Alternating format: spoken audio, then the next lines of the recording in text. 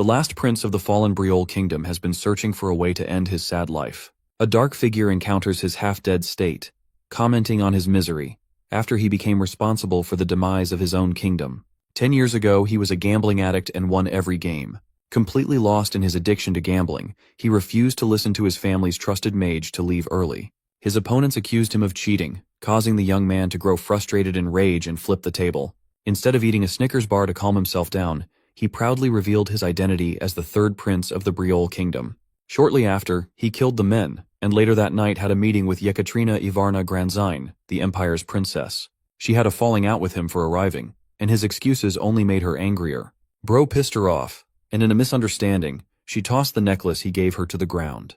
Yekaterina told him not to contact her, leaving the prince questioning how he can apologize to her. Unbeknownst to both of them, a spy had overheard their conversation. The following day, he had already made his move, causing the relationship between the empire and the Briol kingdom to fall apart. Conflict between them grew and became more unstable than ever before, until one day, doomsday broke loose for the Briol kingdom in the face of a sudden invasion. The gates incinerated before his eyes, and war had now officially begun. The war continued for several years, unending and brutal, reaping the lives of many. At the time, the most feared man on the continent, Fiore Briol, mysteriously disappeared. Because of his disappearance, the tables flipped into the favor of the empire. With the break of war, Yuri began to believe that it was the Empire Princess Yekaterina who had betrayed him and forwarded secret information. The moment his father left the nation, the empire made its move and unleashed war. At first, Yuri wanted to believe that he was wrong, that the princess wasn't responsible for the bloodbath that became of his family. But when he received an apology note from her, his feelings further sank into despair. The war continued. He fought for his life, cutting down many in his path. Exhausted and cornered, more of the empire's knights surrounded him. Yuri already accepted his death and was prepared to die. But before he could, a brave knight protected him, blocking the attack with his body. Laurent did his final act of service so that the prince could escape. Even though Yuri wanted to save him, he had to eat his own feelings and run away for the sake of his kingdom. A few days passed and the empire was still looking for him. Yuri had found shelter to hide, but it was clear he wasn't going to last long. At this point, despair had completely overwhelmed him. He fully accepted the reality that his father must have been assassinated too. At that moment, an empire's knight had finally located him. But instead of ending his family's legacy, he pleaded to the man to let him live for the sake of his family. The knight, instead of killing him, stated that the empire is destined to reap the consequences of its actions. He told the last prince to run as the others were approaching. Yuri ran once again, placing emphasis on his life, gambling on the chance that he'll get revenge one day. But in the end, everyone died. He knew that nothing was going to happen, and that someday, a knight will come to take his life too. And that brings us back to his encounter with the mysterious dark figure, who told Yuri that he doesn't deserve the relief of death. Pinning the blame on him for everyone's deaths, the dark figure unmasks himself, revealing a zombie-like warrior from hell. This man is actually Laurent, who literally died protecting him. And yet he's here now, to kill Yuri Brioli, the man who became responsible for the fall of his kingdom. His blade pierces Yuri's heart. What hurts even more than dying is the feeling of immense guilt that Yuri carries in his final moments, sinking him in unfathomable despair.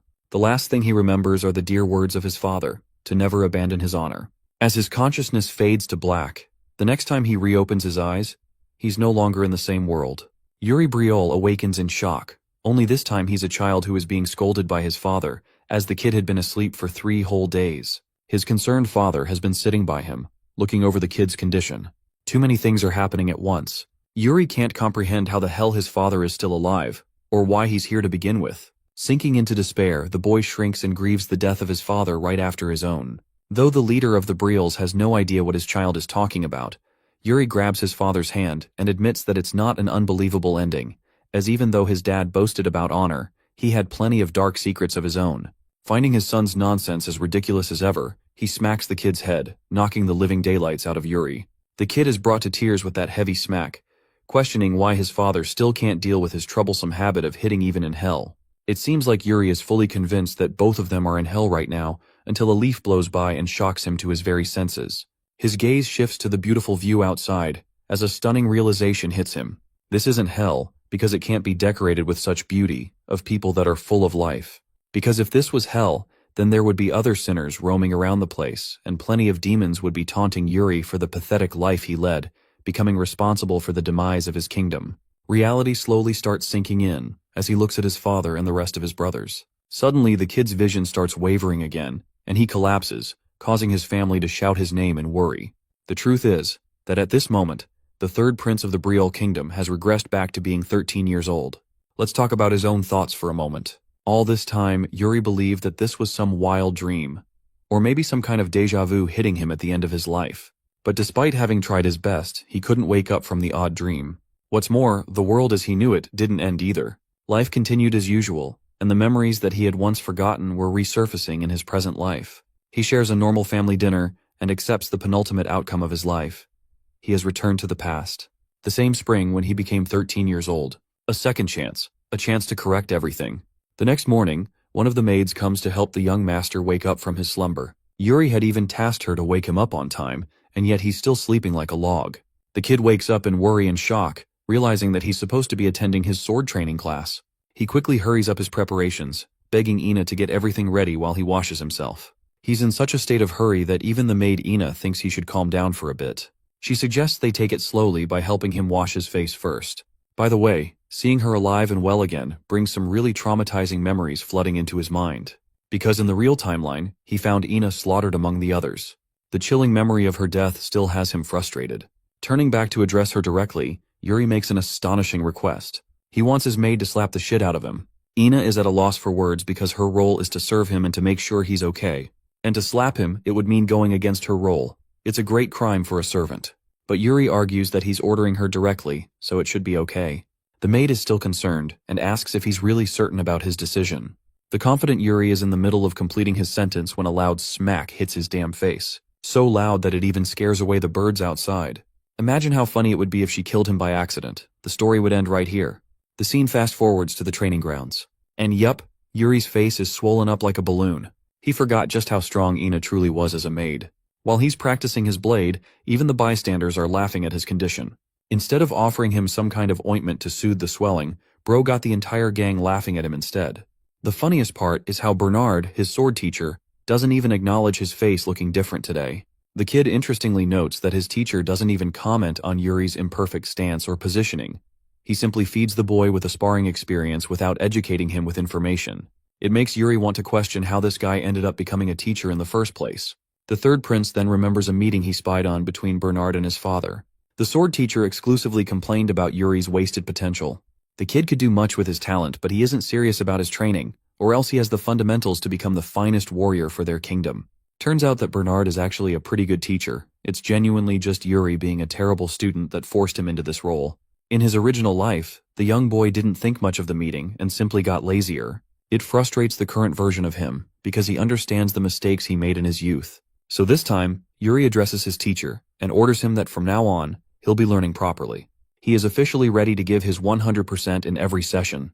The sword teacher smiles, questioning what's suddenly gotten into the boy, but he feels glad to hear those words. Unleashing a wave of thrilling blue aura, Bernard declares the start of the child's real training session. Saying so, he bolts into tremendous speed and clashes his blade against the young masters. Sensing that he wasn't clear with his words, Yuri hastens to stop the dude from ending his life. Bernard returns to his spot, while our boy is left with a horrific expression on his face. He was so in over his head earlier that he completely forgot about something truly important. The man bursting with blue aura and walking up to him was once revered as the sword demon before he began serving the kingdom. And well, that wets Yuri's pants, and you can see the fear just collecting on his face. After an excruciating training session, the kid drops on the ground in defeat and exhaustion. He had just experienced a taste of what a real training session looked like. The only reason he was even able to contend against his teacher just now was because of his experience as a mercenary from the original timeline. Despite struggling for his life, Yuri finds optimism in his training. Sure, it made him want to kill himself, but at least he's improving immensely along the way. The real kicker is actually Bernard's own reaction. He can't believe that the young prince was able to block every single attack. His rate of improvement became magical in the middle of their fight. Interrupting their session, Ina bangs the door open, panting and requesting the young master to come with her. Yuri and Bernard are alarmed to hear that the king is requesting for his son. When our boy asks what's causing so much urgency, he learns that it's because Count Johannes brought his own son to meet them. By the way, Count Johannes' son is actually the same bastard responsible for betraying Kingdom Briol and opening the gates for the Empire's attack. Got Barkvar is a traitorous slimeball, and now he's come to haunt him again. Addressing his maid, Yuri's voice fills up with cold determination as he inquires for the scumbag's location. In the next scene, the family is sharing a meal with their guests. Seeing the poised behavior of the third prince, Count Johannes is rather surprised and even compliments the boy's physique. The king confirms this, and even thinks that perhaps Yuri is eating something new in his diet. Count Johannes jokingly responds that they should share whatever he's having with Gott, his own son. The king returns the compliment and commends Gott's intelligence. But apparently his father doesn't think the same and argues that his son is lacking in many areas. Speaking of which, Gott appears to be dazzled by Yuri's brother, fangirling over him. As for our boy, he's busy glaring his ass down, causing Gott to nervously avert his eyes. Yuri's other brother senses this and wonders if something happened between the two, seeing how they have some conflicting tension going on. The funny thing is how our boy casually admits that this kid stabbed him in the back. Hearing this, his brother taunts Yuri Briol for leaving someone like that alone, especially after they've betrayed him to such a degree. He isn't wrong, by the way. It seems like Yuri's got a hate boner for Gott, pointing out how the kid only acts like he's of high nobility, when really he's just a wimp. The expression on his face hasn't changed. Growing pissed, Gott furiously shoots him an angry glare, returning the same energy. Instead of escalating the situation, our boy decides to remain calm, remembering that he should handle the circumstances intelligently. After all, no way in hell is he going to let this bastard ruin the kingdom of Briol again, or repeat the mistakes from his past life. Speaking of which, Yuri also remembers having fought him around a similar time in his original life. Though they had a mere argument, it could have been the reason that led Gott to betray the kingdom someday. In the next scene, they enter the training grounds, where Yuri tosses him a wooden stick, acknowledging Gott's skills with a sword. The young fellow undermines his own abilities until our boy reminds him that their kingdom isn't known for producing wimpy and narrow-minded knights. Gott doesn't really know where this is coming from, as he's far from becoming an actual knight anyway. Yuri straightforwardly reminds him that it's his destiny to become one someday, so he can't deny what's to come. While Pipsqueak is in the middle of countering his words, Yuri launches himself at full speed, confirming the start of the duel. Wielding the most legendary weapon in the entire universe, the almighty stick, clashes his stick against Gott's, who calls him a coward for ambushing him suddenly. Our boy's not done yet. He showcases excellent battle IQ by kicking the dirt right into his opponent's face, blinding Gott and creating an opening. The annoying kid is now done being toyed around with, reminding Yuri of the honorable way of fighting that the knights hold. But to his shock, bro literally throws his sword on the ground, which is a short way of saying, I don't need a weapon to beat your ass. My hands are enough for the job. Propelling forward with a confident stride, Yuri kicks the ever-living crap out of the kid and knocks him to the ground.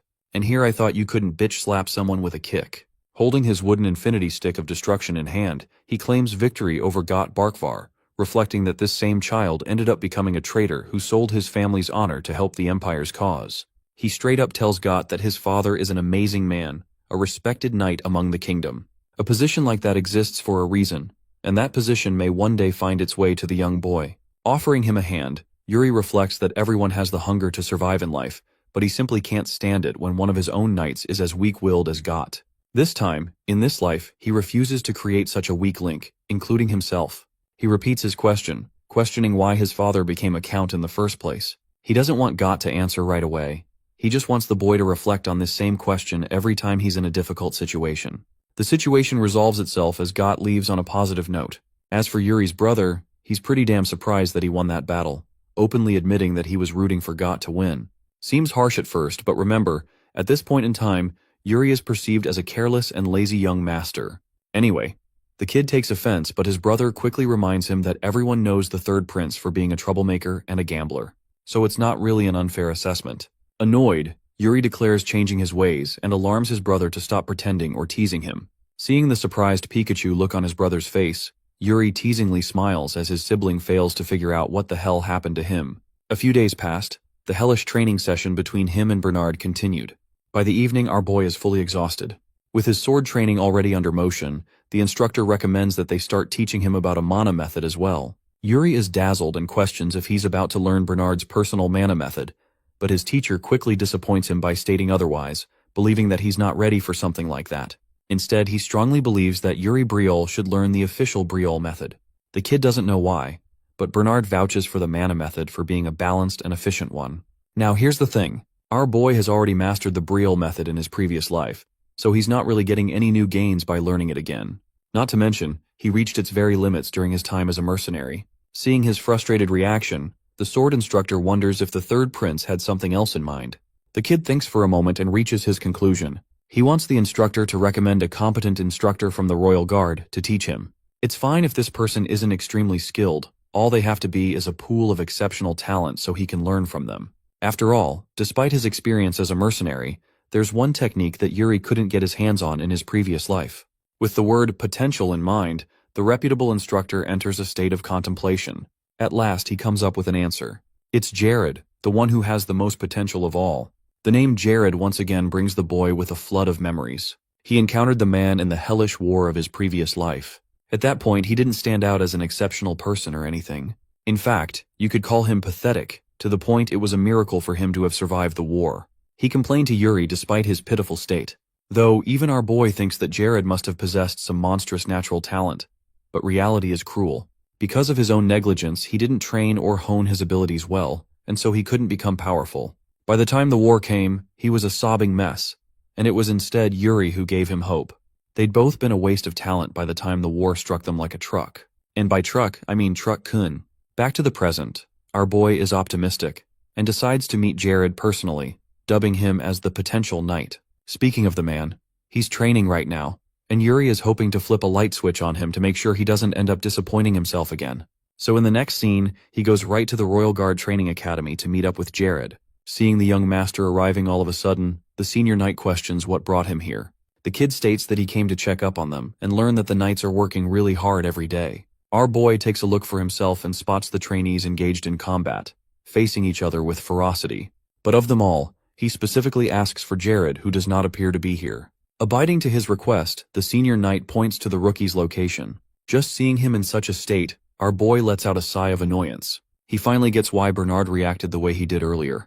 From the looks of it, Jared's training is actually quite underwhelming compared to the other fighters. Normally, you're expected to go above and beyond in your training routine, but this man is basically doing the bare minimum without making much use of his skills. Seeing him like this, it's not a surprise he ends up becoming a rusty knight in the dark future. Yuri tasks the senior knight, Sir Rosso, to help him with a wooden sword as he's interested in joining them along and sparring. Rosso is pretty happy and asks what opponent the third prince will be picking for his sparring session. As you guys have already guessed, Yuri points to the slacker and requests a match with him. After some time, the arena quietens down.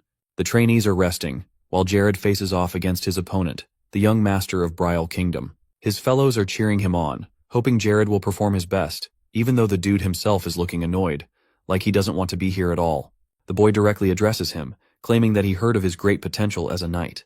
That's why he's personally come here to test those abilities of his. Yuri wants to know about Jared's future. Feeling nervous, the guy accepts the duel's purpose. Going on the offensive, the fight kicks off as our boy lunges forth in the hopes of being impressed. Jared simply waits, not showing a hint of fear or worry. From where he stands, he deflects our boy's swing with his own. Even though the young master is going on the offensive, his opponent's movements are calculated with every step, so much so that Jared's peers are amazed by him. As the fight continues, the trainees notice how the third prince is also doing exceptionally well for his stature and experience. But something about the fight itself has the slacker questioning what's going on. Yuri strikes him again, forcing the man to block. He senses that the consistency of Yuri's attacks isn't just for show. This is all deliberate. It's actually an effort to match their pace equally. Quickly, the battle becomes rather boring, because so far, Yuri hasn't done anything but react accordingly to the energy he's receiving from the knight. Deciding to go ballistic and actually seize control of the battle, our boy hammers down his sword with so much force that it knocks the wind out of Jared for a moment. But that's not all. The fact that the rookie knight was still able to deflect the attack just shows the kind of talent he possesses. Yuri admits that his opponent's reflexes are out of this world, but he's not done yet as he pushes Jared away with a wide swing. The fight is starting to wear down and push him back. Yuri's attacks are way different now than they were before. All of a sudden, Jared actually stops taking it easy against the young master and retaliates with each strike. Yuri, now on the defensive, concludes that this is how it was going to be. Despite having the experience of his past life, it doesn't change the fact that Jared is a powerful knight. Victory was always out of the question, and yet at the same time, our boy has one last trick up his sleeve. Surprising his opponent, Yuri swings his blade in an upward strike, forcing Jared's blade to suffer such a recoil that it creates an opening. With a smile on his face, the third prince admits that he's going to get a solid hit in, even if he's going to lose this fight. And so that is what he does. Blazing forth with a slicing motion, he cuts past the knight in a confirmed hit, celebrating his strike. Even the rest of the trainees are at a loss for words. The third prince's excellent technique seized a proper hit against Jared, and they all praised him for it. But the fight isn't over, as the young master prepares his blade, questioning if Jared is still trying to hold back. Instead of being arrogant, the knight internalizes his confusion. Even though he had control of the fight, with every move he makes, it's like he's the one being driven back instead. Striding forth once again, a passionate Jared nearly gets struck again. The third prince encourages him to try harder, which in turn makes the talented knight grow annoyed. In his anger, he coats his weapon with a mana method technique. His usage of the ability has Sir Rosso and the others shouting at him for invoking such an ability against the young master. But this man doesn't care anymore, as his blade is pulsing with aura, and it makes its way just past the third prince's neck. If Yuri hadn't been careful there, he really would have been struck badly. Jared's rageful state turns to despair. That last attack just now? It chopped away a few strands of hair off the young master's head and left a scratch. The realization hits him again. Jared is scolded for being a lunatic who attacked the young master, while Rosso is fearful and asks for Yuri's condition. Instead of making a big deal out of it, our boy thinks it's just an inevitable outcome in a spar. He bandages his bleeding scratch shut and tells the knight to pick up his weapon again, as their fight has only just begun. Lunging into motion, Yuri goes on the offensive again. Their blades clash as the third prince finds himself amused, swiftly overwhelming his opponent with each strike. This side of the prince is something not even the knight was aware of.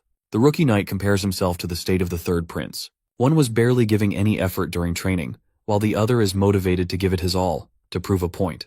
Not just that, Yuri is entertained instead of feeling cornered as he clashes against Jared back to back. It's not just that the young master is giving it his all, but he's positioning himself to try even harder with every attack. The duel reaches a standstill, but Jared is finding it hard to keep his cool. He's in a state of rage.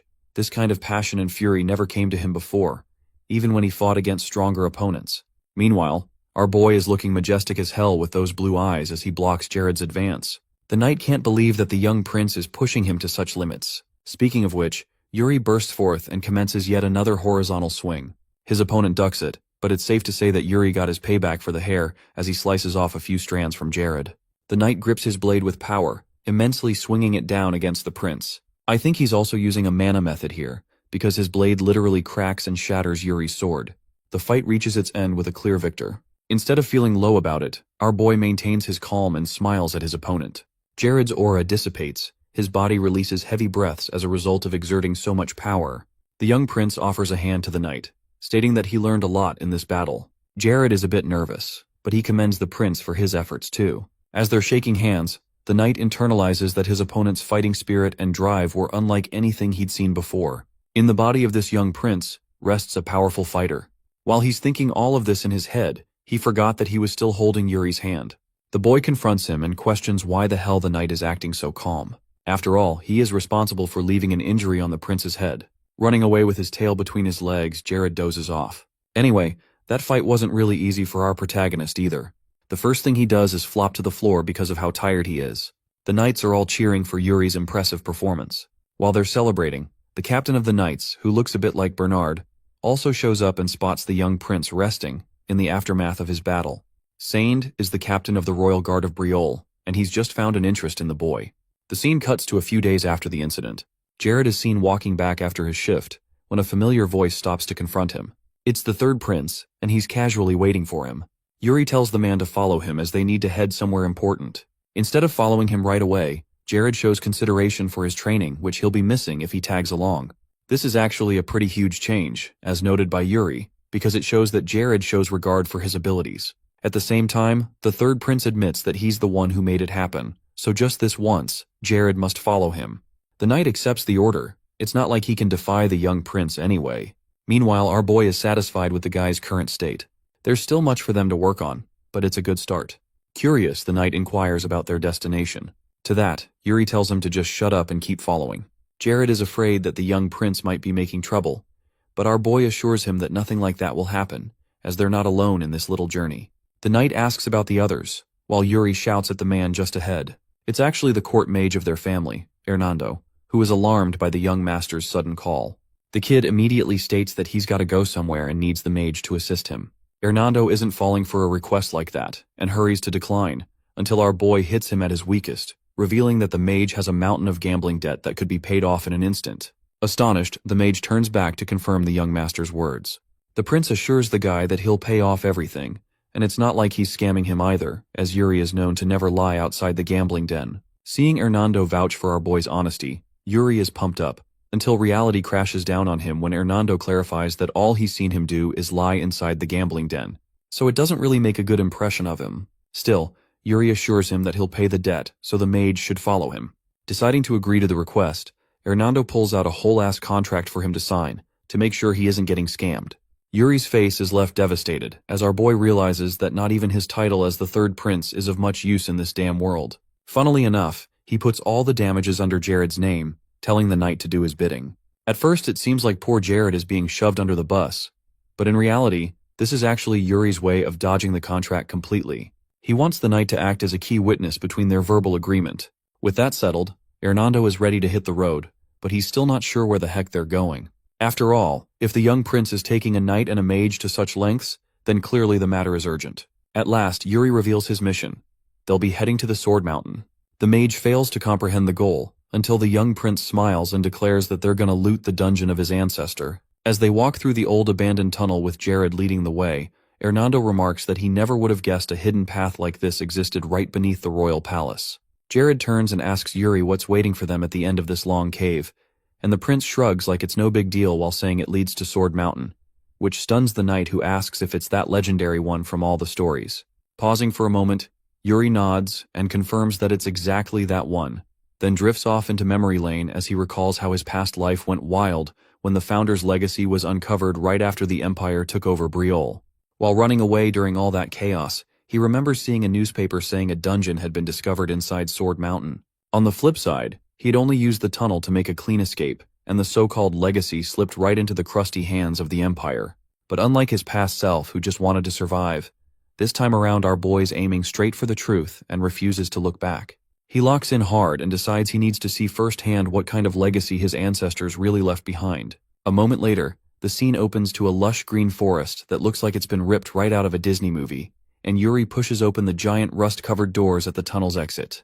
The squad walks into the open woods as Hernando scans the area and asks if Sword Mountain really begins from here. Then he switches lanes and asks how Yuri even got his hands on the key, while the prince quietly recalls that just like in his previous life, it had been lying in his study the whole time. However, he did not know its value back then, which cost him dearly, but he just tells the mage to stop acting like a nosy auntie and forget about it. Right on cue, he suddenly yelps in pain as a thorn stabs into his palm, and Yuri warns him that the leaves are basically blades, so he better keep it cute and just follow along like a good boy. As they push forward through the forest, Hernando leans over to Jared and jokes if maybe the prince hit his head or something since he's been acting all kinds of weird lately, which the knight also happens to fully agree with. But before either of them can keep gossiping, Yuri yells from ahead telling the two slugs to move it, which proves that he still has the same old bossy streak to him. Yuri gets alert as quickly notices something in the distance and suddenly signals for the duo to stop in their tracks and not to make a sound. He points out a giant pack of direwolves up ahead who look like they're one bad step away from snack time. He whispers that they live in a pack, so more might be nearby, and Jared's clearly surprised that the so-called failure of a prince actually knows a thing or two. Yuri calmly replies that he read it in a book, and Hernando nearly collapses at the mental image of Yuri even touching a book. Yuri adds that the wolves haven't spotted them yet, so the plan is to sneak by without a sound. But the universe has other plans, because Hernando backs up and somehow steps on the one and only twig in the entire forest, which lets out a loud snap that nearly gives everyone a heart attack. Trying to play it off, he throws up a nervous apology while sweating bullets, only for a direwolf to leap from above and try to turn him into lunch. Jared freaks out and rushes forward as he yells his name and swings his sword hard enough to cleanly slice the wolf's head off in one brutal motion. The beast drops beside Hernando, and Yuri gives Jared props for using mana since direwolf skin might as well be iron armor. Unfortunately, that flashy move comes with a price as the pack's alpha, who's clearly bulkier than the rest, and locks eyes with Jared. The big guy lets out a bone-chilling howl, and in seconds the squad finds themselves surrounded by the entire pack, while Jared tightens his grip on his sword. He tells the other two to stick close while he charges up mana again, and the wolves begin drooling like they just found an all-you-can-eat buffet. They all lunge in together, but Jared isn't letting that fly. He stares them down with full kill mode eyes and slices right through the pack without breaking stride. Meanwhile, Hernando compliments the knight's sword work, and even Yuri agrees, though he quietly thinks Jared still has a long way to go while watching him hold his ground. Jared starts to struggle now as the wolves keep coming, and Yuri finally nudges Hernando to stop standing around and show off those fancy skills his proud father keeps bragging about.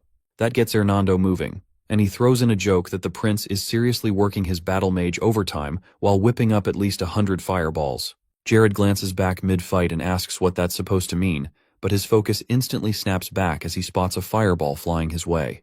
He barely jumps out in time and falls back just as the spell detonates and vaporizes the wolves in one massive explosion that turns the battlefield into dust. A few brutally exhausting hours later, and after hacking their way through all kinds of monsters, the squad finally reaches the mountain's peak. Jared pants hard as he tries to catch his breath and is clearly annoyed about the never-ending combat. The gang stands near the cliff edge, taking in the view, and Jared looks around the barren stretch, asking if this is even the right place. But our boy's already zoned in and says with full confidence that he knows it is, then starts poking around the area. Peeking behind a rock, he finally spots something shiny buried in the ground, and his eyes widen like a kid on Christmas. Yuri doesn't wait for a second and starts to dig it out while Jared rushes over to stop him and says he shouldn't be doing grunt work. He calls Hernando over too, but the pampered mage acts horrified and claims touching dirt is beneath his rank, and calls it a disgrace for a mage. A little while later, they manage to pull the thing out, and Yuri lifts the sword from the ground, staring at the shiny, expensive-looking blade with a sparkle in his eyes. Hernando hits his detective stance and notes that it doesn't even look that old. Maybe like it was just placed there recently. Yuri narrows his eyes and spots something at the base of the blade, which is the word guilty carved into it. Jared walks up and asks if this is the ancestor's legacy, but Yuri isn't sure yet as he keeps inspecting the sword. Suddenly the ground trembles under their feet, which puts everyone on edge as Yuri smirks and says this is the perfect chance to find out. The earth splits open beneath them and Jared lets out a scream like a drama queen as they all plunge into the abyss. The royal knight keeps on screaming his lungs out until he finally slams to the ground hard in front of a sketchy-looking pathway. Yuri instantly bolts up awake as he finds himself lying on top of the knight who clearly shielded him during the fall and begins to climb off while Jared groans and complains about the pain like an old man. Yuri quickly figures out that he used mana to reinforce his body and calls it pretty impressive, though the knight just blacks out on the spot from pure exhaustion. Moments later, Hernando floats down like he's Mary Poppins on vacation and remarks that the place is way deeper than he expected. Yuri shoots him a glare and mutters under his breath that the guy just forgot about the prince's safety and instead focused on saving his own life, which Hernando nervously tries to cover up with some weak excuses. But before he can go full lawyer mode, a sudden noise makes the battle mage turn around fast as he spots something deeply cursed creeping through the tunnel and tries to warn Yuri, who still thinks he's deflecting blame. Hernando keeps insisting that he's being dead serious and straight up yells that it's a ghost, which finally flips Yuri's switch as he whips around mid-panic. Sure enough, an armored being that looks like it crawled straight out of a horror novel is slowly approaching them with a serious death aura, and Yuri immediately clocks it as a death knight while locking eyes with it. He tells Jared to get on his feet immediately, though the guy still looks halfway to dreamland and just groans like a zombie in response. But a swift kick wakes up his soul and he bolts upright in a panic. Jared gasps the moment he sees the incoming horror and dramatically throws himself in front of the prince and yells that he'll handle the Death Knight, though Yuri doesn't seem particularly impressed. The Death Knight comes to a full stop right in front of them, while Yuri narrows his gaze and remembers that these things used to be normal knights before they got resurrected stronger than they ever were in life. Still, he notes this one doesn't seem hostile and decides to approach calmly. Jared clearly doubts the logic behind that move, but Yuri replies with confidence that he just knows this sort of stuff and explains that it would make no sense for the Founder's guards to go wild on their own bloodline. Locking eyes with the knight, he states his name loud and clear. The Death Knight processes that little act of audacity by standing there like a loading screen for a second before suddenly pulling out his sword, which instantly throws the other two into panic mode. But it's already too late as the Death Knight swings his sword at the prince who's too stunned to even flinch, though instead of chopping him up, the blade stabs into the ground after giving him an emergency haircut. Hernando drops into despair mode and dramatically cries that the prince just caught sudden head loss syndrome. But Yuri tells him to shut it, but the mage mourns the surprise trim instead. The dusty skeleton finally opens his mouth and says Yuri carries the same arrogant energy as the last one. After sheathing his blade, Yuri asks who that mysterious guy even is, and the Death Knight reveals himself as Eric Briol, which instantly drops everyone's jaws. Jared echoes the name in disbelief while Hernando goes full lore nerd and explains that it's the one and only Giga Chad that no one in Briol could forget, the guy who conquered the entire continent solo. He is also the founder of the Briol Kingdom and served as its first ever king. Yuri straightens up and asks if he's the first one to ever make it here, and the Death Knight confirms it, adding that only a true descendant of Briol can ever draw that blade anyway. This locks in Yuri's suspicions for good that the sword really is the treasured heirloom used by his ancestors, and he brings it closer to his face to inspect. The Death Knight casually mentions that he used it before, which instantly kills Yuri's vibe, and leaves him mildly annoyed, which confuses the Death Knight. However, our boy just apologizes for taking his stuff. The skeleton then drops his full government tone and asks Yuri to speak honestly about why he came here. Yuri tightens his grip on the blade as he declares his full name, and demands that the knight hand over the founder's legacy. The Death Knight stares for a while before turning toward the glowing crystal and dramatically announces that the time has come to fulfill his duty. He adds that he will grant Yuri what he came for, and the prince starts sweating slightly as he begins to follow behind. Meanwhile, Jared looks completely zoned out as he silently processes all the recent paranormal drama, realizing that this royal guard life is not what he signed up for. Yuri glances back and yells at him, which breaks him out of his daydreams as the knight looks shaken and starts getting weird flashbacks of a past life that doesn't even exist. He scratches his head and is half convinced he's losing his marbles, but yells back that he's coming and runs after the prince. The Death Knight steps up to the crystal and slowly lowers himself onto its base like his ancient knees just gave up as he strikes a pose and radiates pure aura. The crystal starts glowing intensely, which forces the squad to shield their eyes, while the skeleton declares that he hopes the prince is truly worthy. Instantly, Yuri gets teleported into a barren desert-like zone and starts spinning around in panic and wonders where in the world he landed. He spots a figure approaching in the distance and briefly thinks it might be the founder himself. But that hope vanishes fast when he realizes the thing isn't even human and is already charging full speed at him with a sword in hand. He barely manages to block the incoming attack and grunts from the force. Locking his eyes on the blue glowing orb, he stares in disbelief as he realizes that the thing is actually wielding a mana sword. The transparent fighter gestures to the glowing blue orb embedded in its chest, which leaves Yuri a bit baffled, but it doesn't stop there. The glow begins to flow through its clear body and then spreads into its sword, making that light up too. Yuri keeps his own sword raised while still on guard, but starts realizing that what he's watching is the actual method to wield mana itself. His confusion grows when the being suddenly gestures at him. He shouts at the thing to ask if it seriously wants him to copy its movements, even though they're clearly supposed to be in the middle of a duel right now. Scratching his head, Yuri mutters that the founder might have really lost his mind before dying. The concept of throwing someone who hasn't even touched the mana method into a real fight to teach them by force only sounds like the kind of move someone living their second life would even think up. He comes to the conclusion that someone might just be him. Yuri crouches down and focuses as he starts channeling mana into his palm and watches it glow softly. He's stuck trying to understand how to use the technique, but he raises his sword and calls out to the faceless figure and says he's still not getting it. He asks it to demonstrate properly one more time and gets a wild grin in response as the being lifts its sword again. That moment hits Yuri that he realizes he has no choice but to get stronger no matter what. He stands off against the warrior and swears that since the Empire is bound to reveal its true face and attempt to invade Bryal, this time will be different.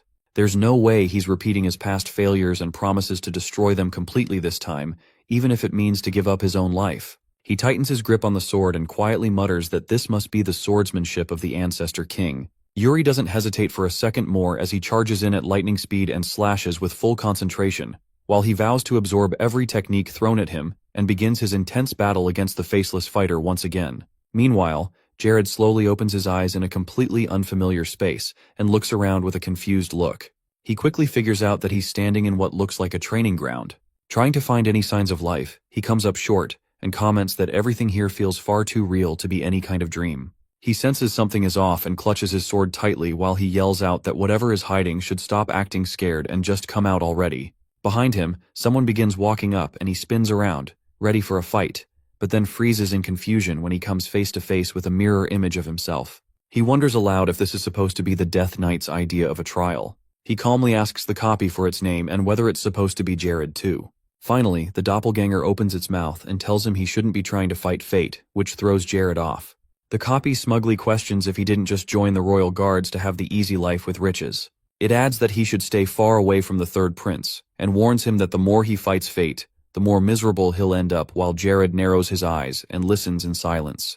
Taking a deep breath, he looks down at his sword and realizes that maybe the old him would have agreed with all of that, but things aren't the same anymore. His mind goes back to all those sparring matches with the prince. A wide grin breaks out across his face as he calls out the fake for being salty and starts spitting Shakespeare, and states that once a blade is swung, your only job is to focus on the next one. Because if you get caught up in what already happened, it will just mess up your head even more.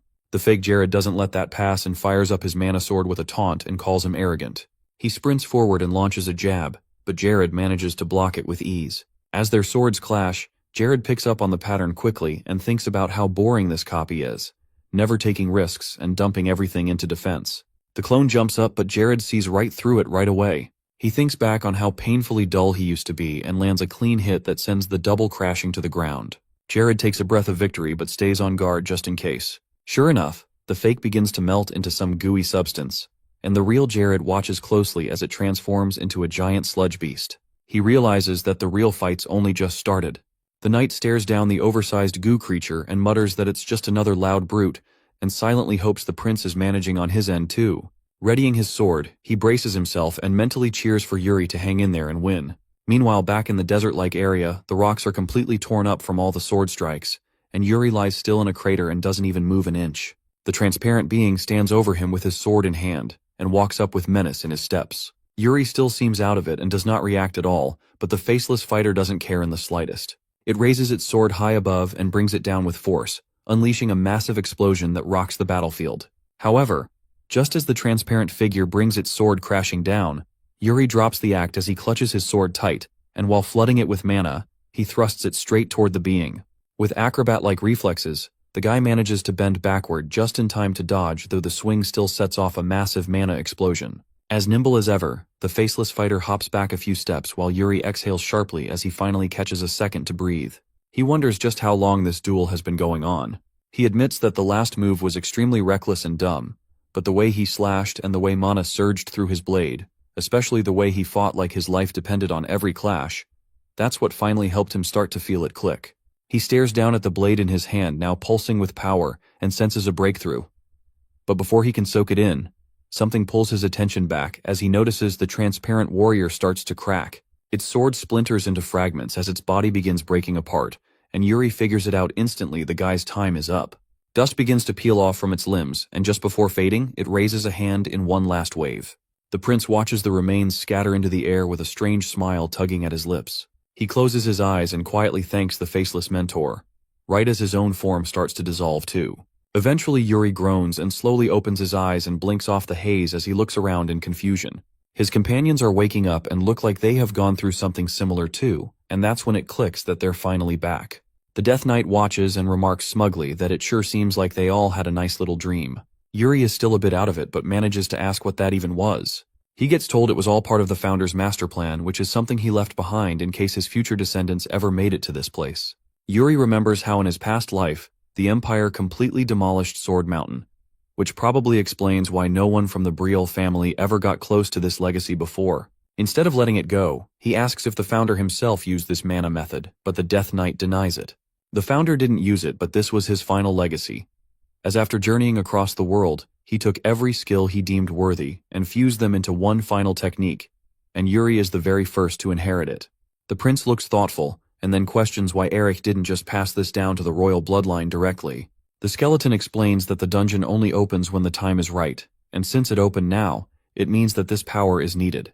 Yuri asks what exactly that timing means, but the knight shuts down that it's not his place to answer that question, and Yuri's got to figure that part out for himself. He focuses on the sword again in interest and asks its name, and the Death Knight reveals it's called Soul Severance. The name lingers in Yuri's head, but before he can stew in it, the knight tells him to bend the knee like he's about to pass down the family heirloom, and his aura makes it clear he's not playing around. Yuri drops to his knees on instinct with no hesitation, and the Death Knight places his hand on the boy's head and begins reciting the vow.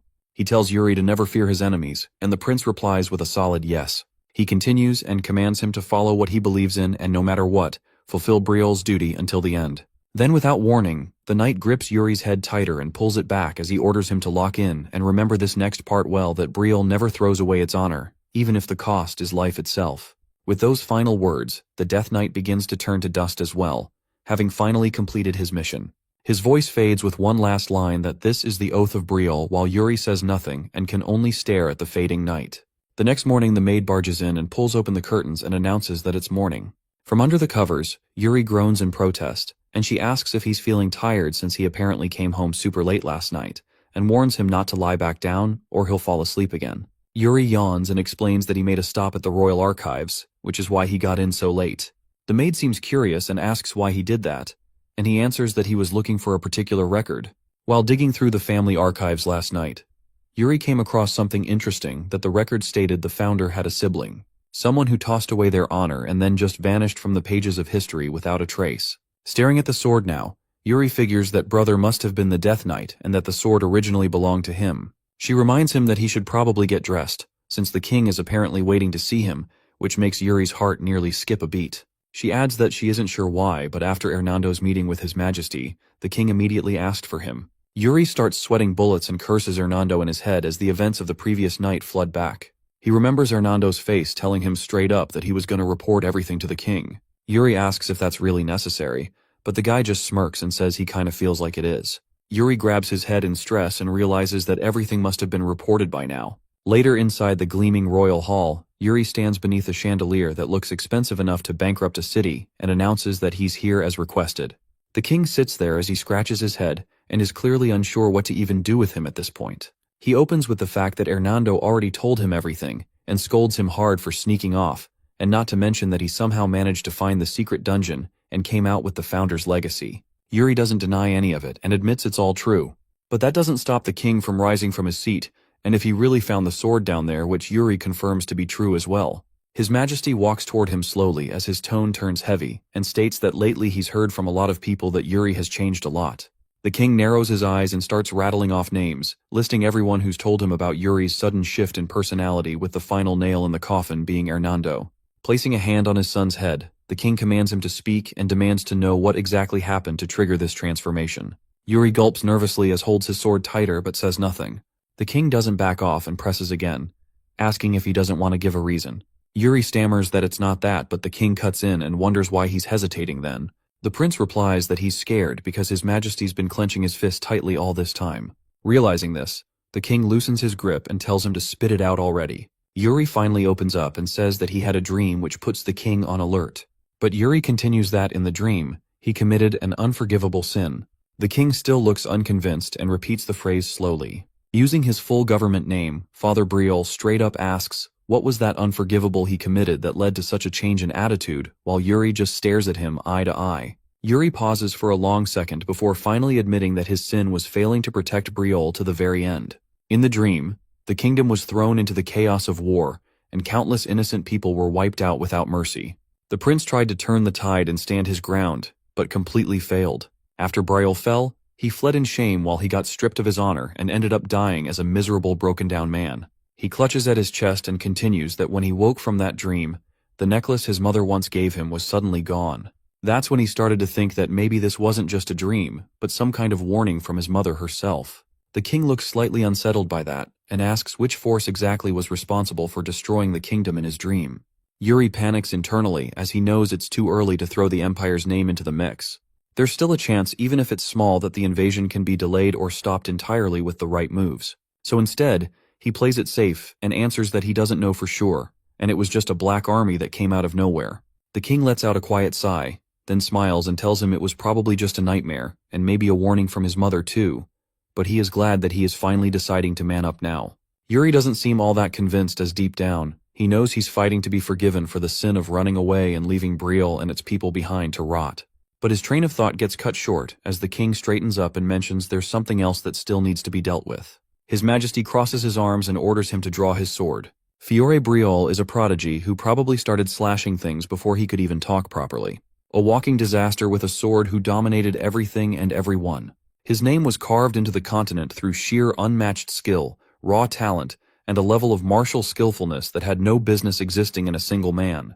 Back then, there was talk about the top 10 strongest people alive, and Fiore was the kind of man who hovered right at the top of that list. As Yuri stands in the training hall facing this living legend, he suddenly realizes that his old man is probably considered the best swordmaster on the entire continent. He glances around the room in awe and mutters that he's never even been inside his father's personal training space before. Fiore replies that he never expected any of his sons to have the talent for swordsmanship to begin with. Yuri grits his teeth at that jab and mutters that he does have talent, while the king just lets out a long, tired sigh and repeats the word talent. Then out of nowhere he raises his sword and aims it directly at the prince, which catches him completely off guard.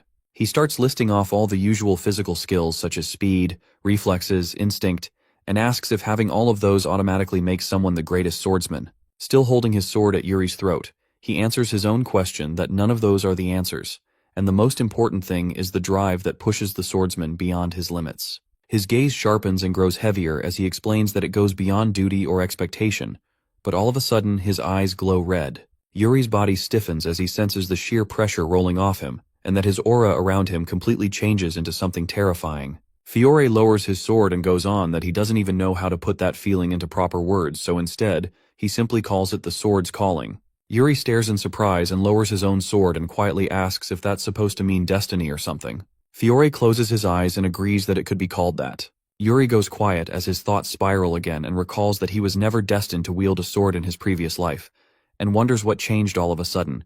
His eyes flick toward the blade in his hands, as if searching for some kind of answer in its reflection. Fiore interrupts and throws out another question that should Yuri even be holding that sword at all. He pushes and asks if Yuri can even hear the sword's calling, and demands to know would he still hold on to it, even while staring in the face of death.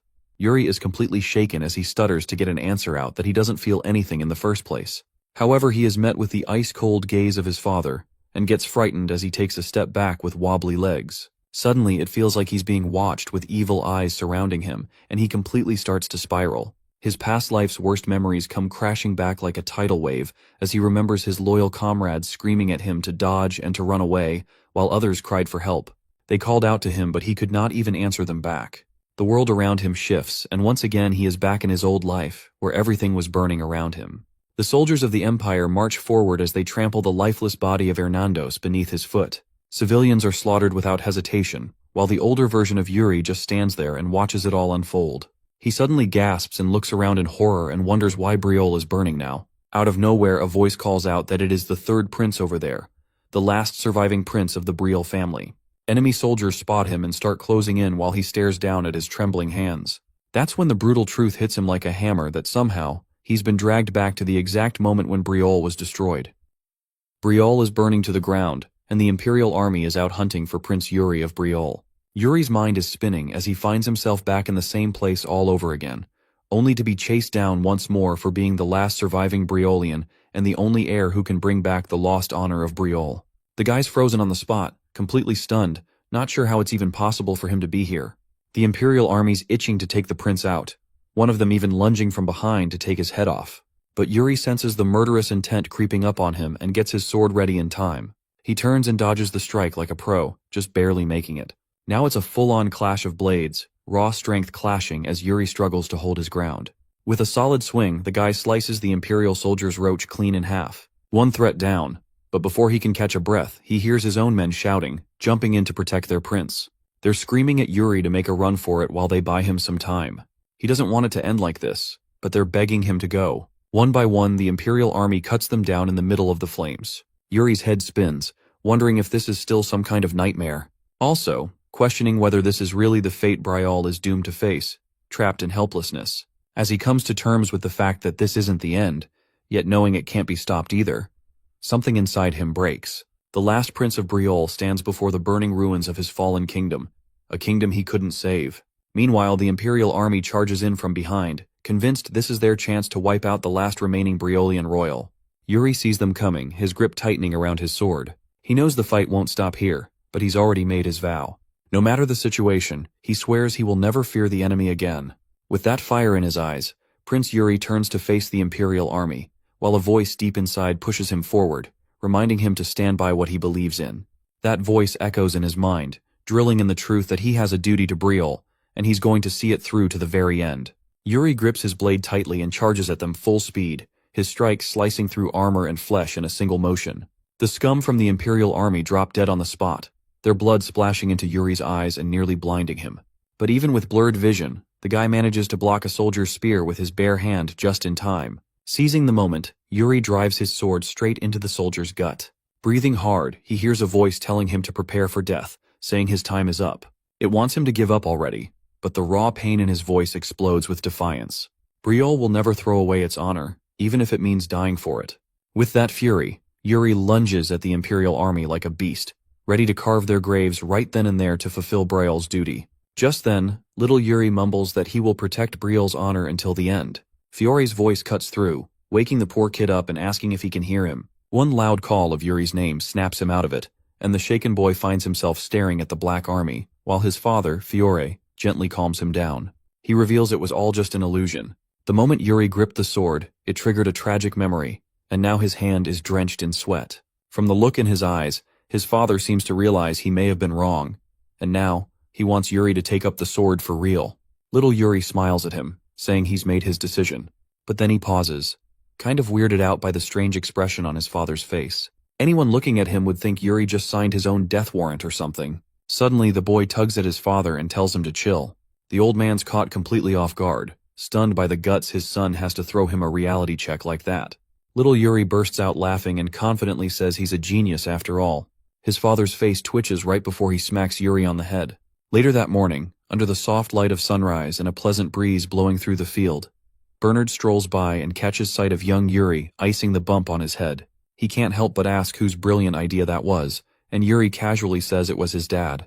Bernard, shaking his head, jokes that the old man must be feeling generous today. Still, he warns Yuri that from now on, training's going to get tougher. No more holding back. Yuri's already prepared for that.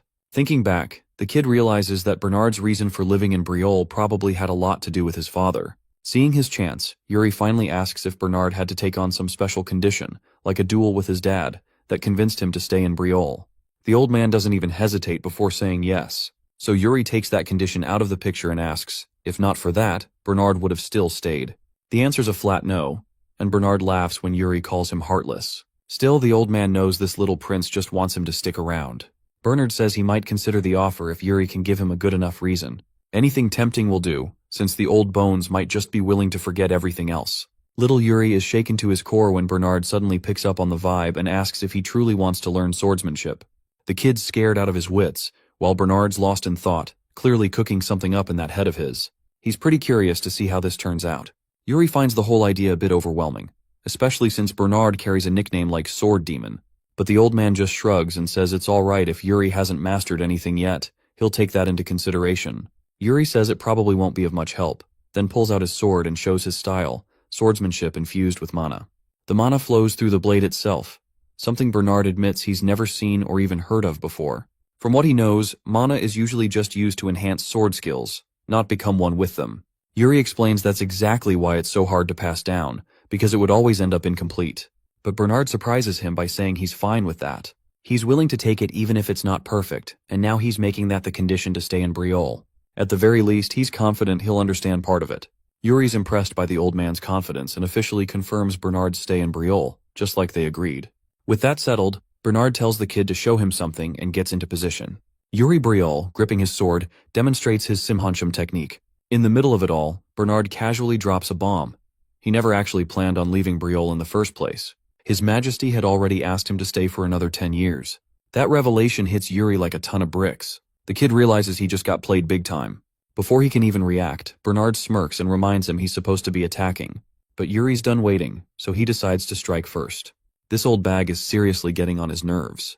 He blocks Bernard's attack with all his strength, their blades crashing together in a sharp clash. Later that evening, little Yuri lies on his bed, lost in a flood of thoughts. He starts to feel like the future is shifting. Not the same future where Briolle burned because of his mistakes. He hasn't done anything major yet, but the fact that Bernard chose to stay in Briolle is proof that something's already changing. The future always felt uncertain and out of reach, but now it's shifting little by little. Even so, Yuri knows it's not enough. Deep down, he's fully determined to bring the Empire to its knees. The kid's ready to make that happen. Out of the blue, maid Ina shows up, hoping Yuri won't stir up any more trouble from now on. Curious, Yuri asks her what other plans she's hiding. Ina, clearly used to his usual antics, brings up how he always has some excuse to ask for help. Then she drops the news. There's a meeting tomorrow at the Elders' Council, and she hopes he hasn't forgotten. She's clearly had enough of his shenanigans. His father casually adds that Yuri will be joining them too, which is completely new information to him. Ina reminds him it's the first thing in the morning, and most of the council will be present. Just then, she grabs little Yuri's hand, her eyes sparkling as she warns him the place will be full of scary old folks. But she really hopes he doesn't end up punching anyone. He laughs nervously, assuring her there's nothing to worry about. He's not the same as he used to be. And with that, he promises Ina that he will behave. The next day at the Elders' Council, the very first thing Yuri notices is the overwhelming opposition. No doubt about it, Ina was absolutely right. Duke Genard is the first to speak up, bringing attention straight to the prince's mana method. The old man strongly opposes the idea of the prince learning such an unverified mana technique. What was supposed to be a council for discussing national affairs has clearly lost its purpose, turning into little more than a roadblock against royal authority. Now Yuri finally understands why his father used to avoid this council altogether. Duke Gennard, Lettery of Wes, insists that Yuri should stick to the traditional Briole method instead. This royal member immediately objects, claiming the so-called unverified technique is actually the founder's legacy. The big man in the room demands solid proof to back up that claim. This royal member is clearly irritated that Duke is doubting the prince's beliefs, but Duke argues it's all about safety, saying everyone's gathered out of genuine concern for the prince's future. Yuri can't help but find it a bit amusing that the entire Elders' Council is going back and forth over his mana method. It almost feels like an honor, especially considering that after Briole fell, the same man who bowed his head to the Emperor is now speaking so smoothly, it's more than a little ironic. Duke then calls for the opinion of Sained, captain of the Royal Guard. Sained, trying to stay neutral, admits he's not sure. Every mana method has its pros and cons, and people have different affinities. Duke jumps on that statement, using it to push his agenda by pointing out that even the Royal Guard captain has doubts, so it's better to throw the whole thing out. This royal member quickly counters, saying Sanad meant each mana method holds its own value. Duke's sidekick jumps in, accusing the Duke of worrying that the method might harm the prince. Yuri senses the mood shifting fast, and he's not liking it one bit. In just a few seconds, the entire council had completely turned on him. If he hadn't already put in the work with the mana method, he'd be stuck rebuilding his core from the ground up. But since he stuck to the founder's original vision, his Simhancham was already deeply rooted in his core. Yuri's at a loss for words, tense and unsure how to move forward as the weight of the council's judgment hangs over him. Just as the silence starts to feel suffocating, a voice cuts through the hall, sharp and casual, saying they sure know how to talk big. All eyes turn as Free Baron Calcio Arancha steps forward, breaking the tension. With a smirk, he throws out a question to the room, asking who among them has actually fought an orc. The entire room's attention shifts to Calcio, the atmosphere changing as a few members start whispering among themselves. Duke Gennard raises an eyebrow and asks who he is and what rank he holds, clearly trying to gauge whether he even belongs at the table. Calcio Arancha steps up and casually introduces himself as a free baron. The big man looks surprised, almost offended, that someone of that status would dare attend the Elders' Council. Calcio admits he never planned to come here either, but had no choice after Count Sidor personally delegated the task to him. Yuri's eyes widen at the mention of Count Sidor. The name brings back memories. He's the border count, the one who guards the outer edges of Briole, a lord known for fighting on the front lines. That man is a living legend, a true soldier who spent his life on the battlefield, and now his name is being dropped in this very hall. Although Yuri knows full well that Count Sidor has little to no interest in noble gatherings, he still can't figure out why the man would bother sending a representative to the council. This royal member beats him to the question, asking why exactly Count Sidor sent Calcio here. Calcio, with a sly grin, jokes that Sidor wanted him to witness all the snooty nobles talk big about politics without actually doing anything.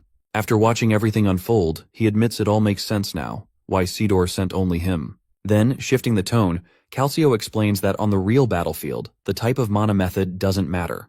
Whether it's the Empire's Lion Fang art or Briole's traditional method, what truly counts is the person wielding it.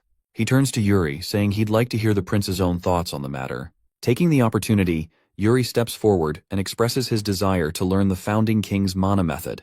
What confuses him is why it's even causing so much controversy in the first place. And with that, Prince Briole makes himself clear. No matter what anyone says, he's going to pursue the founder's mana method, one way or another. Calcio goes on to say that the sword-bearing prince is clearly set on following the will and method of their founder. He adds that most of the people in this room have neither the authority nor the responsibility to speak on the matter, especially when it doesn't concern them directly. He takes a jab at the lazy nobles glued to their scholarly chairs, saying anyone who's never stepped onto a battlefield shouldn't even have a say. Duke Gennard comments that the Free Baron certainly speaks bluntly. Calcio smiles and says slaying orcs tends to rub the manners off a person, so he hopes the Duke can overlook that. He then circles back to his original question, asking who here has actually slain an orc. The room falls into a blunt silence. Calcio keeps the pressure going, making it clear that monsters don't care what kind of mana method one uses. The way he speaks has everyone in the room looking nervous. Duke's sidekick agrees with Calcio to a point, but insists Yuri is still just a kid who lacks proper judgment. Yuri doesn't take that lightly and fires back, asking if Duke's sidekick is really questioning his judgment. He reminds everyone that his mana method can't just be scrapped or overhauled like it's nothing. Calcio backs him up, saying Yuri isn't the type to give up so easily, and asks if the council seriously plans to rip out the kid's core by force. Duke's sidekick's anger spikes, but Calcio stays cool, pointing out how pointless this whole debate is starting to look. Little Yuri is probably turning into a Calcio fan at this point, flashing him a grateful smile for stepping in. Calcio lays it out straight, saying they're practically harming the prince's well-being by wasting time on pointless debates. It's as if the royal capital has the luxury to sit around talking nonsense. That's all it takes for Duke Gennard to lose his temper, clearly fed up after taking what feels like a verbal smack to the face. He snaps back at Calcio, accusing the boarder of draining the budget while staying conveniently silent. That hits a nerve. Calcio's sharp glare cuts into him as he asks if it only stops being quiet when 100 people have to die. The guy adds a grim truth about life on the front lines, saying there are daily reports of soldiers dying out there.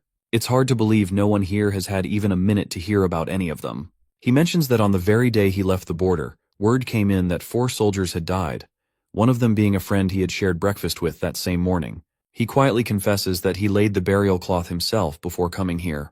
With that, he makes it clear that orcs don't rest. They're a race born for battle and bloodshed. His words trigger a memory in Yuri, reminding him of the conflict between Briolle and the Klein Duchy back then. That tension gave the orcs an opening to cross the border and cause havoc. Yuri asks if things have been different lately, and Calcio tells him they have been much more concerning than normal. Yuri also confirms if Klein soldiers were at the border, but Calcio said the border guards had suddenly pulled back. That's when Yuri learns the nearby villages were burned down, with people either enslaved or slaughtered entirely. It leaves him wondering if this is turning into a civil war, or if Duke Gennard's third son made some serious mistake. Everyone listens to the grim discussion in silence, unsure how the prince is even holding himself together. Without waiting any longer, Prince Yuri brings the meeting to a close and stands to leave.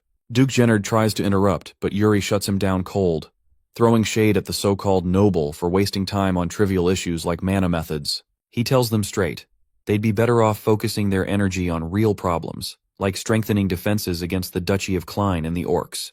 With that, the kid delivers a clean hit to the pride of every greedy scum in the room, telling them to stop obsessing over a teenage boy and start doing their actual jobs. Later, the whole fiasco involving the third prince reaches Count Sidor's ears as Calcio fills him in on what went down at the Elders' Council. He tells Sidor that the kid seems like a completely different person now. Sidor asks for Calcio's honest opinion, and Calcio simply says the prince's eyes didn't look bad to him. Taking that into account, Sidor assigns Calcio to keep a close watch on the third prince, maybe even dig a little deeper. With that, Sidor ends the call through the crystal, saying they'll talk again soon. After the connection cuts off, Calcio stands there thinking about how soldiers keep dying on the borders while everything here feels so peaceful. Just then, he spots the third prince outside. Hernando, on Yuri's request, has snuck out of the palace with him like a pair of runaways. Yuri teases him, asking if he used to run away from home 3 times a day like he does. Hernando laughs and calls himself quite the delinquent. Yuri doesn't get why this clumsy guy is so hyped up when he's got the freedom to stroll around anytime he wants. But Hernando lives for the thrill of rebellion, especially when it involves doing something forbidden, like a prince sneaking out of the palace. He asks for the spicy plan, but Yuri shrugs and says there's nothing wild going on while he's around. Still, Hernando presses him to spill what's really up. Turns out, Yuri's planning to hit the biggest illegal casino in the capital. Hernando's stunned. He thought Yuri wasn't going to do anything reckless. Now the kid's begging him to spill the directions to the place, claiming it's all for the sake of Briolle.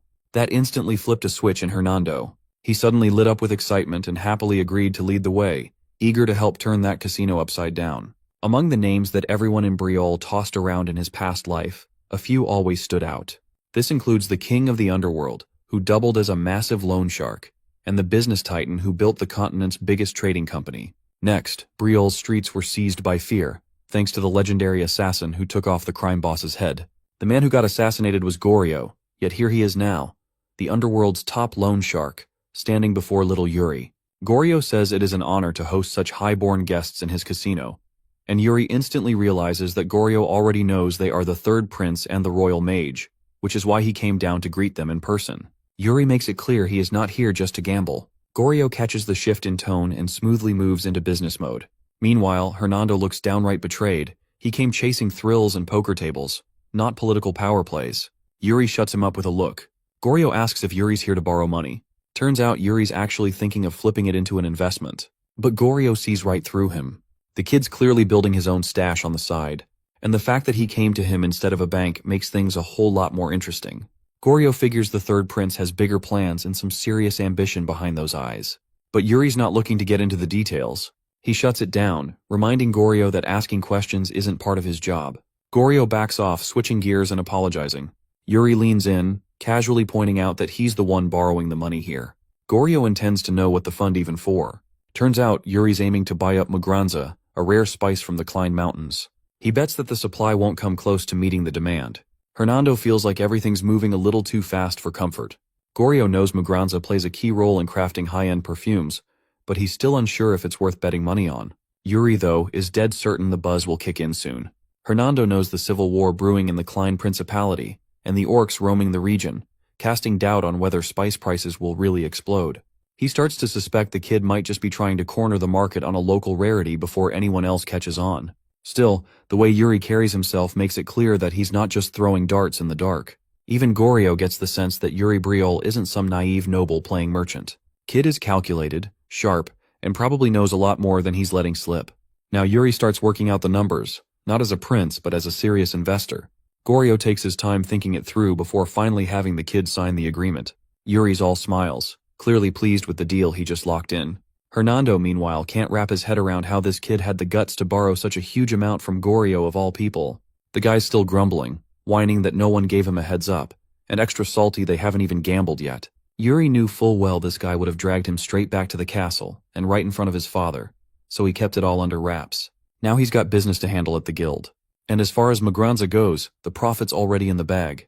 Yuri is well aware that the first casualty of the looming civil war will likely be the alchemist, the only person who knows how to process Mugranza and a trusted aide to Duke Klein.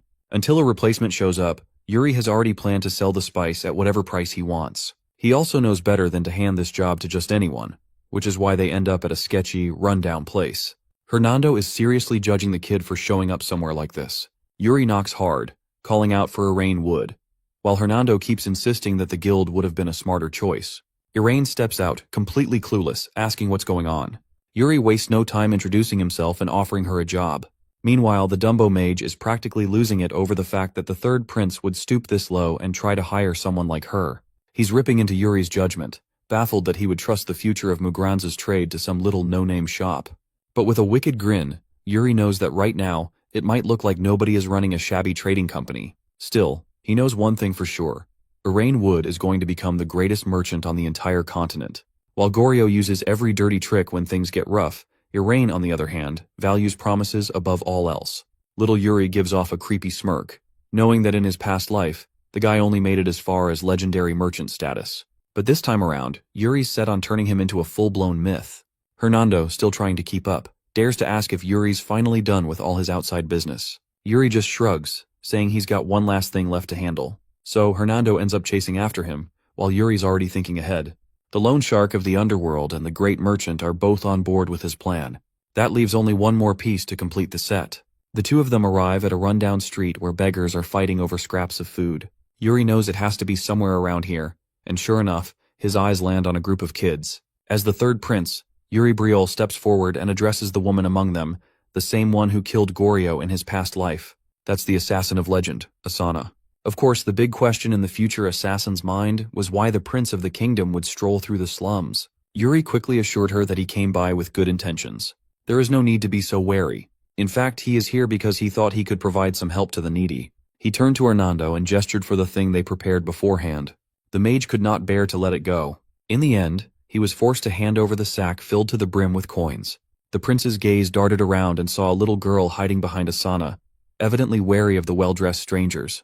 Yuri could tell that this child was the reason Asana borrowed a large amount of money from Goryo in his past life. She had to bite the bullet in order to get the little girl the treatment she needed for her illness. Just like all those who borrowed from the ruthless loan shark, Asana's life went downhill quickly into ruin from that point.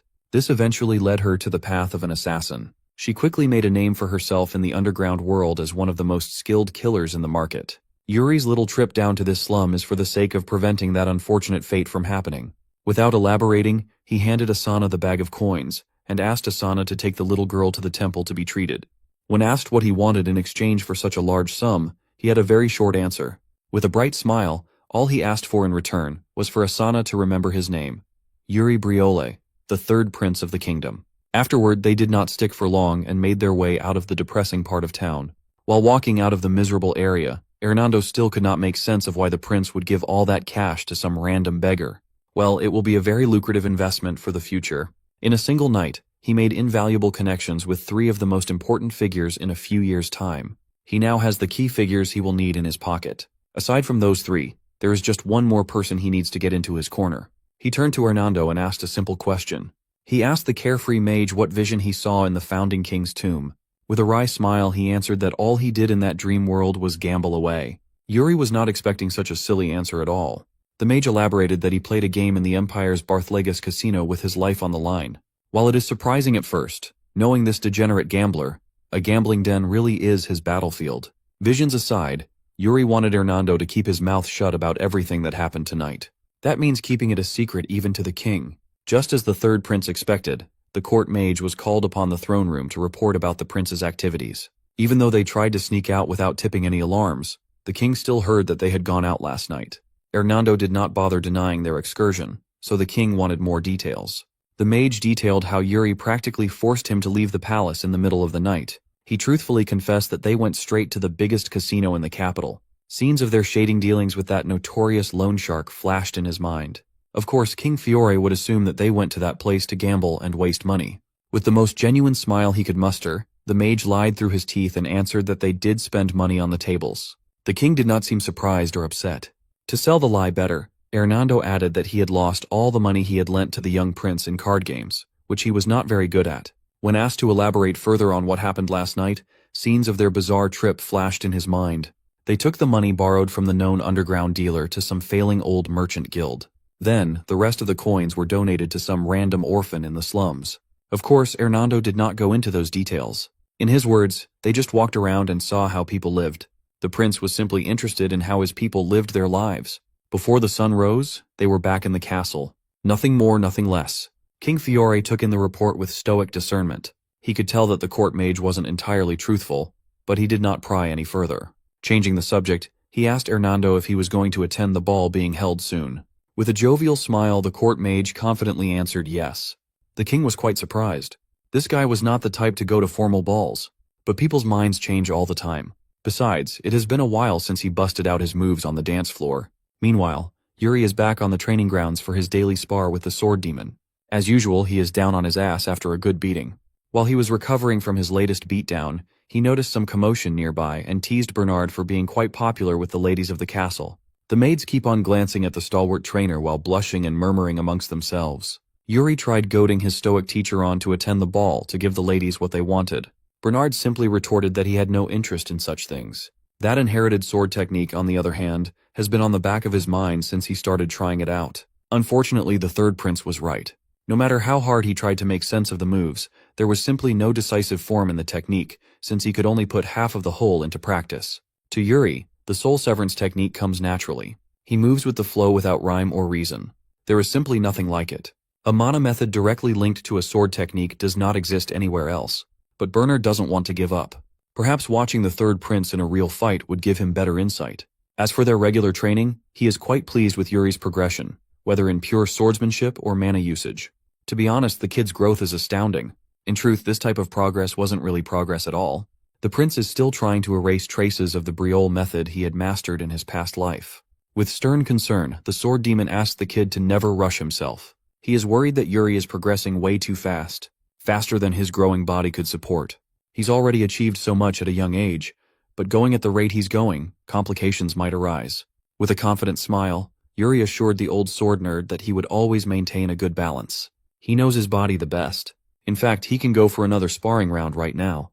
To spice things up, he tossed the wooden sword away. He unsheathed the ancestor's blade and, with a cocky grin, challenged Bernard to draw his own. The sword demon honored his request and elegantly drew his weapon. For an added layer of risk, Yuri proposed a bet. If he can successfully land an attack, Bernard must attend the upcoming. Of course, the sword nerd declined such a ridiculous wager. Besides, he's confident that he'll win anyway. Other than that, he has no faith that Yuri, with his zero credibility, would honor any sort of bet. Ticked off by the fact that his teacher is practically dismissing his challenge, the third prince injected mana into his blade. He took off like a speeding bullet, ready to pounce on any opening he could find. Yuri's blade collided with Bernard's. Master and student clashing with smiles on their faces. Spoiler alert, the third prince lost. He still has a long way to go. A few days later, the sounds of hooves galloping towards the castle can be heard from all corners of the kingdom. The day of the ball had finally arrived. In one of the luxurious carriages, a tall blond man clad in shiny armor was peering through the window.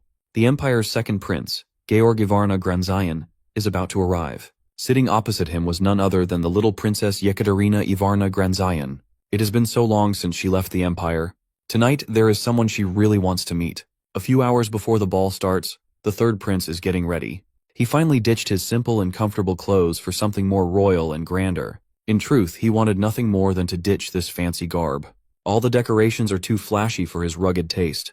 Ina argued that he used to like extravagant things like this before. After buttoning him up and straightening his outfit, Ina moved towards the door. Before she could leave, the third prince invited her to a dance. He reasoned that he wanted to get some practice in, and he did not have anyone else to pair up with. Ina stammered, looking bothered by the young master's request. She reckoned that this boy must be planning to step on her foot to get her to fall or something. He smoothly took her by the hand, pulling Ina closer while promising not to mess with her. No funny business at all. Tonight, they are just partners dancing to the tune of their own music. He took the lead, and she followed. Ina felt her maiden heart skip a beat, unable to utter a word as the dashing young master swayed her with care. When she calmed down, Ina bragged that she was a fairly good dancer. In response, he playfully asked who it was she's been dancing. Once more, Ina boasted that she was quite popular, but she had never danced with someone so short before. No worries, that height difference won't be a problem soon. For a few minutes, the two freely danced under the moonlight, peering through the window, and Ina stepped on his foot a few times. Inside the opulent ballroom, sounds of melodious music filled the halls. Nobles and their partners took to the floor to show their elegant moves. Up in the highest booth, King Fiore is sitting on his throne, drinking his wine while observing the festivities. Besides the table with a wide spread of food, the three princes were talking and laughing. While he's engaged in conversation, Yuri is carefully scanning the room. He could see Count Sidor in attendance. The man is really different from the rest of the knights. Surprisingly, he did not send Baron Arantia as a proxy tonight. Yuri's eyes darted towards his eldest brother's glasses.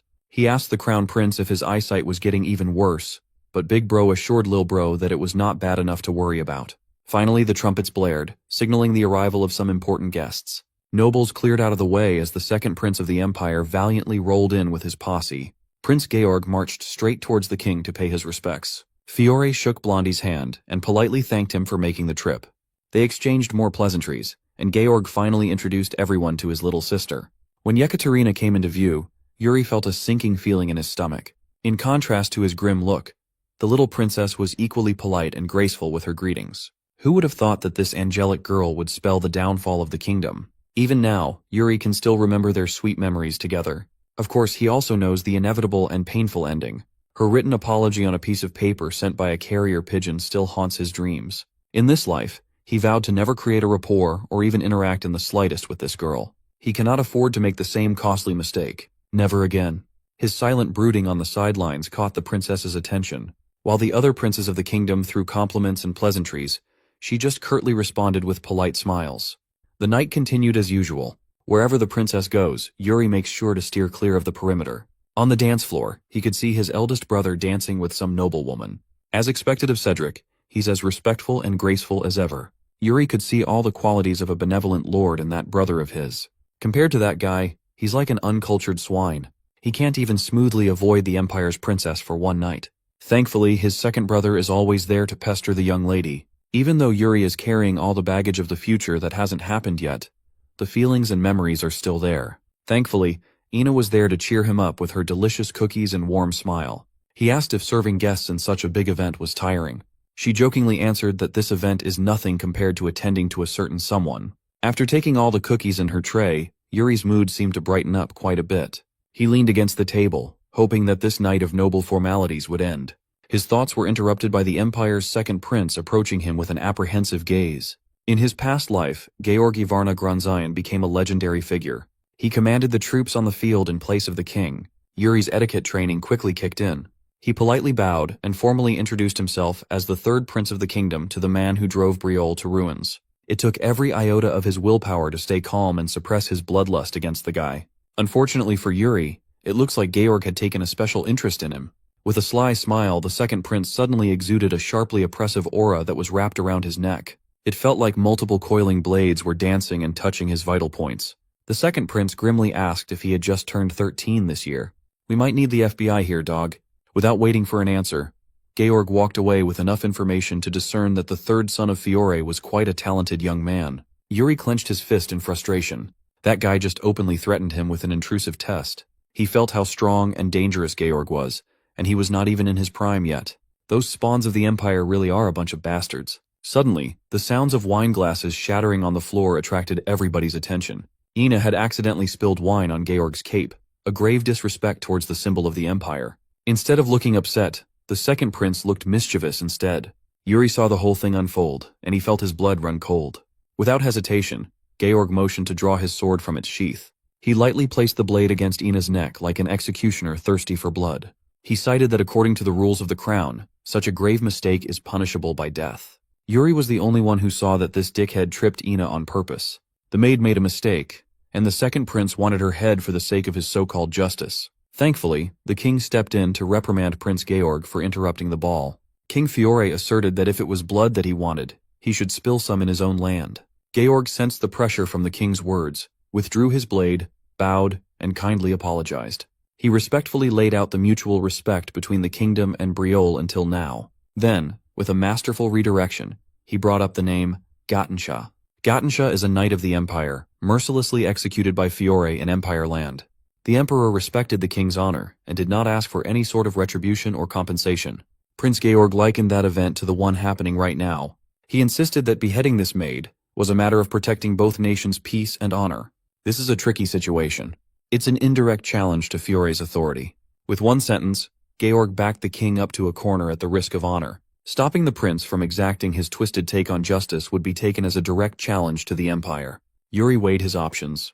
Necessities and conditions, ideals and reality, reason and power are all tenets that are far outweighed by Briol's main philosophy. A Briol must never abandon honor. Even after death, one must uphold that way of life.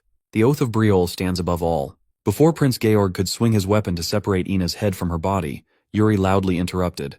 He calmly walked to the middle of the room and professed ownership over the maid. Since she is under his employment, her wrongdoings are as good as his. Since he too is a prince, he asks Georg to reconsider this punishment. Inwardly, Yuri could not help but feel like he was being punished for his criminal past. No matter what cards he's been dealt, he must play the game. He never had a choice to begin with.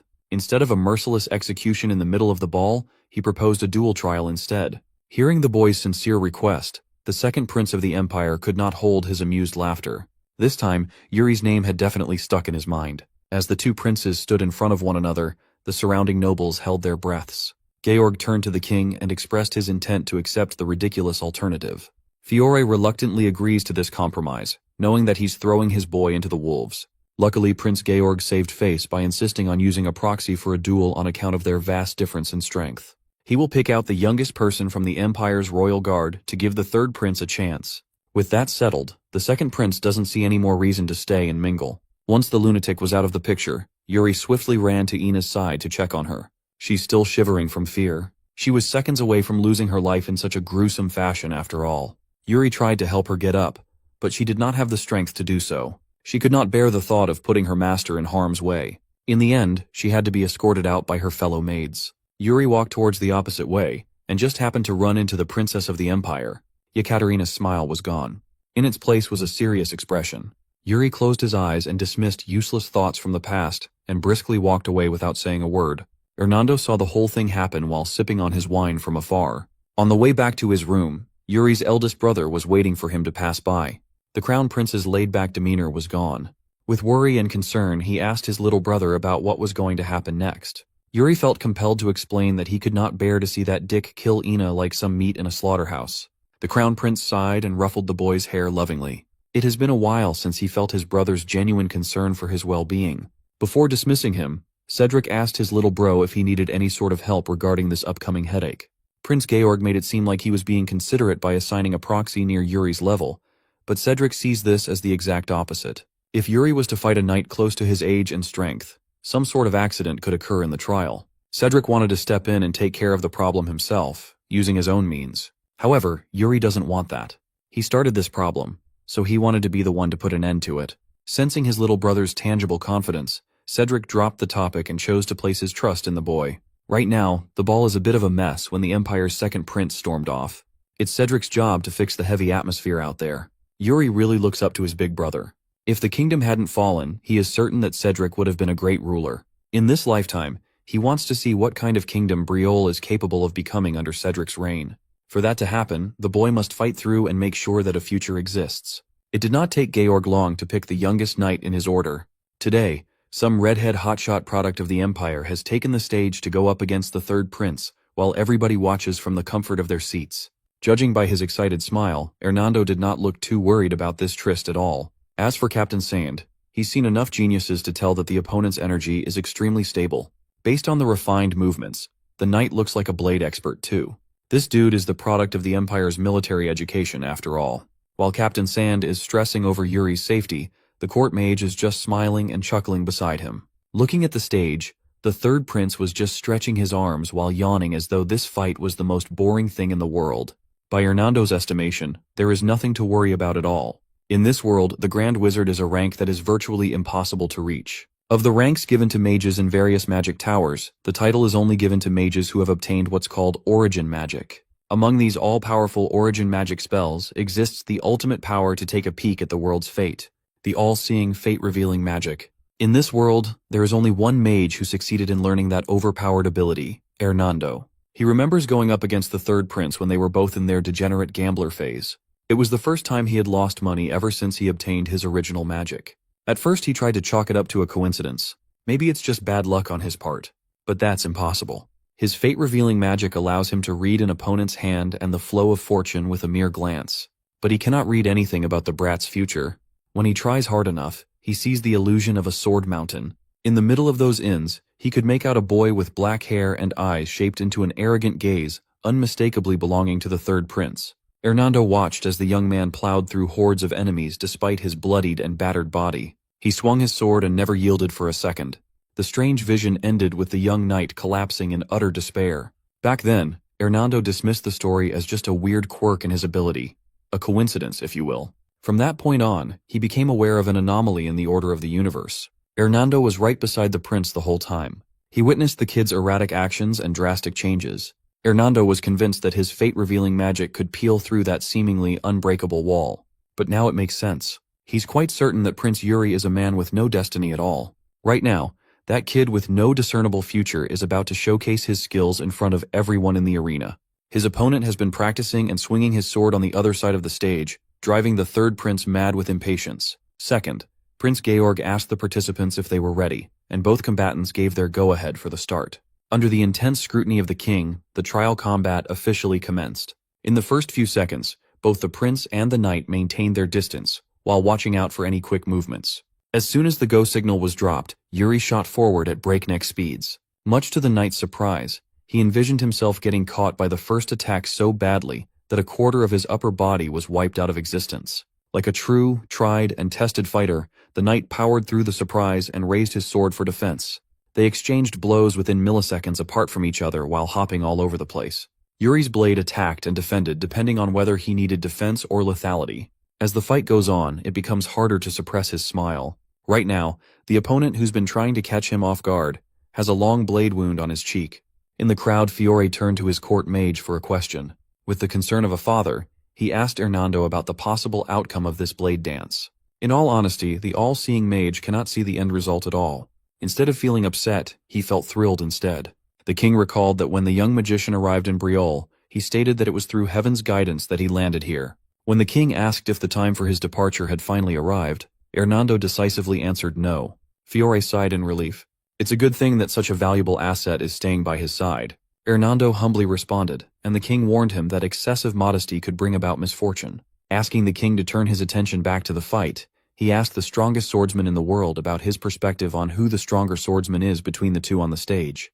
Without a shadow of a doubt, King Fiore gave the title to the Empire's prodigious young knight. Logically and realistically speaking, the king is right in saying that. Hernando is finally starting to understand why heavenly signs pointed him to this kingdom.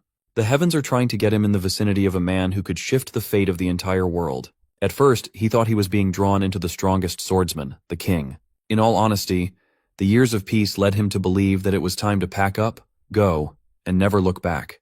But with that interesting young man budding into quite an interesting specimen, Hernando cannot possibly go away and miss out.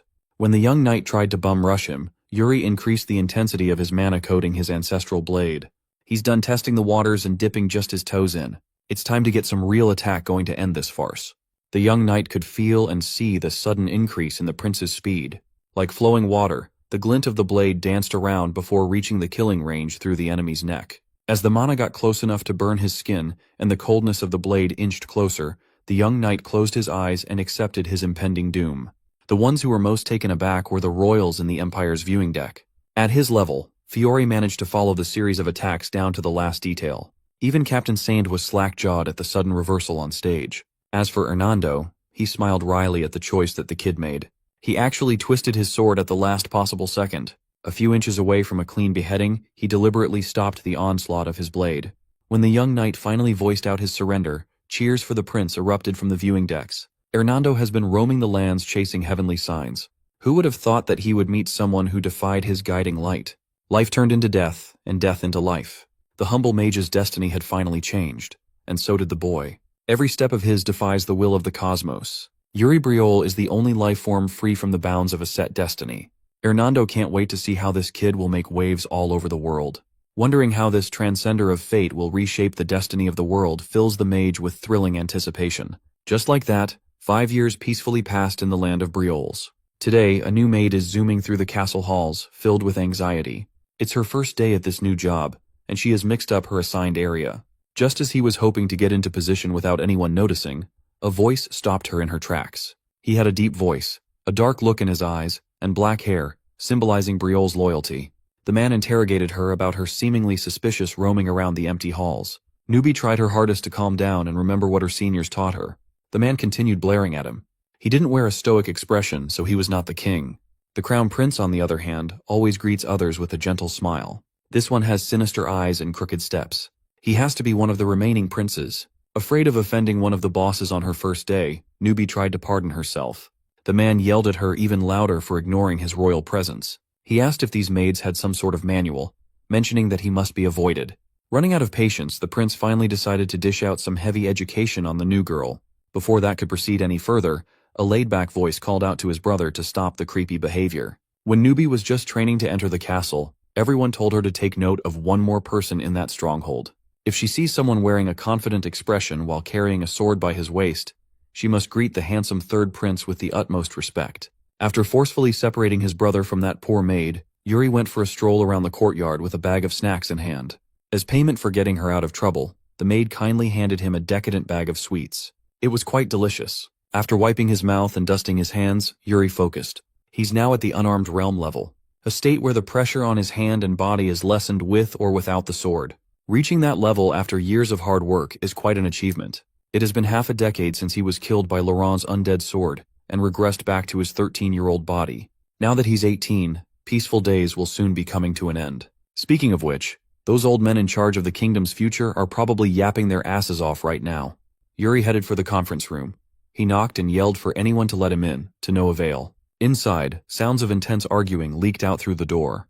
The guard standing by the entrance suggested that the third prince try knocking one more time, and maybe someone would hear and let him in. Done wasting time being ignored, Yuri used his newfound mana enhancement to blow the door open with his fist. The high-ranking nobles of the kingdom were scared and confused to see the third prince apologizing for the intrusion. He's been knocking for a minute, but no one seemed to hear it. Like a reasonable guy, he used more force the second time around. Yuri turned to his father at the head of the table and requested to be included in this conference. After being seated, the discussion about the last and biggest agenda continued. One of the young counts restarted the dialogue by asserting that they did not have any spare troops to help the allies outside the border. If the nobles are going to ignore the Empire's earnest request, then the nobles should be the ones to shoulder it instead. Yuri understood why everyone felt so strongly about their stance on this issue. Everyone is heavily considering their gains and losses. It's all a money game. If he recalls correctly, this coalition of allied forces and the grim incident it will suffer is about to begin. The Empire issued a call for every neighboring power to join the so-called allied forces.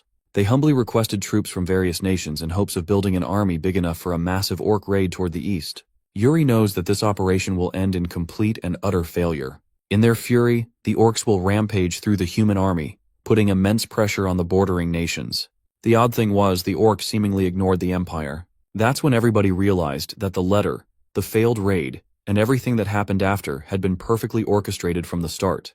In the process, Briole lost outstanding knights and heroes, including Sir Leon Flandre. With Yuri present in the room where it happens, he won't let things flow south in this lifetime. The table was pretty much split on the decision to send or not to send troops to the Allied forces. Before the bitching and moaning about protecting their numbers could get any worse, Yuri decisively volunteered to be sent to the front lines himself.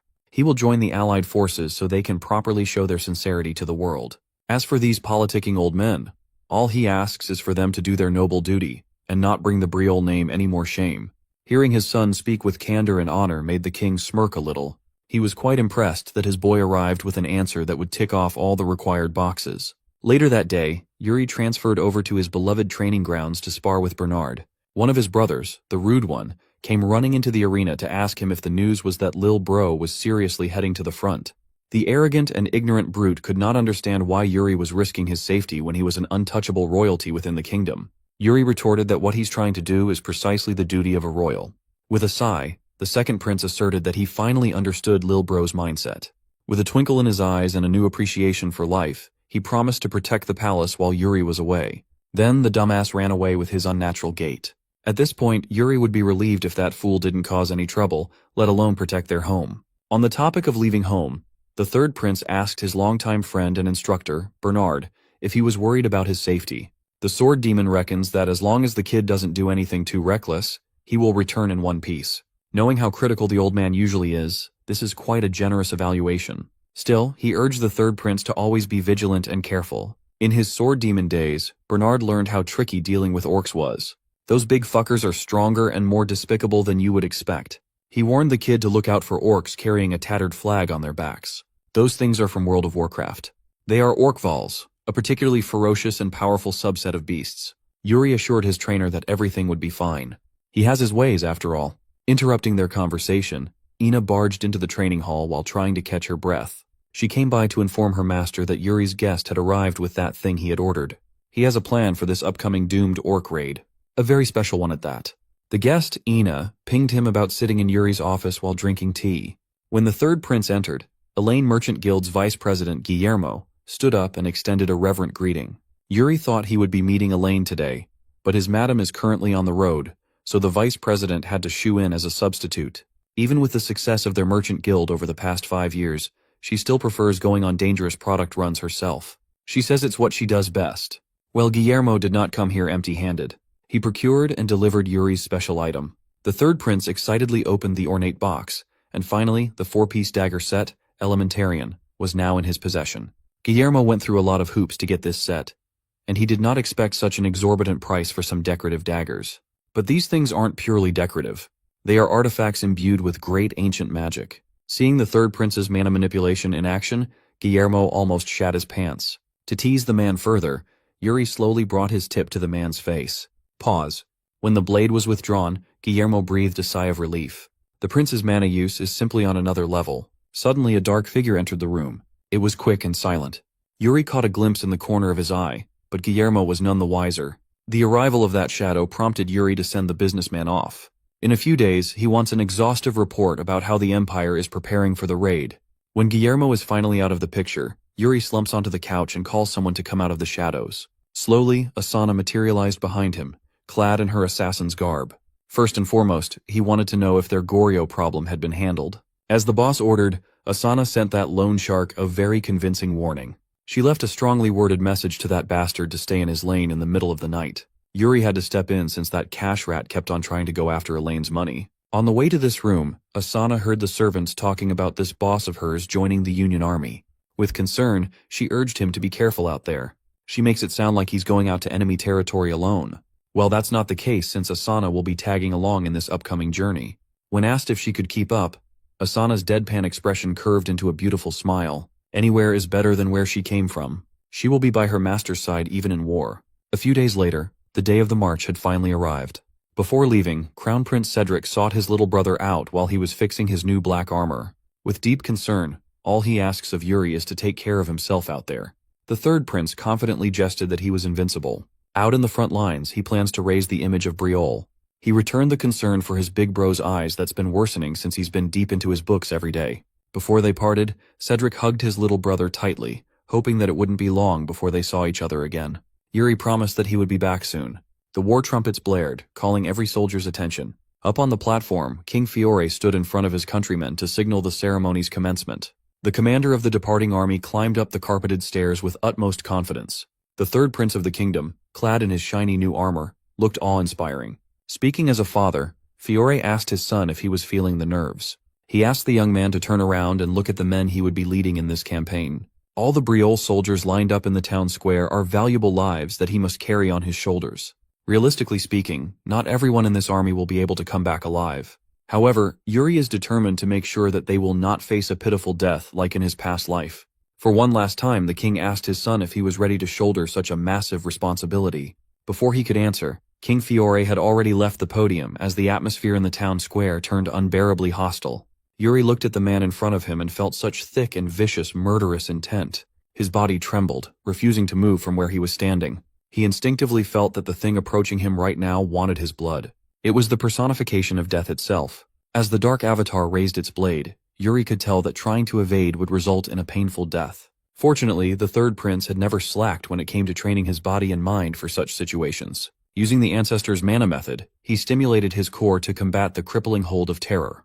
He carefully drew his blade and entered a steady defensive stance. Instead of waiting and letting the strike set the tempo, he used the soul-severing slash to meet death's blade. Up on the platform, father and son crossed swords to a standstill. With a satisfied smile, King Fiore praised his boy for a job well done. That sword strike shall serve as Yuri's letter of departure. King Fiore is not one to hold ceremonies longer than it should be. All he asks is for his son to come back alive. Like a seasoned veteran, Yuri Briole turned his attention to the men he would be leading to the depths of hell. He raised his sword, and his soldiers started passionately chanting his name. With utmost conviction, he asked his soldiers to put their trust and faith in him. The banner is raised and blades are drawn. It is time for the soldiers of Briole to march. Up at the border, word of Yuri's departure reached the ears of a certain someone. Down in the dungeon, orcs are being kept captive for research purposes. Count Sidor, the kingdom's valiant first line of defense, is looking forward to meeting the fated prince after 5 long years. After the departure of Yuri Briol and the soldiers, later in the forests, Yuri sits amongst the soldiers while they rest and chatter among themselves from their long journey. While resting, he comes up with an idea, so he wipes his mouth and goes straight to meet Sir Raymond.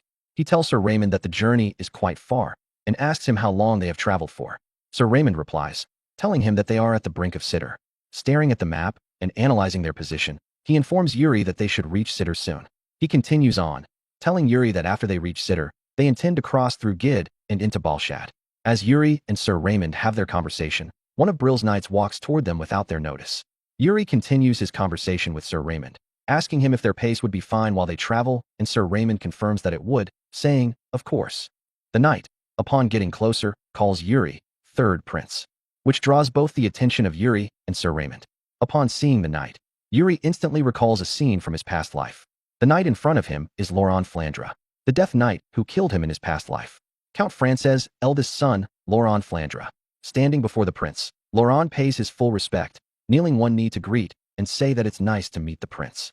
As he bows his head, he introduces himself, and the prince stutter as he calmly replies Laurent, saying all right. Then Laurent raises his head, and as if making a pledge, he tells the prince that he has wanted to tell him something for a long time. And Prince Yuri Broyle, looking somewhat worried, breaks a sweat and asks him what it is that he has been wanting to tell him. So Laurent, with his sparkly eyes filled with admiration and strong loyalty, tells the prince that he admires him. And the prince is taken aback by this sudden confession and asks with a stunned expression, "You what?"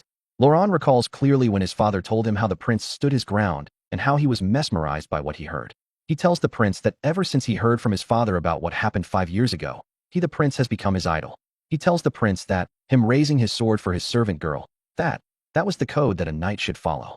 The prince, not knowing what to say, just stares awkwardly and quietly, while Laurent looks at him deeply with admiration. To kill the awkward silence, the prince raises Laurent up with a smile and tell him that it's true, and that he has also heard so much about Laurent from his father, so he tells him that it's nice to meet him. But Laurent immediately refutes him, shouting, "No," and telling the prince that he's the one who's honored to meet him. Sir Robert then comes interrupting them, and telling the prince that it's time to depart again, and the prince instantly replies, saying, all right. But before they depart, Sir Robert gives the prince a heads up, telling him that Count Sidor, whose place they are headed, is not the friendliest man. So he asks the prince in advance to please not take it too personally if Count Sidor doesn't greet them with a warm welcome. A later time, at Count Sitter's estate sits under the beautifully shining moon, awaiting the arrival of the prince. They put up a large banner in front of the estate gate, which boldly welcomes the third prince of Briol. And surprisingly, Count Sitter, his knight, and soldiers stand outside awaiting the prince to give him a grand welcome. Just then, the prince arrives with a smile on his face, surprised that they are actually receiving quite a warm welcome. Also shocking Sir Robert, Count Sitter bows his head, greets the prince, and welcomes him to his estate. Sitter Margrave, I'm Sitter. The prince also shows respect and greets the count, while also appreciating him for the kind welcome. And Count Sitter replies, telling him that it's because he admires the fact that the prince is jumping into the front lines at such a young age. Before anything else, he asks the prince if he has fought orcs before. And the prince, still with a warm smile after unmounting his horse, replies, saying that of course. But recalling that he hasn't fought any in this current life, changes his statement and says that of course he hasn't fought any orcs, but that he have studied. He then turns to the soldiers he brought with him and tells Count Sitter that most of his troops have also never fought orcs before, and that's why he thought it would be good to study up. Count Sitter then looks proudly at him, tells him that he can see why now, and also tells him that he finds his actions impressive. Once more, Count Sitter greets the prince, tells him that if he wouldn't mind, he would like to offer him a gift he has prepared for him.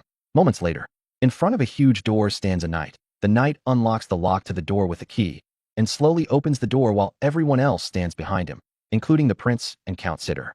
Count Sitter then becomes the first one to go in with his fire torch. Once in, he asks that the third prince kindly follow him as he leads the way. So, the prince, his knights, soldiers, and Sir Hernardo all walk in together. Once inside, and after a small walk, they open another door, and Laurent, after seeing the contents of the second door, is overwhelmed with fear. The prince also looks irritated and annoyed by what he sees, so he asks Sir Haim Sitter what the meaning of this is. And Sir Haim responds boldly, telling them that there's no need to be scared. Using his torch, he lights the lamp in the dark room, and it's clearly shown that where they are is in a prison cell filled with beings that have been captured and locked up. The prince, upon seeing this clearly, takes his time to observe and tries to figure out the current situation. Then one of the soldiers, seeing all this, stutter as he shouts that it's an orc. They stand before the cell of one of the captured orcs. But Count Haim Sitter tells the soldier to refrain from calling it an orc and that they should just call it a captive for now. He then tells everyone present that they needed to learn as much as they could from these monsters in order to survive against them. From their small habits to their instincts, everything that they could utilize for battle. They needed to learn it all. So, seeing this and after hearing Sir Haim's explanation, Prince Yuri Briol turns to him and asks him if this was the gift that he mentioned earlier. And Sir Haim responds with a proud smile, saying that it indeed is. That as they approach war with these savage monsters, what better gift could there be? Finally, Yuri smiles for the first time since entering this prison. He also thanks Sir Haim Sitter, while thinking to himself that Sir Haim is even crazier than he thought, for him to be torturing orcs. Behind Yuri is one of his soldiers who stands anxious.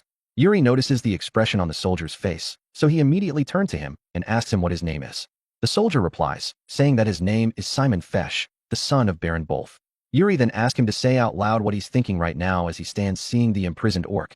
Simon then replies calmly and respectfully, telling Prince Yuri that he doesn't think that they needed to go this far with the orcs, and that torturing the orc seems overboard for a prisoner of war. Yuri then turned to look at the orc. As he does, he tells Simon that he agrees with him. However, he also make it known clearly to Simon that although he may think like that for now, he won't have the same mentality later. So he asks Sir Haim Sitter to open the door containing the orc that's being tortured. And without any resistance, Sir Haim responds, saying that he understands. The third Prince Yuri turns back to Simon and confirms from him if he said his name was Simon, and Simon responds saying that it's true. So as the orc steps above his cell, Yuri tells Simon that this is now real combat, and orders him to fight the released orc. Everyone then stands in place as they anticipate the fight. Simon braces himself for combat, prepared and waiting for the orc to make its first move. However, instead of attacking, the orc roars loudly at the top of its voice, then goes on its knee, and with great force, hits its head on the ground, as if to apologize and beg for mercy. It then repeatedly smashes its head against the concrete ground, while saying something in its orc's language. This then ultimately makes the soldier lose all will to proceed with the fight, and lets his guard down. The soldier looks at the orc with so much pity in his eyes, and also makes him feel like he's doing something really bad. So he gathers courage to face the prince and speak up against this cruelty. He turns to the prince with so much resolve, telling the prince that there's no way, that nothing can make him fight a helpless prisoner. Unknowing to him, that display of unwillingness to fight was all a ploy by the orc, and it's already right behind him with an impending violent attack. Before Simon could say more in opposition to fighting the orc, he's caught unaware from behind by the orc, who lands a serious punch to the side of Simon's head. The punch carried enough force and pressure to leave the dent of the orc's fist on Simon's helmet. making him to cough out blood and almost instantly go unconscious. The other soldiers, seeing that Simon has received a serious blow, shout out his name in worry. But before they could step in to help, the orc already grabbed Simon and put him in a chokehold, which then makes the knight present to give the order for everyone present to prepare for combat. But before they could do that, Count Heimsitter steps forward, telling them all to relax, that they have cut most of the orc's tendons already. Count Sitter stands beside Yuri, who seemed to be paying full attention to the scene that's before him. So he calls the prince, and with a bold and commanding tone, he tells the prince that this is the true nature of an orc, telling him that if you give an orc an inch, they try to take a mile. The knight then shout, calling the third prince and telling him that they need to rescue the Simon now. But once more, Found Sitter tells them to relax, that they have already cut off almost half of the orc's tendons. That Simon isn't going to die, though he adds that the chokehold still is going to hurt a little. The orc continues choking Simon, while also saying strange things in their orc language, making the soldiers stand ready to fight while Yuri and Count Sitter stays calm.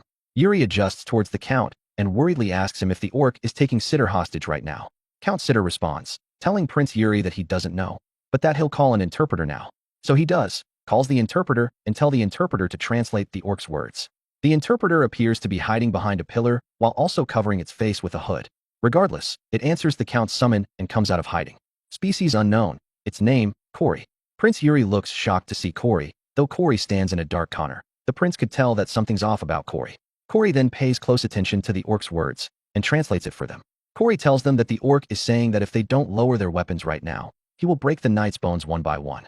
After Corey's translation, the orc tightens its grip on Simon's neck, causing Simon to cough and cry out in pain. At that instant, Prince Yuri calls for Hernando, telling him that it's his turn. This then makes Hernando stand in front of the prince while casting a magic spell. He tells the prince that he understands. Hernando, after successfully casting his spell, sends it as an attack towards the orc, placing it in shock and confusion. At that moment, Hernando tells the prince that it's now his turn, and instantly, without a moment's waste, Prince Yuri Briol jumps forward, charging towards the orc. He tells Hernando that he has done a good job. While the orc is still in confusion due to Hernando's attack, Prince Yuri Briol swiftly whisks Simon away from its grip and immediately makes his way to the others. Then the orc comes to its senses and stomps the ground with great force. Fully enraged by what has just happened, it roars so violently loud, while also clenching his fist in anger. As it continues to roar, Prince Yuri calls to the count, and just to confirm, he asks if he'd be correct by saying that that orc isn't an ordinary one. And the count replies, saying that it's true, that though it may be smaller than its peers, it has plenty of experience when it comes to wars. Which also brings him to recall and inform them all with a cold tone, yet angry expression, that this particular orc was eating a knight alive when they first captured it. He tells them that that particular orc has killed a lot of men. One of the knight then shout, calling the orc a bastard. He angrily announces his disdain for the orc and say that he doesn't care if it was still holding the knight hostage, that he's going to kill it. But before he could do anything rash, the prince stands in front of him and tells him to stand down. And even though hesitant, he accepts and say that he understands. But before they proceed, the prince turns back to see the orc and tells the knight that he's not trying to scold him. Rather, he asks the knight to look behind the orc and see that everyone behind it is also looking for an opportunity, which brings him to tell the knight that it's not like that particular orc is special, that all of them are just like that. He also tells the knight to keep this in mind, that there will be far worse orcs in the plains. Before leaving, he gives the knight a pat by the shoulder and tells him to stay focused, that this is training, that he should use this opportunity to learn how to kill orcs. So the rest of the night goes by with the knights from Prince Yuri Briol's troops learning how to kill orcs one after another. While they carry out this late-night training, one of the orcs seem excessively aggressive, picking up a fire lamp and throwing it at them.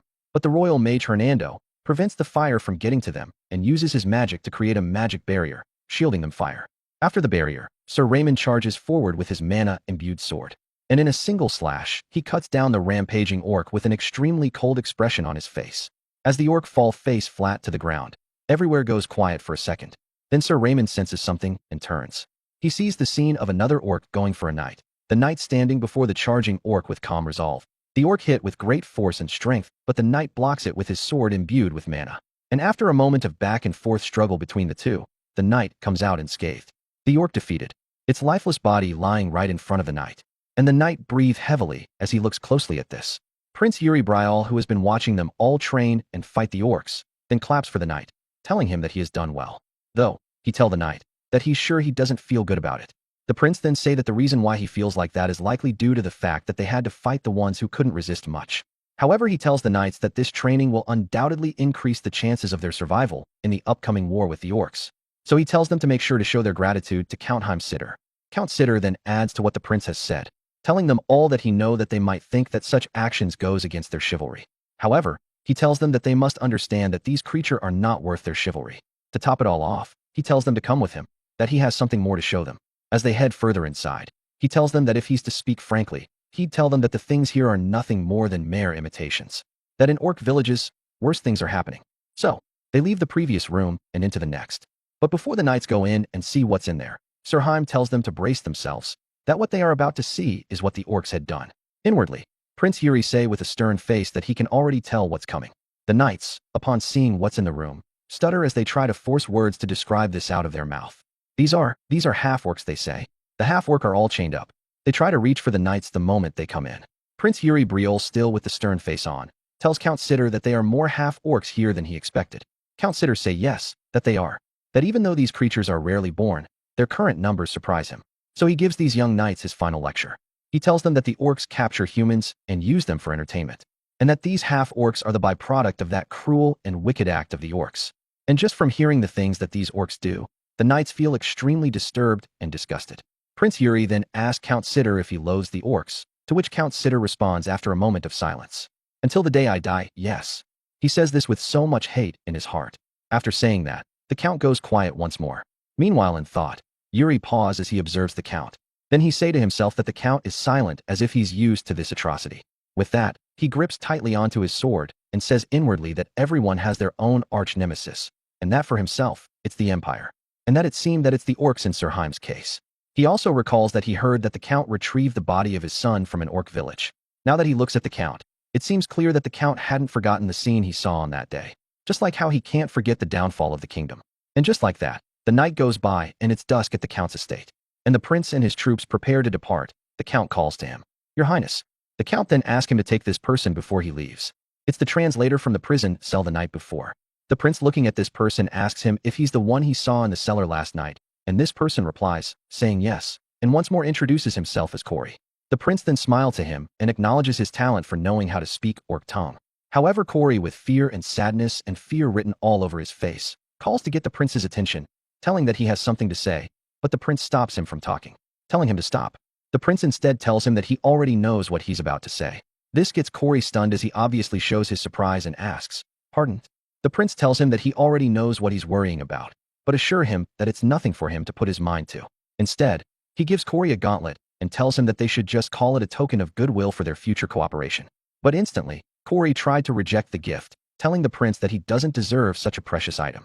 And before he could say more, the prince interrupts him by shouting out Sir Raymond's name. Sir Raymond responds, appearing before the prince. The prince, with a smile, asks him if it's the borderland from here on out. And Sir Raymond affirms it, telling him that that's true. However, he tells the prince that there may be a fair number of bandits on their way. Regardless, he says that the prince doesn't have to worry about an ambush. But the prince refutes him and tells him to not think like that. That bandits, just like rocks, are a threat to the border. With that, he asks Sir Raymond if he isn't correct. So he tells Sir Raymond that they must wipe out the bandits on their way, while they cross the mountains. Meanwhile, elsewhere in the forest, some merchants pass by with their goods. But suddenly come some horses headed towards the merchants. The riders of these horses are the bandits who self-proclaim themselves to be the owners of this mountain path. The bandits, upon getting in front of the merchants, show of their blood-stained sword to intimidate and terrify the merchants. Without uttering a single word, the leader of the bandits looks down on the merchants from high on his horse and raises his blood-stained sword high onto the sky, in preparation to strike down and kill the merchants. And the moments that follow after that are that of a bloodbath. The entire scene covered with blood. It's a completely new day. The prince's knights and soldiers arrive in the forest. They march majestically as they ply the route that leads to their destination. At some point, the prince turns back to look at Corey. He looks at Corey because he knows that the platoon will get noisy once people find out that Corey is a half-orc. But he lets his mind be at ease because he has already handed Corey over to Hernando as a retainer. He believes that Sir Hernando will handle the situation well on his own. So as they march forward, Yuri stares at the map, trying to point out where they currently are. So he calls Jared to come forward, and Jared answers, "Yes, sir."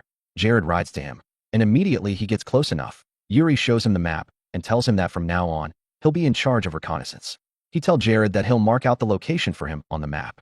So he orders him to go and report back. But this gets Jared confused. So he wonders as he asks the prince why he would need to be in charge of reconnaissance here, because this place is the bandits. Realizing the prince's intentions, Jared boldly declines, telling the prince that the bandits will just run away once they track them down. So he asks the prince once if he's sure about this. The prince affirms his words, telling Jared that they will track down the bandits if they do run, that those bandits harm merchants in the borderland, which is why they can't be left alone. He then smiles and jokingly asks Jared if he's scared and not confident, telling him that that's not something he'd expect from a talented knight like Jared. He then informs Jared that other soldiers are too nervous for this job, that himself is a young and inexperienced prince. However, Jared is a genius with the sword who cannot understand the average person. He says all these just to make Jared take up the position. Jared, having fallen for the prince's words, bolts away on his horseback, telling the prince that he'll be right back. And the prince smiles in response and tells Jared that he better, and that he likes his motivation. Sir Raymond then rides to the prince's side and tells him that he seemed to cherish Jared. But the prince just laughs it off and say that cherish is a bit much, that he just take Jared around with himself. After saying that, he turns and stares at Sir Raymond for a moment, then turns back and asks Sir Raymond if he doesn't mind him asking an uninteresting question. Sir Raymond says it's all right and urges him to please go ahead. So the prince asks his question without hesitation. He asks Sir Raymond what it is that he fights for. This question comes sudden to Sir Raymond, and he is taken aback. But he replies, saying that he haven't heard that question in a while. However, he say that the only answer he can give is a very old one. The prince pay close attention to hear his answer, and Sir Raymond say to him that his reason for fighting is for the safety of Briolle. This answer ignites a spark in Yuri's eyes as he opens them wide in amazement. Then with a smile, he says within that that's not a bad answer at all. He then gives Sir Raymond the order to maintain this marching speed, that he'll go check up with Jared for a bit. So he turns his horse around and moves ahead at a much faster pace. Meanwhile, elsewhere in the forest, the stronghold of the bandits. One of them seemed to have been captured and tied up elsewhere. While being tied up on the ground, this particular bandit screams out loud for help. But the one who captured and tied him up then comes closer to him and tells him to be quiet. It's Yuri Briolle. Yuri tells the bandit to be quiet, unless he doesn't know how to value his life. He asks the bandit if he actually doesn't know how to value his life. Jared, with the scope, calls the prince and tells him that he has found it. This gets the attention of both the prince and the bandit, who looks surprised.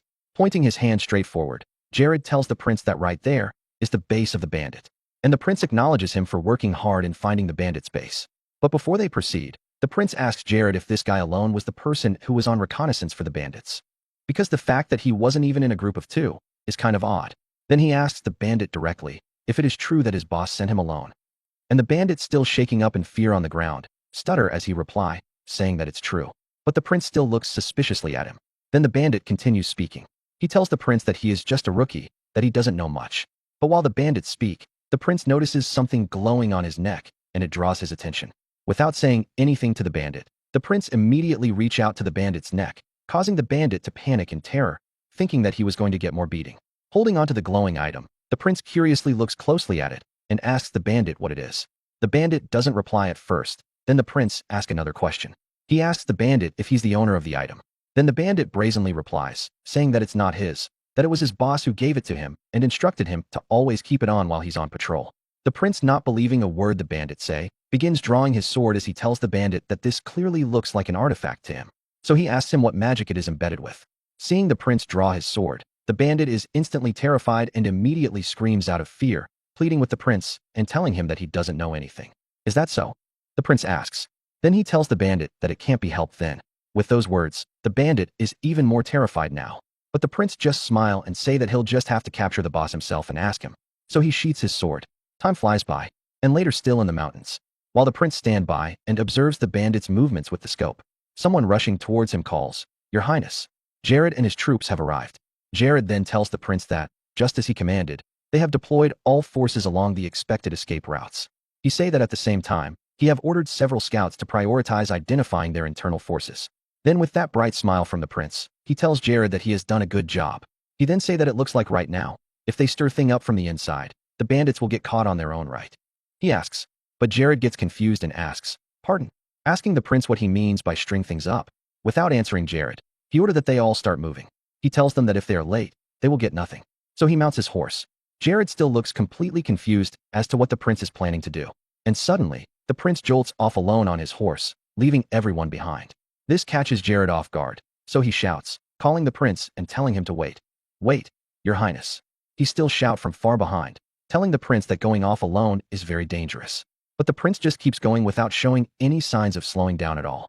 The moment he enters the center of the bandits' camp, he shouts, calling for his soldiers and giving them the order to charge, instantly causing chaos in the bandits' camp. The bandits, who seem to be going about their daily life as usual, are instantly met with confusion with the amount of noise they hear all around themselves. Looking ahead, they hear the sounds of horses approaching them at high speed, but they still are confused and unaware of their current situation. And bam! The prince and his horse comes crashing down on them from above, destroying everything and causing ruckus everywhere.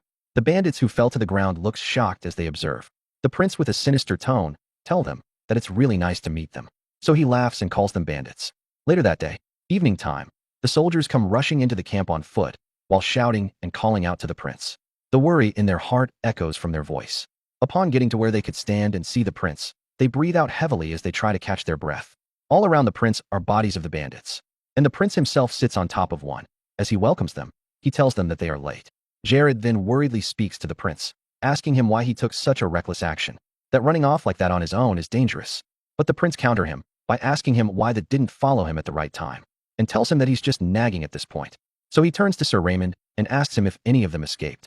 And Sir Raymond boldly replies, saying that none of them escaped, and that the bandits have all been eliminated with no casualties on their end.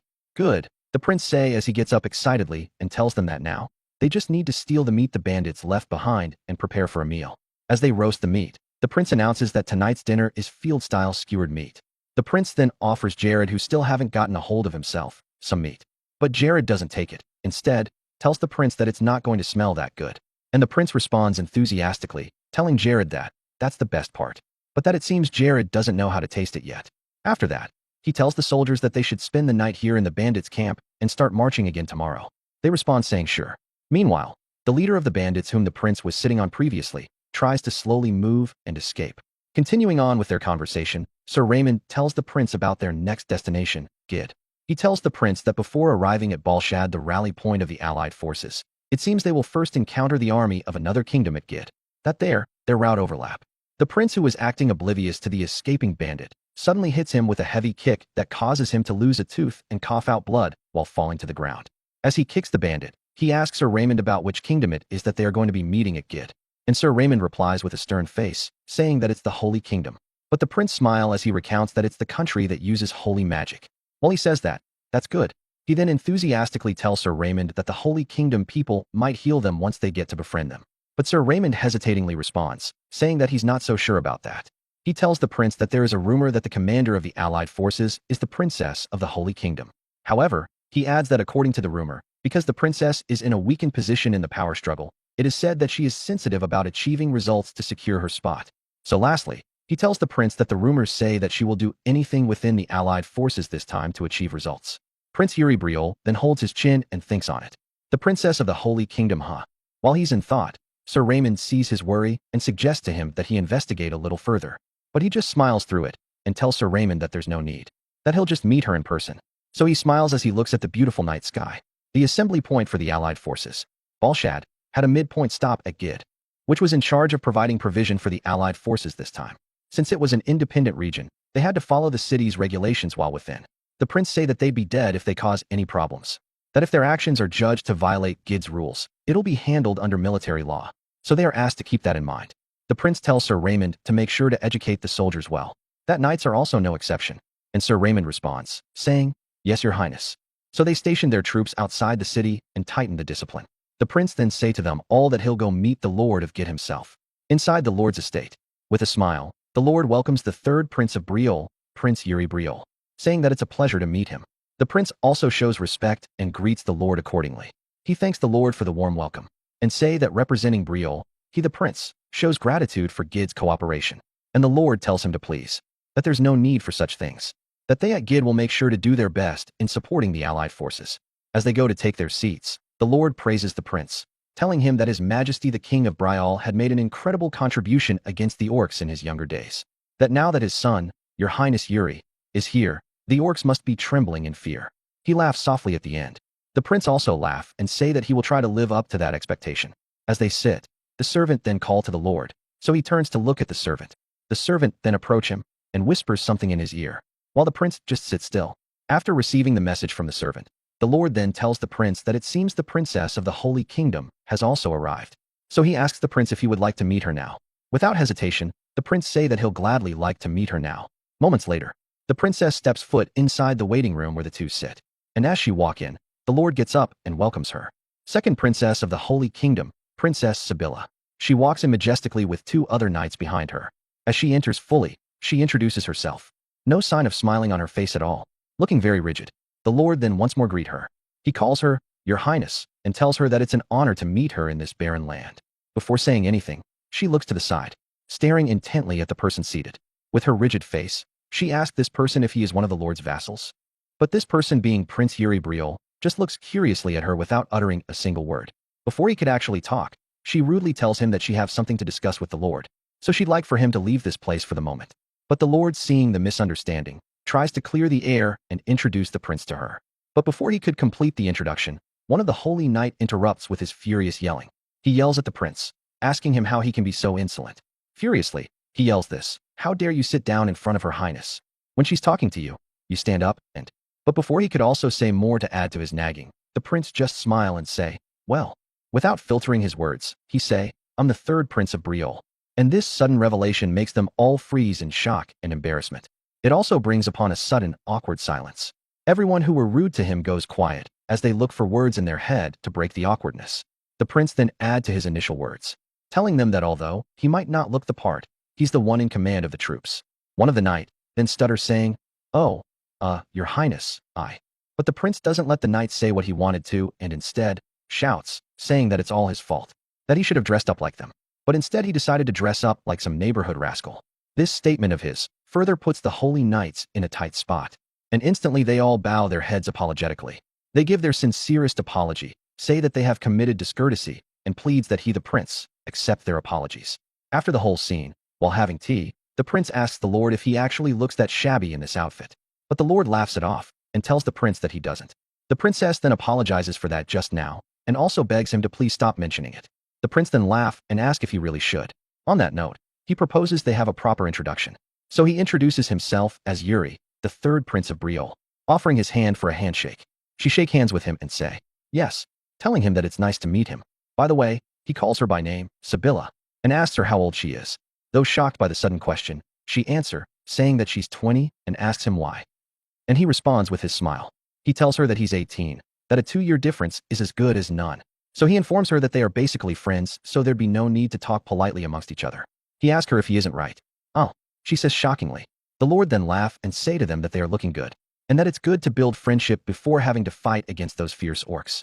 He then faces Sibylla and asks her if she is okay with that. Though hesitant, she says sure. After the introduction is over, the prince calls to her and tell her that on his way here, he reckoned that he didn't see any troops on the way here. So he asked her if the knights arrived in advance. She say that, that's correct, and that the troops will be here by tomorrow. The prince then holds his chin, thinking on it. He tells her that he hoped nothing bad happens. But for some reasons, this enrages her. So she tell him that the rules and discipline of the Holy Kingdom are not to be worried about. Which makes her also ask him if he's trying to say that there's going to be conflict. And he replies confidently, telling her that he's talking about an external conflict, not an internal one.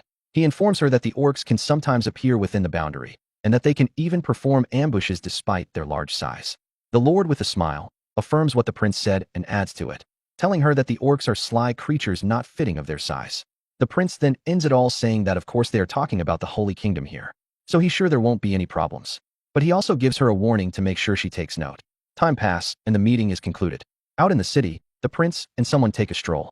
The person asks him how the paladins of the Holy Kingdom were, and he straight up replies, saying that they were too rigid, and that the princess is going to have a hard time. The person he's walking with, being Hernando, then asks him if he likes the princess though, because he seemed a bit worried about her. The prince replies, saying that he guessed so. But, by the way, he puts his hand in his pocket to fetch something out. He then pulls out the item he took from the bandits. Looking at it, he asks Hernando if he's sure that this item was bought from this place. Hernando looking at the shop, saying to the prince that he's certain that this place is the only place around here that sells such item. Yuri then asks him if what the bandit captain said about the item being able to lure orc in is true. Hernando then replies, telling him that what the bandit captain claimed precisely is that the orcs would go berserk and run at the necklace's owner once they feel its aura, that it's like a drug for war. Then they say that perhaps it's an artifact, but it's a little.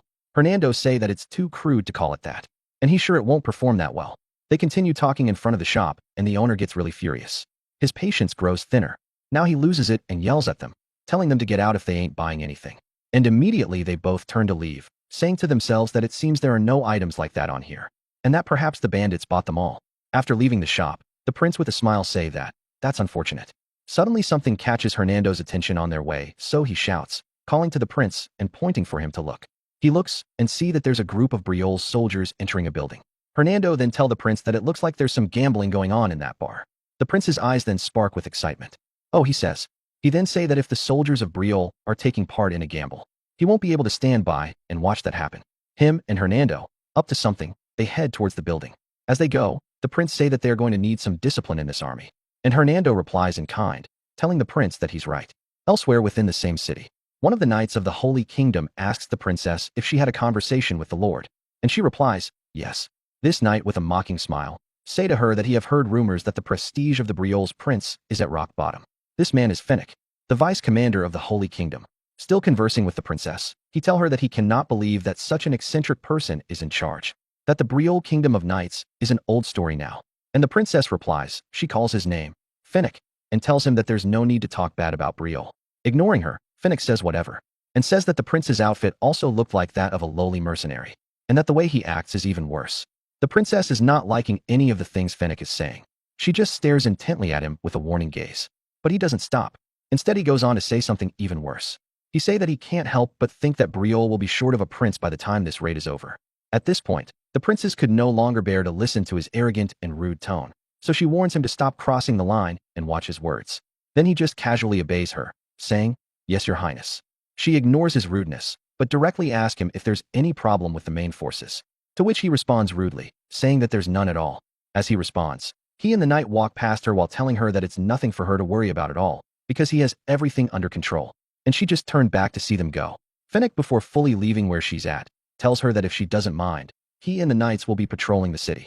With nothing to say to Finnick, the princess just sighs as she wallows in thoughts.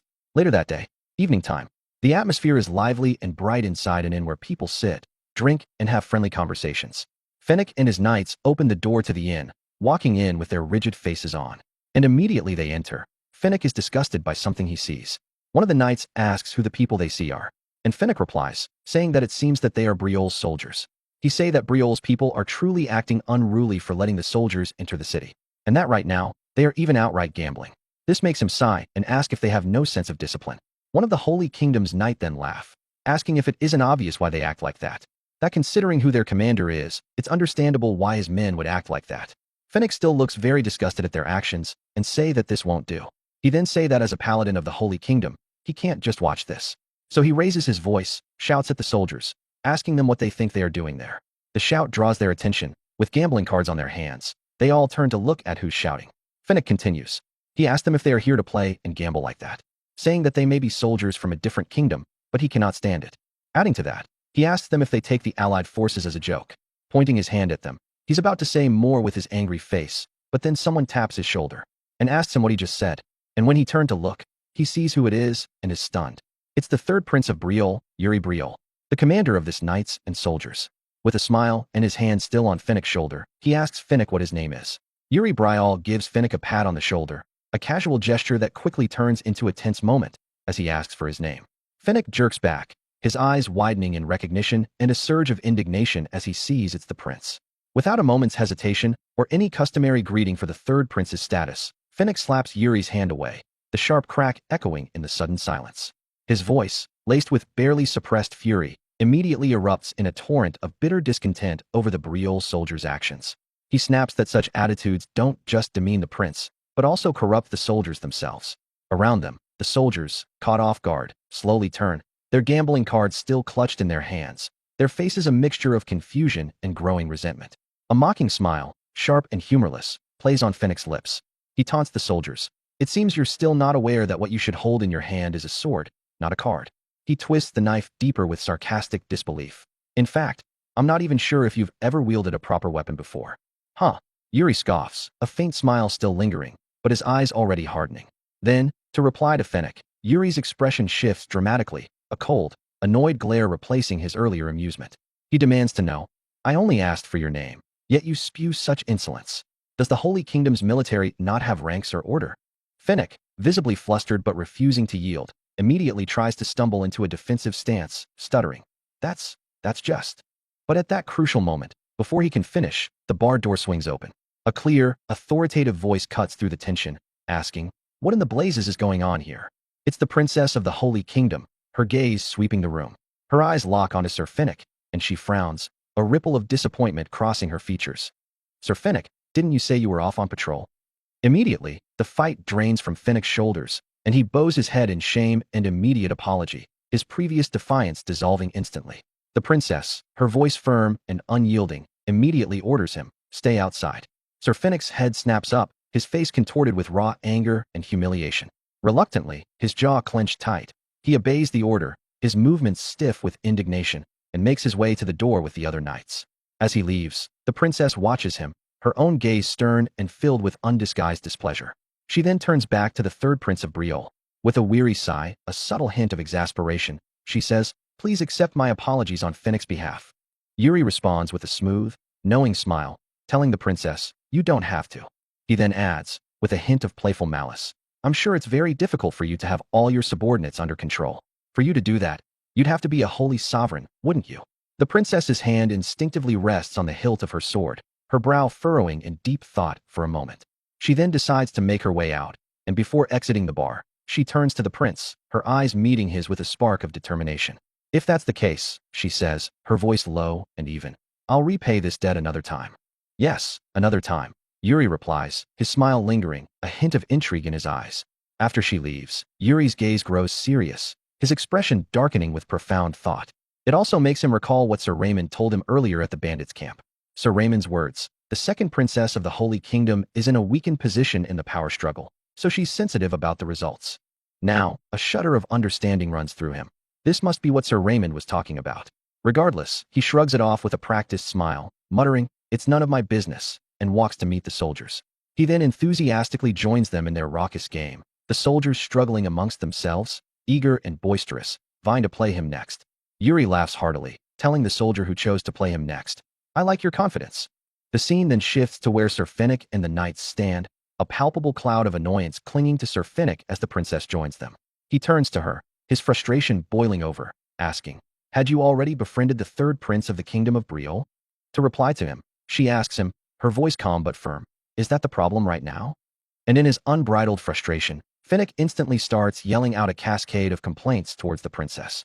He accuses her, "I told you about the prince's lack of elegance." But just as he rages, someone comes rushing in, a desperate shout tearing through the air, calling them both, "Your Highness." Sir Finnick. Both pause, their previous animosity forgotten, and turn to where the frantic voice is calling from, their faces etched with sudden worry. They see a soldier mounted on a horse, barreling towards them in a state of sheer panic. As he gets closer, they can both clearly see his blood-stained armor and the lathered, exhausted horse. Immediately after dismounting, the soldier collapses to one knee, gasping out a hurried greeting and begging them to excuse his disrespect, before finally delivering the news that brought him rushing in. "This is an urgent message from the main force," he cries, his voice strained with terror. The princess, her face pale with mounting dread, asks him, "What is the urgent message?" And he instantly replies loudly, his voice cracking with desperation, telling them both that the main forces have been attacked by the orcs. His response instantly plunges both of them into a state of frozen, utter shock. Moments later, the princess mounts her horse, now resplendent and formidable in her full battle armor, prepared for conflict. The Lord of Gid, standing beside her, calls her respectfully, his voice tinged with deep concern, and asks her if she's leaving right away. She responds with a resolute nod, affirming that she is, but before she leaves, the Lord has something to tell her, so he informs her beforehand. This might come off as inappropriate. Then he speaks his piece, his heart heavy with worry for her and their forces, asking, "What do you think about requesting support from the Briolles?" The princess stares at the Lord, her gaze intense and contemplative, as she thinks deeply on his suggestion. The Lord then adds to his suggestion, his voice earnest, telling her that to minimize damage to the allied forces, his suggestion would be the best course of action. But before the princess can even consider nor ponder properly on this, Sir Finnick explodes, a fiery nonsense, interrupting the Lord. Continuing on with his infuriating stubbornness, he declares, "The Holy Kingdom will take care of its own matters." Or, he challenges the Lord, his eyes flashing with indignation. "Are you trying to say that we, the Holy Kingdom's knights, would lose to some lowly orcs?" Immediately, the Lord tries to nervously laugh off his suggestion as nothing, waving his hands dismissively. He tells Sir Finnick, "That's not what I meant at all." The princess then responds to the volatile situation, her voice calm but unwavering, telling the Lord of Gid, "It's all right." With a reassuring smile, she tells him that she understands his worry, but also tells him, "Do not worry, things will end without trouble." Though, she informs him, "I appreciate your thoughts." With that, she pulls the reins of her horse with fierce determination and shouts for she and her knights to charge. Thus their urgent, perilous journey to go save their main forces begins as they all charge, a thunder of hooves following behind the princess. As they depart, the Lord still stands in place, a look of lingering apprehension on his face as he watches them go. Beside him is one of his serving soldiers. The soldier then turns to the Lord and speaks, telling the Lord that the fellows from the Holy Kingdom are quite stubborn. The Lord affirms that, telling the soldier that the stubbornness is especially much with that Vice Commander Fennec. It then makes him say, with a resigned sigh, "It can't be helped." So, he gives the soldier an order, his voice firm and decisive, to go to see the third prince at the Briol army's camp. And the soldier bows his head in response. "Yes, my lord." Before the soldier's departure, the Lord strictly instructs him, his tone leaving no room for argument, that he must make haste. So he goes, and some time passes. The soldier, after arriving and delivering the Lord's message to the third Prince Yuri, goes on one knee in greeting. While Yuri reads the letter, a visible shadow of worry deepening on his face, Sir Raymond comes and asks him what it says. He then responds, his voice grave, telling Sir Raymond that the main forces of the Holy Kingdom have been attacked by the orcs. And Sir Raymond instantly looks puzzled, a furrow of disbelief on his brow, upon hearing this news. Yuri also tells Sir Raymond that, as a member of the Allied forces, the Lord has requested that they help with annihilating the orcs in the vicinity. Hearing this, Sir Raymond gets even more confused and asks why it is Gid that's requesting this of them instead of the Holy Kingdom themselves. Yuri, also having the same question nagging in his mind, pictures the vice commander of the Holy Kingdom's knights in his head, a faint, knowing smirk playing on his lips, and tells Sir Raymond, "I'm sure someone was being very stubborn."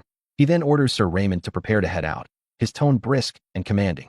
Sir Raymond then hits his chest, a gesture of unwavering loyalty and commitment, and tells the prince that he shall follow his command. Yuri then turns to the soldier who came bearing the message and asks him for his name. The soldier replies, his voice a little breathless, saying, "My name is Roy, your highness." Yuri confirms his name is Roy and orders him, "Head to the bar located next to the Talisman Market and call the Briol's knights here." He also tells Roy, a mischievous glint in his eyes, "The knights will all run out of the bar once you tell them that I, the third prince, said that I'll only accept the first 10. Keep that in mind."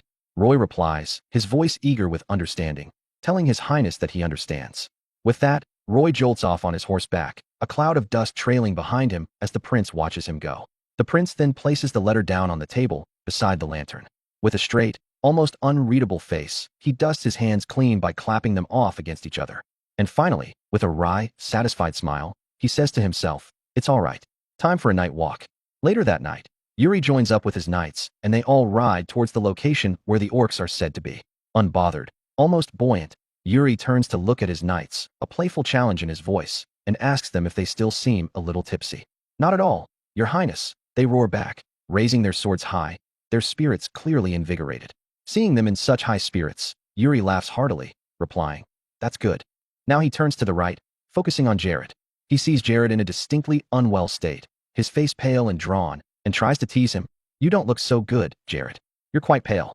Jared just mumbles a weak, utterly unconvincing, "I'm fine." Someone then rides on forward with extraordinary speed, their horse's hooves thundering louder. It's Laurent. After catching up with the prince, a radiant smile lighting up his face, he calls the prince's attention. "Your highness." And Yuri enthusiastically replies with a smile, "Yes, Laurent." With eyes glittering with admiration, Laurent tells the prince that he was once again deeply impressed by him through this incident. He tells the prince, his voice earnest, that not only did he forgive the paladins who insulted him, but he even extended his hand like this to save them. So with that, he tells the prince that he can see that he's trying to teach that there's no need to stoop low as they did, that he's truly amazed at the prince's profound insight to see the big picture. The prince then tries to laugh it off, a touch of awkwardness in his voice, telling him that it's not something like that. In his mind, he wonders if Laurent has always been this effusive, but he ends up just looking at Laurent and telling him that he's grateful for his loyalty. Still, he feels a strange unease within him, because the Laurent of now is so different from in his previous life. Well, he says within, being fair, he himself has become quite different from how he was in his previous life too. Laurent, still with the unmistakable glitter of devotion in his eyes, thanks the prince for finally taking notice of his loyalty. Still seeing how strikingly different Laurent is, the prince wonders if Laurent might have been influenced by his own change. As they ride on, Sir Raymond spots something ahead, his voice sharp with urgency, and calls the prince, telling him that something has been spotted up front. Upon getting closer observation, they tell the prince that what they spotted are the paladins of the Holy Kingdom. So before going into battle, the prince gives his knights a word to motivate them, his voice ringing with conviction. He tells them to listen up and informs them that this being their first battle against orcs, from now on, I shall head into battle before anyone else, and also be the last to leave the battlefield. As he speaks, he begins emitting this beautiful, ethereal blue aura that pulses with power, covering his entire body. Adding to what he already said, he tells them this, his voice deep and resonant with unshakable resolve. I, Yuri Briol, the third prince of Briol, command you soldiers, do not get hurt. So as he drags tight on the reins of his horse, causing it to neigh loudly, a defiant cry, then he commands his soldiers, his voice a thunderous roar. Charge! The knight is alive with urgency. Just moments ago, the Holy Kingdom's paladins charge forward, a gleaming line of soldiers. They're heading to help their own troops, who are under attack by fierce orcs. As they ride onward, the princess, Lady Sibylla, blames herself. She realizes she was careless, that she didn't expect the main orc force to strike their main army. Then, a clear picture of Yuri Briol pops into her mind. He told her to be careful, because orcs can sometimes appear inside their borders. Thinking about it now, she frowns in anger at herself, wishing she had been more watchful. Up ahead, she can already see their soldiers locked in a desperate fight with the orcs. They finally arrived. When they get there, she shouts, telling the paladins that their soldiers are still fighting. They need to get there faster. Looking worried, she pushes her horse to go even faster, quietly thanking God that their flag is still standing strong. Before they join the fight, she speaks to her vice commander, Sir Fennec, giving him orders. The paladins will charge straight ahead and attack the orc commander right away. Sir Fennec replies quickly, Yes, Your Highness. Right away, with a strong voice, he tells the other paladins the orders, telling them to form up and charge. The paladins raise their weapons and shout together, Yes, sir, as they rush forward. Leading the charge, the princess holds the cross pendant around her neck and starts to pray. Lord, she whispers, your servant wants to run forward. Please push me forward. Right after her prayer, a bright white light starts to shine from her cross. It begins small but grows to cover her entire horse, then her whole body too. Now that she and her horse are completely covered in this white glow, she commands, her sword pointing forward, increase your speed. So, she and the paladins go straight ahead, aiming right for the orc commander. They don't notice the hidden magic trap in front of them, a skull tied with all sorts of magic strings. As they get closer to the skull, it suddenly floats up on its own and starts glowing. Its eyes turn a dark red, and a dark purple glow forms all around it. Suddenly, it touches the ground, and a huge magic circle appears right in front of the princess and the paladins. They can't stop their charge in time, so they step onto the dark magic circle. The moment their horses' feet enter the circle, the ground breaks apart, and they and their horses start to fall. The princess, being in front, yells so the others can hear, it's a trap. She falls, and the fall knocks her off her horse. It feels like they are falling into a bottomless hole. Every single one of them screams in fear as they drop into this pit. While falling, the princess lifts her hand, wondering if she has made the wrong choice again. Finally, she hits a hard surface. The light from above shines brightly on her face, almost blinding her, so she puts a hand up to block the light while she thinks back to her childhood. Back then, when she accidentally woke up her holy magic as a child, everyone praised her. Excellent. Her young face shone with a beautiful, bright smile. That voice was so kind, she thinks. I wanted to live up to their hopes, so I focused on swordsmanship, but when her sword first beat her brothers, she realized she had made a big mistake. It was the wrong choice. She remembers clearly that day, her standing tall in victory and her brother on one knee, defeated. From that day on, her brother started to feel afraid that she would take his place on the throne. He started to push her towards battle. And when it was time to put together a group for the allied forces, they named her, Lady Sibylla, as the leader, telling her it was God's will. They said that if she fought for God on the battlefield, she would find salvation, and her soul would go to heaven. But as she got the order and a pat on the head, she knew deep down what this truly was. Now, back in her dangerous spot, inside the pit, and after remembering all that, she says, Don't make me laugh, as she tries to get up from the broken pieces, still holding her sword tightly. You just wanted me to die there, she adds. She looks around and sees that all her paladins who fell with her are either in as bad a state as her, or even worse, groaning and coughing in pain from the fall. So, she gets up first and tells everyone else to get up and get ready. She then raises her hand to look at it, because she sees a black substance on everyone. Now, seeing it on her own hand, she's able to figure out what it is, oil. Her eyes widen in shock at this discovery.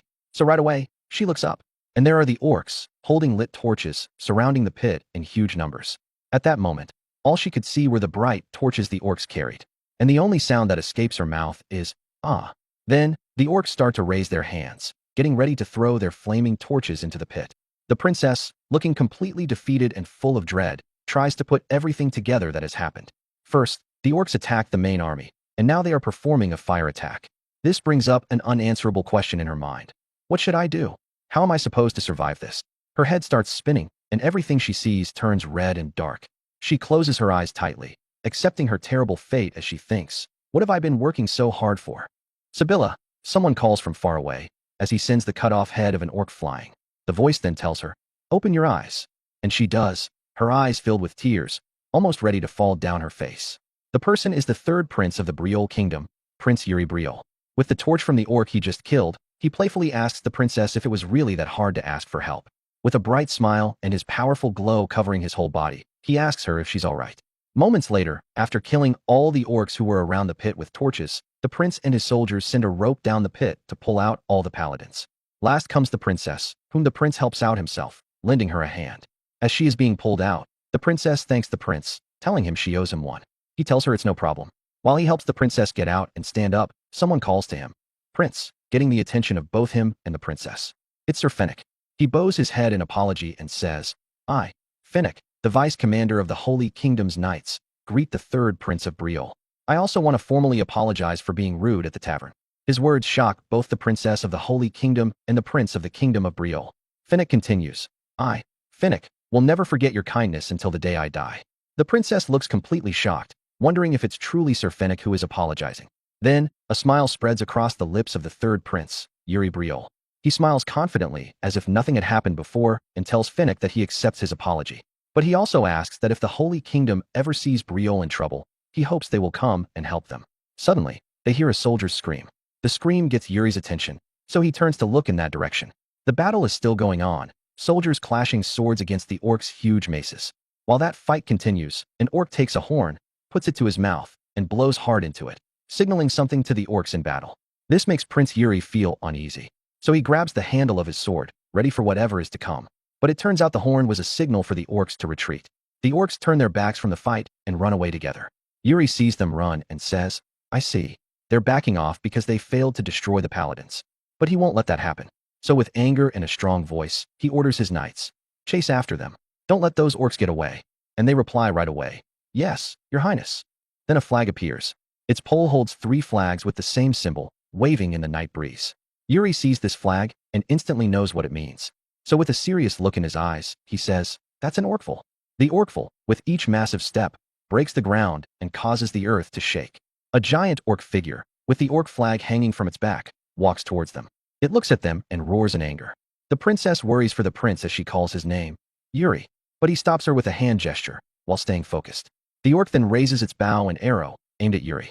It also fills its magic with dark mana. Then it lets go, shooting the arrow to kill Yuri. But Yuri remains utterly motionless, his stance resolute, as he watches the dark mana arrow hurtles toward him with astonishing velocity, as if utterly unstoppable.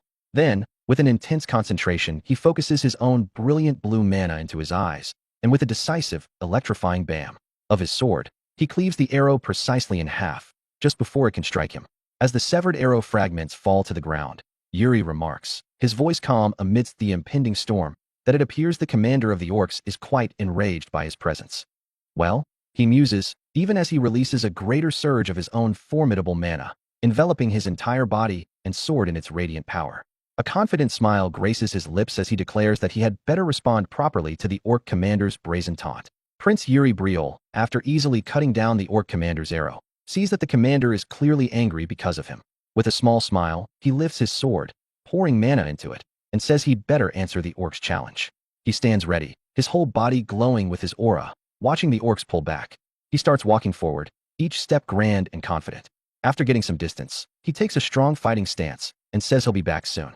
But Princess Sibylla of the Holy Kingdom is worried about him and tries to tell him not to go alone. He doesn't listen, though, and just charges ahead. Some orcs see him coming and turn to face him. One orc tries to stop him. It takes a powerful stance, ready to throw a spear. It says something in its orc language, then throws the spear with all its might. It flies incredibly fast and powerfully. As it flies toward the prince, he sees it but keeps charging, holding his sword ready at his side. The spear is now only inches from his face, and he focuses completely on it. Suddenly, a flashback hits him, reminding him of when Bernard talked about soul severance. In the flashback, Bernard tells him that many things can change on a battlefield: terrain, weather, too many to list. He says the basic way to get better is to train your body. But then Bernard told him, "Your Highness's soul severance is different." He explained that Yuri instantly understands everything around him, finds the best way to act, and turns that into a sword move. At the time, Prince Yuri didn't get what Bernard meant and asked him to explain it simply. Bernard just sighed, telling him that when the time comes, he'd understand on his own. His body would just react in the most effective way to strike the enemy. Back in the present, Yuri dodges the spear just before it hits, by moving slightly to the side. Immediately, his eyes snap to another spear, coming straight for him. He takes a stance, drops low, ready to spring. Just as the spear is about to hit, he jumps up right away, letting the spear and its powerful force hit where he was standing. He lands on the spear that's stuck in the ground below him, using it to launch himself into the air for an attack on the shocked orcs. The orcs see him coming so fast and powerfully, and they somehow freeze in fear. This lets him instantly cut them down together with one swing. After that, he hears more orcs yelling from behind. He turns to the sound and sees 3 strong figures charging at him like angry bulls. Seeing them rush him, blinded by anger, Yuri thinks about the situation. It's 3 against 1, too dangerous to face head-on. But he looks excited, saying it's been so long since he was on the battlefield. He thinks there's no way he's missing this chance. So he takes a proper attacking stance, remembering how he fought in his past life. Now, his eyes are sharp and focused as he stares hard at the charging orcs. In that moment, the way he sees things changes. He says he can see it. He sees many lines on the orcs' bodies. He says he can see it, the best path for his sword. With that, he goes for the first kill, following the lines he sees in his mind. He takes down the first orc, then the next. He sees those lines again, not just on one orc, but on the others at the same time. Following the best sword path, he charges forward, cutting them with speed and exactness, giving them no chance to fight back. It's a total one-sided slaughter by Yuri. Sheathing his sword, he says his body still isn't as fast as his thoughts. Well, he thinks, for now, he'll have to be happy with that. Turning to look at the dead orcs, his eyes land on one of their weapons. He walks straight over to pick it up. It's one of their spears. He raises it high and shouts, his voice full of anger, calling the orc commander. Orkful. Orkful stands still, turning to see who called him. Yuri grips the retrieved spear tightly. After pouring his mana into it, he immediately throws it with great force straight at Orkful. Orkful doesn't move, wanting to show how strong it is, and aims to block the spear with its axes. But this arrogant move only makes Yuri smile wider. And bam! The thrown spear hits, but it hits the pole of the orc's flag, which was tied around Orkful, a symbol of their power. Shards of the pole fly everywhere. The ordinary orcs see this and are all shocked. This enrages Orkful, who grinds its teeth and lets out a deep, angry growl. It stands still, its back no longer showing its symbol of strength, just a broken pole. In that very moment, it says something in its orc language, giving a command to the rest of the orcs gathered nearby. Then the orcs start to turn back, giving up the fight. Yuri sees this and thinks he expected them to attack all at once. But seeing this, it seems they decided that losing any more fighters wouldn't be worth it. Yuri now puts on a confident smirk, saying out loud that he hopes this is enough payback for that arrow from earlier. Princess Sibylla finally reaches him, shouting his name as she approaches. Seeing him, she asks if he's hurt. He notices her, then turns fully to her with a bright smile, replying, "Nope, I'm fine." They both turn back to watch the retreating orcs, and Yuri says that anyway. It looks like things are wrapped up, huh? Looking at the scene of the frightened orcs running away and their soldiers pushing them back, he asks Sibylla how it feels to get her first victory as part of the Allied forces. Sibylla is speechless for a moment, a joyful smile on her lips. Grateful, she bows her head slightly and thanks him, telling him it's all thanks to him. He accepts her thanks with a smile. Meanwhile, as the orcs retreat deeper into the forest, their commander, boiling with rage, smashes his clenched fist hard against a tree. He pauses, and all other orcs stop too, behind him, as he says something chilling in their orc language.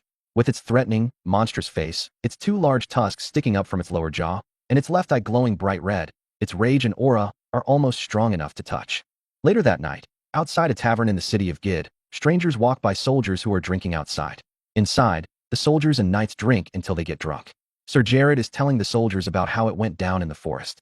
"I'm telling ya it is," he says. His Highness dashed forward and snatched the torch thrown into the pit. Like whoosh, the soldiers all listen to him with awe for the prince on their faces, and he tells them that it was incredible. One of the listeners replies, saying that the rumors said that Prince Yuri had poor skills, so he thought the prince was just a gambler who fed himself with money from gambling. He also adds that the prince is quite skilled at playing cards. But Laurent, being one of the knight that was present, responds with nothing but admiration for the prince as he tells the soldiers that those are all just baseless lies.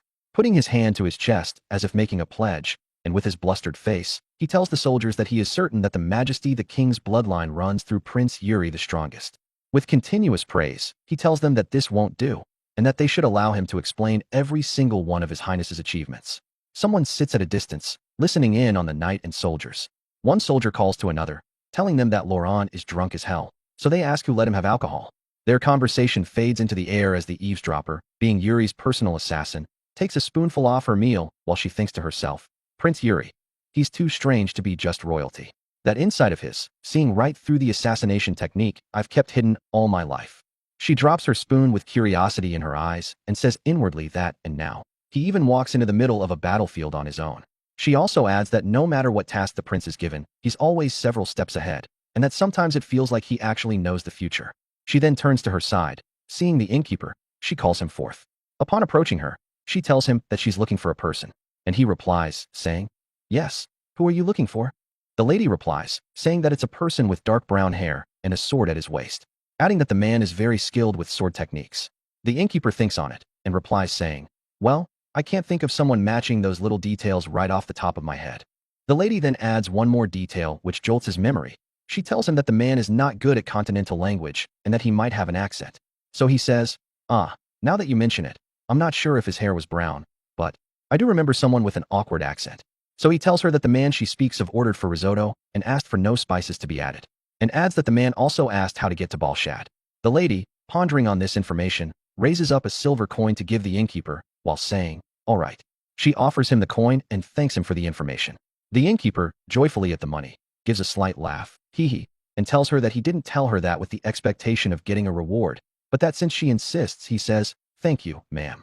Now she looks outside the window as she thinks, Balshad, that's the assembly point of the Allied forces. She then says inwardly, while still staring outside, that it seems that man is heading to the same destination as His Highness, and that she'll have to move ahead of time and search for the man. An image of the man's back appears in her mind as she recognizes him as one of the 10 strongest of the continent, the swordsman from the east. After the battle in Gid, Prince Yuri Briol and his soldiers move to the next destination. Although they have to set up camps at night along the way, they prepare thoroughly, having learned from the previous example of the Holy Kingdom. As the soldiers set up camp and prepare thoroughly, the prince is satisfied with their work as he tells Sir Raymond that it seems everyone's gotten used to this work, that he was worried if he had to start from explaining the basics. Sir Raymond replies with the same satisfaction, saying that they've set up camp at night multiple times already, that their bodies remember what to do now. And the prince tells Sir Raymond that it's all thanks to him, commending him for he has done a great work. Walking away all by himself, he points ahead and tells Sir Raymond that he's going to take a look around and will leave the management to him. And Sir Raymond replies, Yes, Your Highness. Some time later, the prince stands alone in the forest. As he looks around, he notices that it's quiet even with this many people around. So looking around cautiously, he notes that the chances of a night ambush might be higher than he thought. And suddenly, he hears a loud voice shout, You little bastard, which draws his attention. So he goes to where the sound came from. Hiding in the bushes, he sees the soldiers harassing Corey. Corey is on his knees as they stand both to his left and right. One tells Corey that he told him not to get out of his sight, and asks him if he didn't. Corey doesn't respond, but tears roll down his eyes as they shout at him, calling him a dirty half-orc. The bullying continues. One says to Corey that he honestly thinks him to be a spy who might be deceiving His Highness the Prince just to do his spy work. And immediately, Corey refutes that statement. With tears in his eyes, he tells them that that's not true. That how could he even dare to, repeating that that's not true at all. But the soldier just forcefully grabs his hand saying, That's not true, my ass. He pulls off the gauntlet the prince had gifted Corey from his hand, and says to Corey that he probably stole this too. And immediately, Corey raises his hand, trying to get back his gauntlet. He tells the soldier that he didn't steal anything and asks him to give it back. But the soldier refuses, and instead, tells Corey that he'll have to destroy it right away. The other soldier laughs, and Corey begs.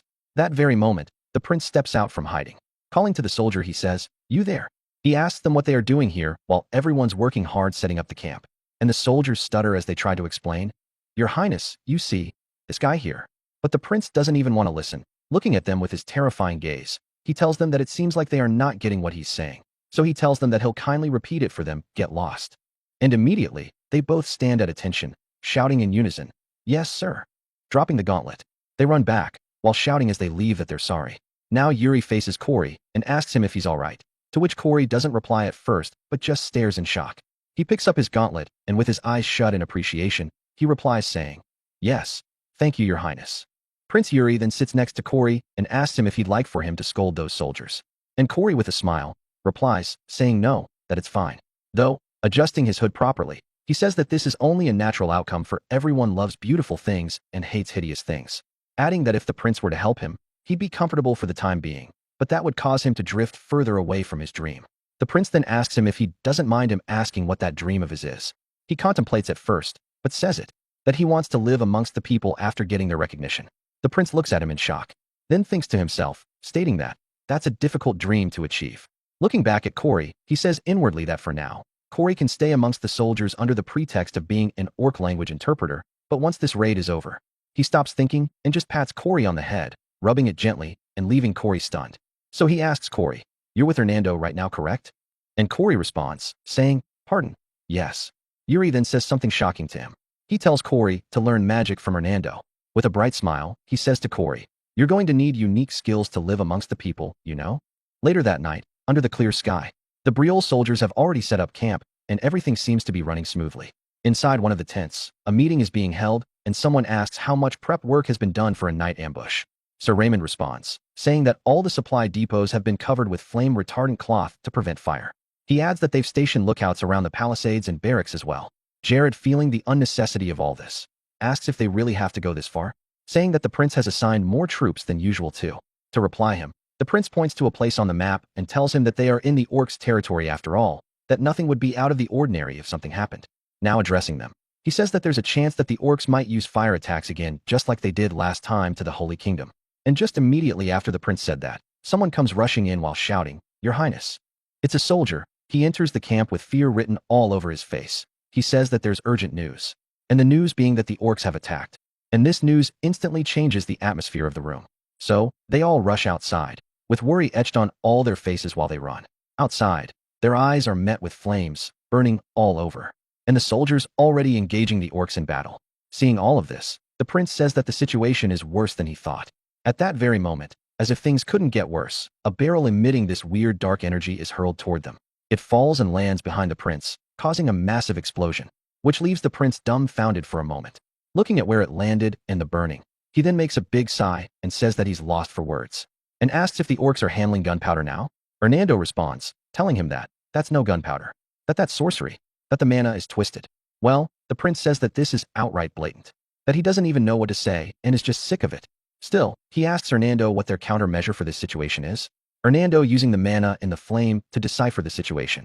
Then he says that the orcs are probably just throwing bombs that were pre-made with sorcery. So he says that in this situation, they will have to stop the guys who are throwing them. Yuri ponders on this for a moment. Then he calls out loudly to Jared and Sir Raymond, giving out his orders. He tells them to disperse and take command of their respective units. Lastly, he imbues his sword with his bright blue mana and says that in the meantime, he's going to go see the face of the guy behind this flashy stunt. Covering his entire body in his dazzling blue mana, the fires continue their hungry spread. Prince Yuri Briol gives his orders to Jared and Sir Raymond, his voice sharp with command, telling them to disperse and take command of their respective units. In the meantime, he says, his voice cutting through the crackle of bright blue mana as he imbues his sword with power, "I'm going to go see the face of the guy behind this flashy stunt." The mana doesn't stop at his sword. It surges, engulfing his entire body in a fierce, azure glow. He stretches out his hand, sword pointed forward, his gaze locked in a stern, unwavering focus. Before he heads out, he turns to Hernando, his eyes demanding an answer. Which way is the sorcery coming from? Hernando's hand shoots out, his finger pointing, his voice firm. "That way." Prince Yuri stomps the ground, the impact a thunderous crack. "All right, I'll be back." Without a second to lose, he gathers the explosive force from the stomp and blasts forward, a determined grimace on his face. He arrives at the source, and a flicker of disbelief crosses his features. That's...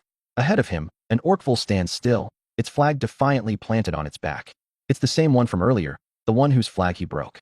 He can see the crude cloth patch job where the pole was tied back together, and a surge of fury courses through him. He doesn't hesitate. He presses his charge, his rage fueling his momentum. The orcville doesn't flinch, its stare as unmoving as stone. This stillness, this audacity, drives Yuri into a frenzy. "Orcville!" he roars, his voice laced with pure animosity. His mana-embedded sword is a spear of blue light, poised for a piercing stab. "Was it you?" The blade rushes forward. At the very last moment, the orcville's hand shoots back, its fingers wrapping around the handle of its axe. With a speed that defies its size, it brings the blunt edge up, a wall of steel against the prince's attack. A brilliant spark explodes from the clang of metal on metal, a testament to the force of their clash. The Orkful uses the momentum to make a wide, horizontal swing, a brutal sweep that shoves both of them backward, creating a desperate distance. Yuri stumbles, breathing heavily, his hand trembling. The sheer, ridiculous strength of this Orkful sinks into him, a chilling realization. He sees the Orkful's eyes gleam with excitement, and a new understanding dawns on him. This Orkful's movements, they are not ordinary. It seems to have a lot of battle experience. The Orkful raises its giant axe for another devastating swing. Yuri's mind races. He doesn't prefer this, but he has to secure some distance first. As the axe comes down with a mighty roar, the prince moves back, evading the crushing blow by a hair's breadth. The Orkful is relentless, its strikes coming one after another, a flurry of crushing blows that Yuri can only evade. He refuses to take a single one head-on. Growing weary of this cat-and-mouse game, the Orkful gathers its strength, preparing for another wide, horizontal swing. This time, Yuri can't evade. He plants his feet, mana surging, and blocks the attack with everything he has, a guttural grunt escaping his lips. He doesn't just hold his ground. He channels the force of the Orkful's swing into his own, unleashing a powerful horizontal strike. Another blinding spark, a clash of wills, and both of them are pushed back, creating distance once more. Yuri stares at the Orkful, a new sense of respect and danger in his gaze. He admits it to himself. You're on a completely different level compared to the others. He meets the Orkful's stern gaze with his own. All right then, he says, a predatory smile playing on his lips. Let's see what you've got. In an instant, he engulfs his entire body and sword in mana and charges, a blue comet streaking toward the Orkful, his sword at deadly point. The Orkful mirrors him, its body and axe glowing with dark purple mana. The Orkful makes the first strike, a brutal swing, but the prince leaps up, the blow whistling harmlessly beneath his feet. He lands with a slide, his momentum carrying him forward. As he raises his head, a wave of shock washes over his face. The Orkful is manipulating mana. This means it has learned a mana method. Step by step, the Orkful closes the distance, its form shrouded in a menacing dark purple aura. Its gaze is fierce, its march relentless. But Yuri doesn't flinch. He watches with a curious, guarded intensity, a new understanding settling in his mind. He lets out a sigh of disbelief. He should have realized it when he first heard that they could use sorcery. He recalls the explosions, how he'd asked Hernando if they had gunpowder, and Hernando's reply. That's not gunpowder. That's sorcery. The mana is twisted. The pieces click into place. If an orc sorcerer could use mana, that means the orc warriors could use the mana method, too. A genuine smile, tinged with a dangerous thrill, plays on his lips. So, he says. He engulfs his entire body in mana, the blue light pulsing with his power. He points his sword forward. So you're one of the elite units, huh? His gaze focuses, sharpening with an intense, soul-piercing power. Soul severance, he screams. Instantly, he sees them.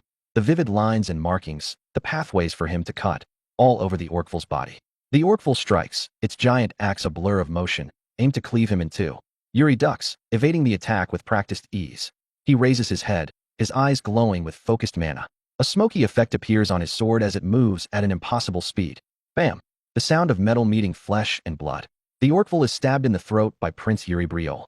But the Orkful doesn't fall. Instead, it grabs the sword lodged in its neck, its eyes glowing a furious, dark red. It holds the blade in place, leaving Yuri stuck. The prince tries to force his sword deeper, but it won't budge. He realizes it with a cold jolt. This bastard. He focused his mana on his throat to minimize the damage. The Orkful, having repelled the blade, laughs mockingly, its grip on the sword tight. It raises its axe high, ready to cut down the helpless prince. But Yuri twists his sword, the blade slicing deep into the orc's palm.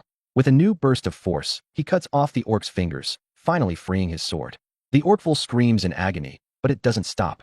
It swings the axe with its other hand, a wild, desperate strike that nearly decapitates the prince. Yuri dodges, just in time, but he wasn't fast enough. He looks to his side and sees a thin line of blood on his shoulder, a cut from the wide swing. He neglects the wound, a confident smile spreading across his face. A mediocre attack won't work on you, huh? He says, his voice a low growl. He takes a battle-ready stance, his body alight with mana. Fine, then let's have a fight. He leans down, his sword ready to thrust, to gather momentum. The Orkful does the same, hunkering low, its dark mana pulsing, preparing for a super boost. They both charge, a blue comet and a purple meteor, their mana clashing in a spectacular, colorful display. Then, a deafening bang. A massive crater appears where they clashed, and a blinding light engulfs the area. When the dust and smoke begin to clear, the silhouette of a man stands, a dark purple aura fading around him. A piece of the Orkful's broken axe is embedded in the ground. Prince Yuri Briol stares, his expression grim, at the Orkful, who suddenly collapses to its knees, utterly defeated. The prince marches forward, his resolve unwavering. He holds his sword high, preparing for the final blow, a downward stab. "It's over," he screams, thrusting the blade with all his might.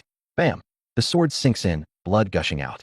The orcful falls back, flat on the ground, with Yuri still on top of it, the sword buried in its flesh.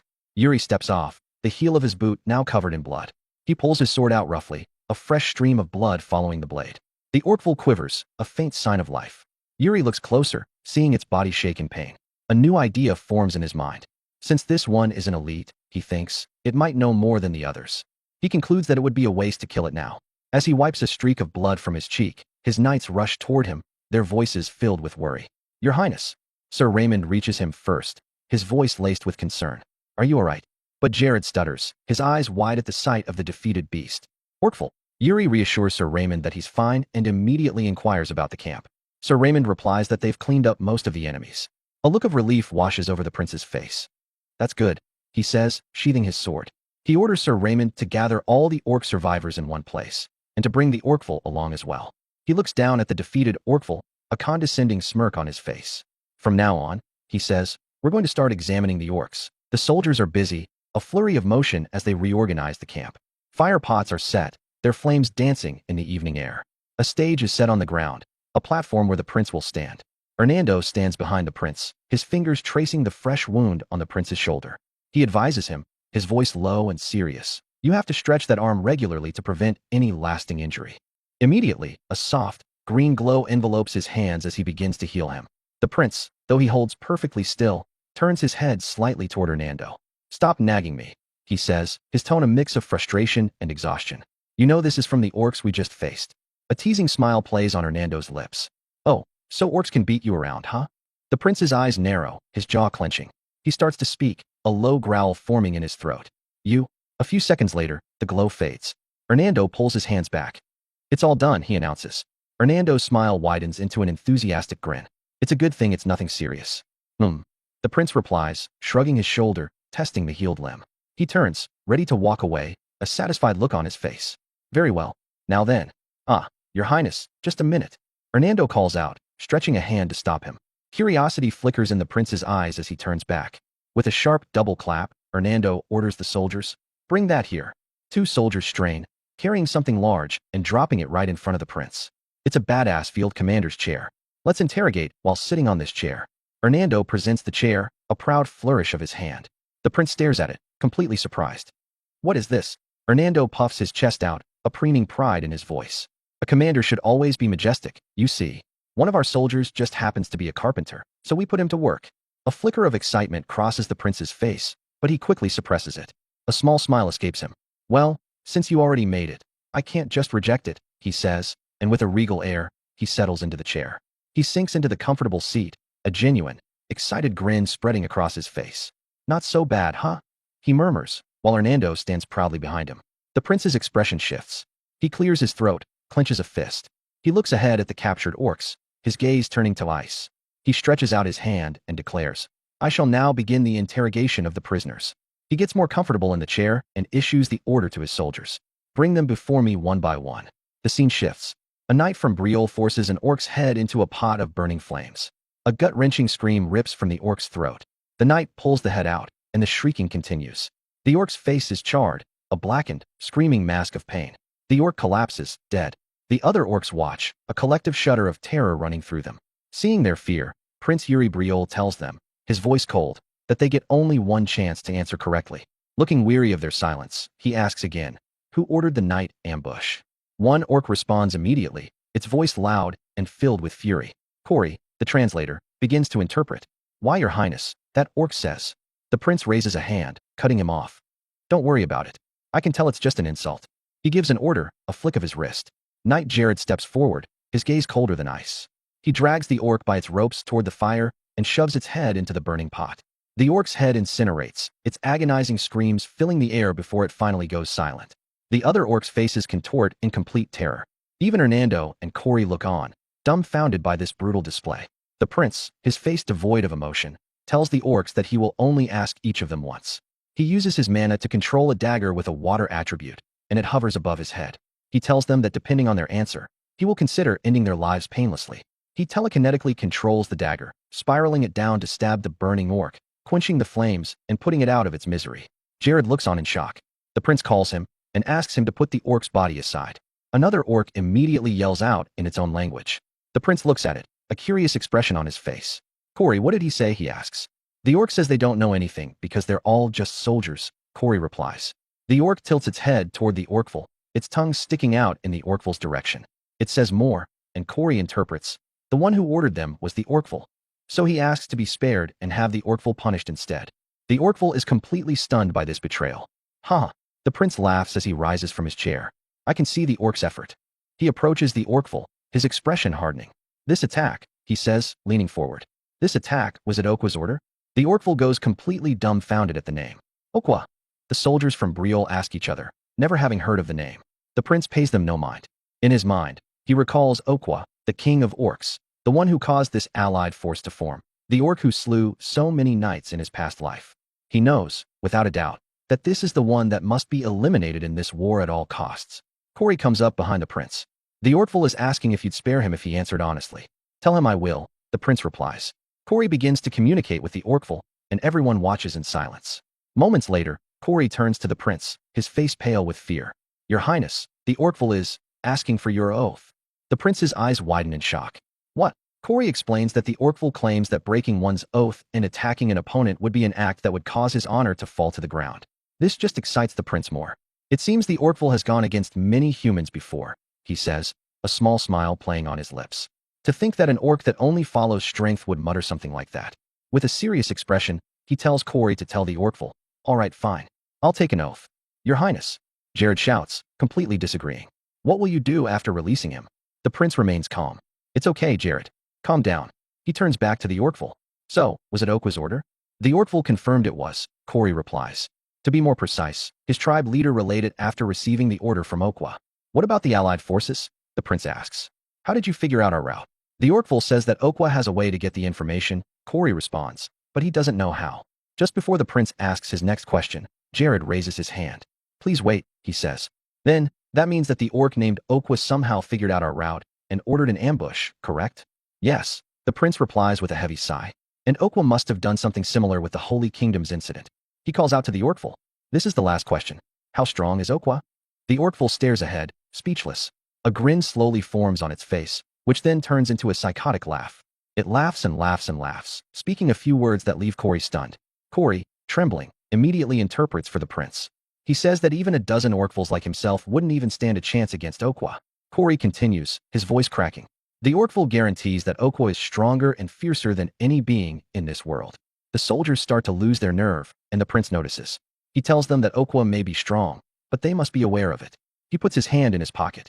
He then tells the orc, you see, humans are much more vicious and cunning. He pulls out an artifact, which shines brightly in the orc's eyes. With a wicked smile, he continues, humans are much more vicious and cunning than it can ever imagine. He continues to flash the artifact before the orc. Oh, you want to fight? You know, I was thinking of keeping the oath. Wow, look at him about to run right at me. The soldiers shout. He's breaking free. One of them yells, damn it, as they draw their swords. The orcful finally breaks free, stomping the ground to gain momentum for its charge. It propels itself forward, its fist clenched and ready. Someone shouts, stop him. But the prince only lets a cunning smile play on his lips. The knights instantly swarm the orcful, restraining it. Laurent is among them, his gaze cold, his sword ready to strike at any moment. My, how unfortunate, the prince says. While you dare speak of honor, you are woefully unworthy of it. The orcful remains static, knowing that any movement would cause its instant death. The prince turns, walking away from the orc. Kill him, he orders. Without hesitation, Laurent slashes the orcful across the chest. The prince continues to walk away, his gaze cold, never looking back. All three knights contribute, spilling the orc's blood everywhere. With a warm smile, he offers his hand to Sir Graham Hartfall, saying, and so, I've been waiting to ask, Sir Graham. How about you come to Briol? Sir Graham is taken aback by this sudden offer and ponders it. Prince Yuri Briol, staring at him, thinks to himself that he loathes the knights of the Empire, but Sir Graham is different. A flashback of his past life plays in his mind.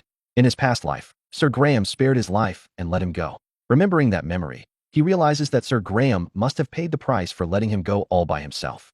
Back in the present, he still offers his hand, asking, so, how is it, Sir Graham? He tells him that if he comes to Brial, he promises to treat him well. Prince Yuri Briol's words warm Sir Graham's heart, and it makes him smile. To reply, he bows his head to show respect and politely declines, saying, "I am sorry, Your Highness." The prince, with his warm smile, politely accepts the refusal without pushing further, telling him, "No worries. I respect your choice." Inwardly, he thinks to himself that he knew Sir Graham would say that. The scene shifts to moments later. Prince Yuri Briol stands by himself, raising his head to look up in amazement. From a different view, it can be seen that what the prince is staring at is the wall of a mighty and tall castle and its tall gates. Looking at this, he says that they've finally arrived. With a clear picture of the entire city from above, he says that this is the assembly point of the allied forces, Balshad. Looking really excited, Prince Yuri Briol says to Hernando, "This place is much larger than I thought." It is indeed quite large for a city that is located in the middle of a plain. Now looking at the sturdy wall, the excited prince asks, "Did they build it with magic or something?" "It's huge," he then says. "I reckon the Duke of Balshad has been a mage for generations?" "Yes," Hernando replies, telling him that the entire family has produced outstanding mages for generations. As they proceed to march on their steeds into the castle, Hernando tells the prince, "By the way, you should watch out." The prince turns to look at him in confusion and asks, Hernando, with a sinister and suspicious glare, warns the prince that he'll get devoured if he lets his guard down. "By the mage duke? Me?" the prince asks curiously.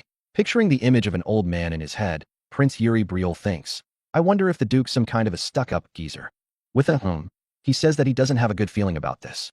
Regardless, he kicks his horse and rides through the city gates while saying, "Well, I'll find out sooner or later when I meet that person." A few minutes later, inside a building in the city of Balshad, a golden horse statue is boldly displayed in the banquet hall. The people there meet and greet each other as they communicate. Someone then arrives, saying, "Welcome to Balshad." Walking in with her bright red and full hair, she makes her presence known as she introduces herself, the Duke of Balshad, Mary Rose Entree. Prince Yuri Briol, sitting at his designated table, sees that she is so young. He immediately turns to Hernando and asks, "That's not an old man?" Hernando, to reply, covers his mouth slightly and whispers to him that a generation switch happened not too long ago. Just then, Mary Rose appears before Prince Yuri, telling him that she is pleased to meet him and the Knights of Brial, drawing Yuri's attention to her. She then pulls out a chair to sit on by herself. As she sits, she tells him, "So, you must be the third Prince of Brial?" He doesn't reply at first, just looking wary of her. Then, with a straight face that shows no emotion, he nods and replies, saying, "I am the commander in charge of the Brial soldiers, Yuri Brial." Mary smiles at him seductively, whisking her hair behind her ear. She tells him that he's quite handsome, as I've heard. She adds, "If it's not rude to ask, how old may you be?" Without hesitation, still with a straight face, he replies, "I'm 18. She then leans on the table, getting close to him, and says, I'm only 4 years older than you." So she tells him that they might have a lot in common to talk about, and asks, "Don't you think?"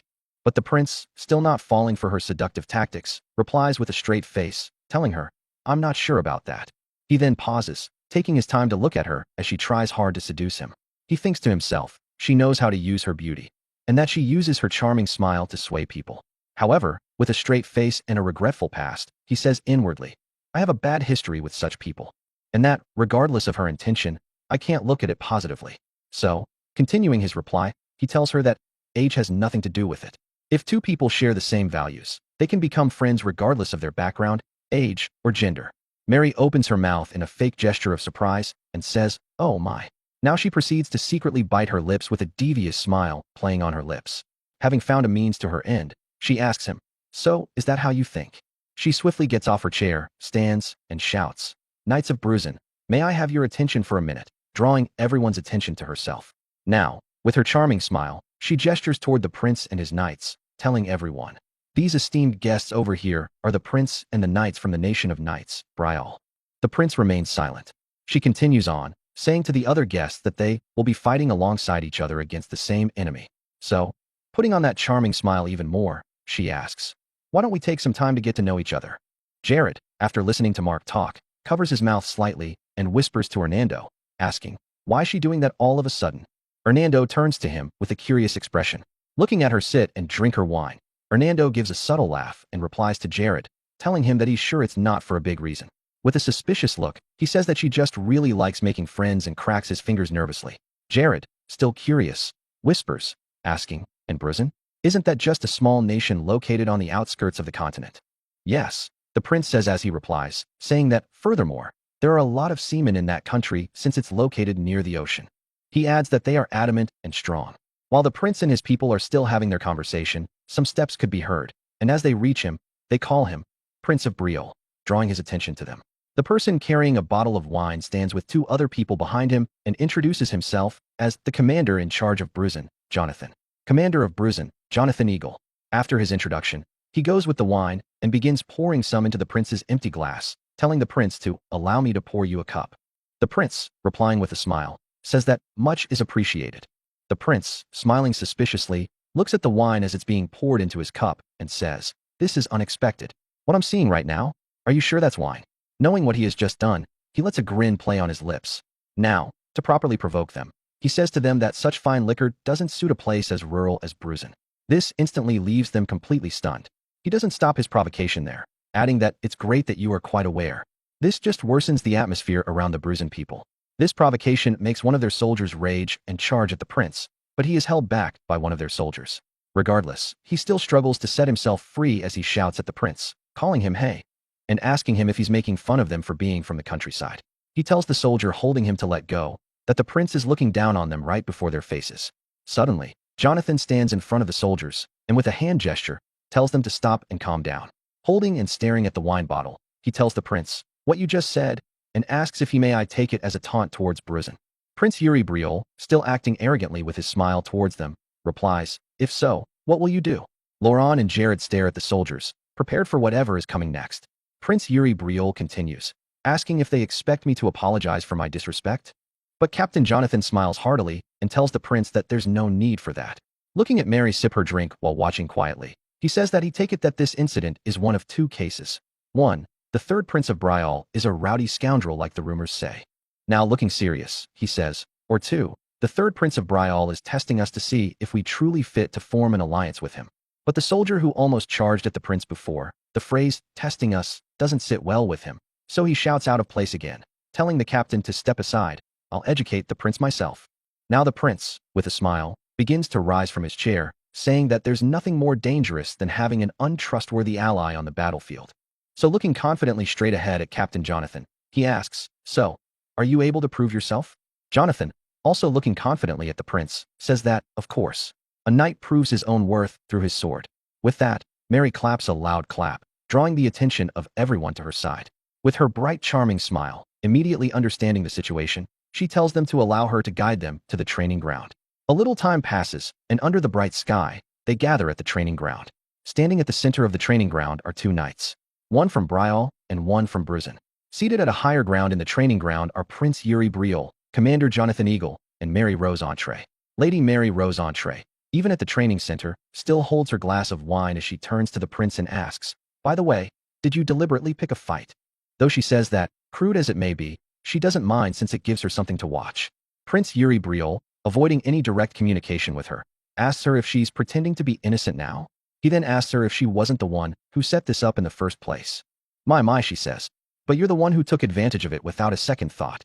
Not minding her anymore, he focuses inwardly as he says to himself that proving Bruzen's skill is important, but there's something else that I must confirm. Looking at the Knights of Bruzen, he continues his inward dialogue that, in the future, one of those men will be given a title that's only bestowed to the strongest of the continent, like his father. 10 strongest. He says inwardly that one of them will have their name on that list. So while still thinking about that, he says to himself that it wouldn't hurt to know in advance. Before the duel begins, the two participants shake hands, introducing themselves. The knight from Bruzen introduces himself as Proin, while the knight from Briolle introduces himself as Laurent. So, with a confident smirk, he tells Laurent, that's as far as my respect goes. And that we should have some fun."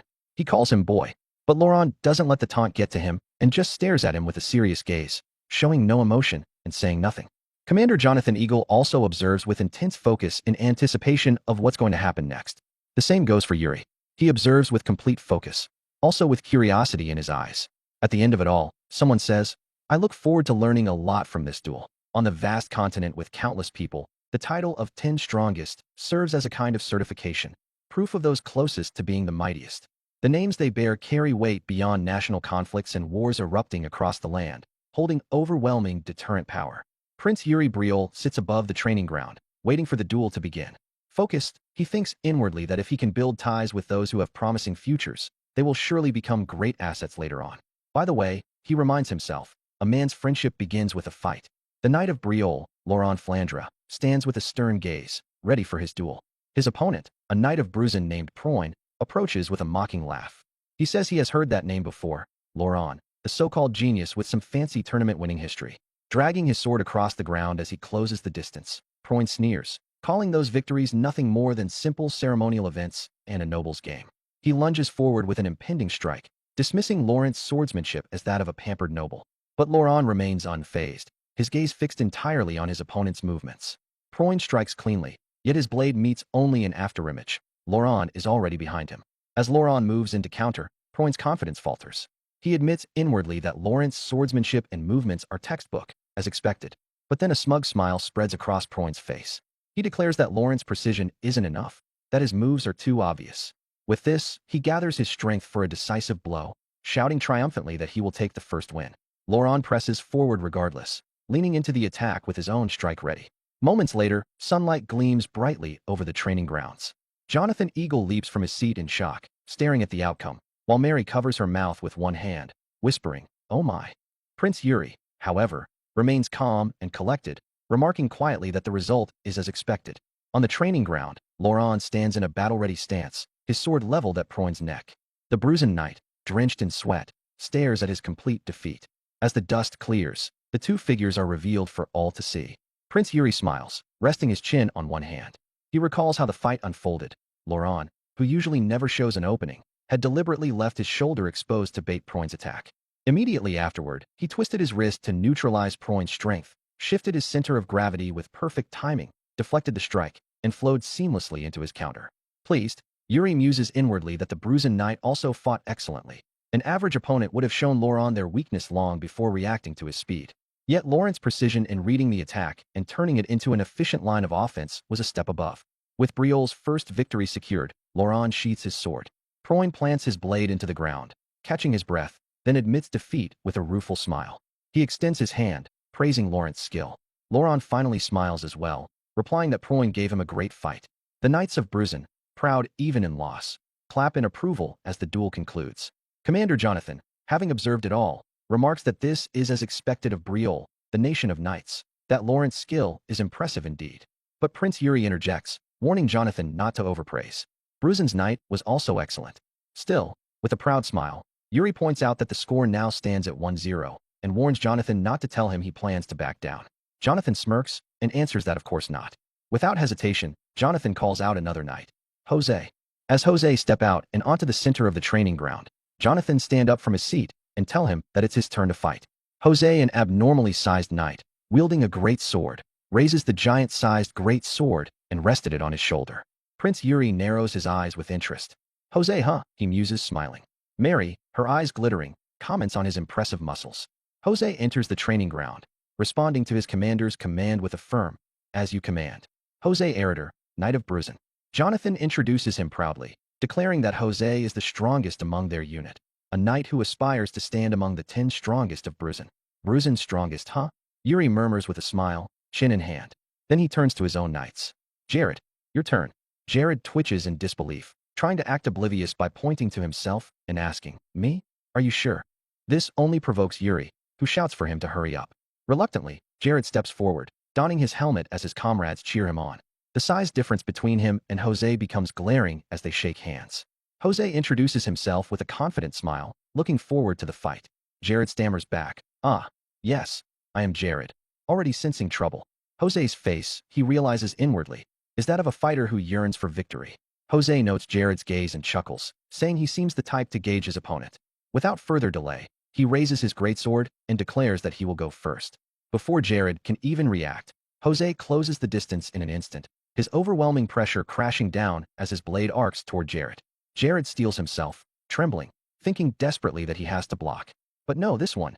His instincts scream against it. He dodges just in time, realizing he could never have taken that blow head-on. Jose's assault doesn't stop. A wide horizontal swing follows, nearly shearing through Jared.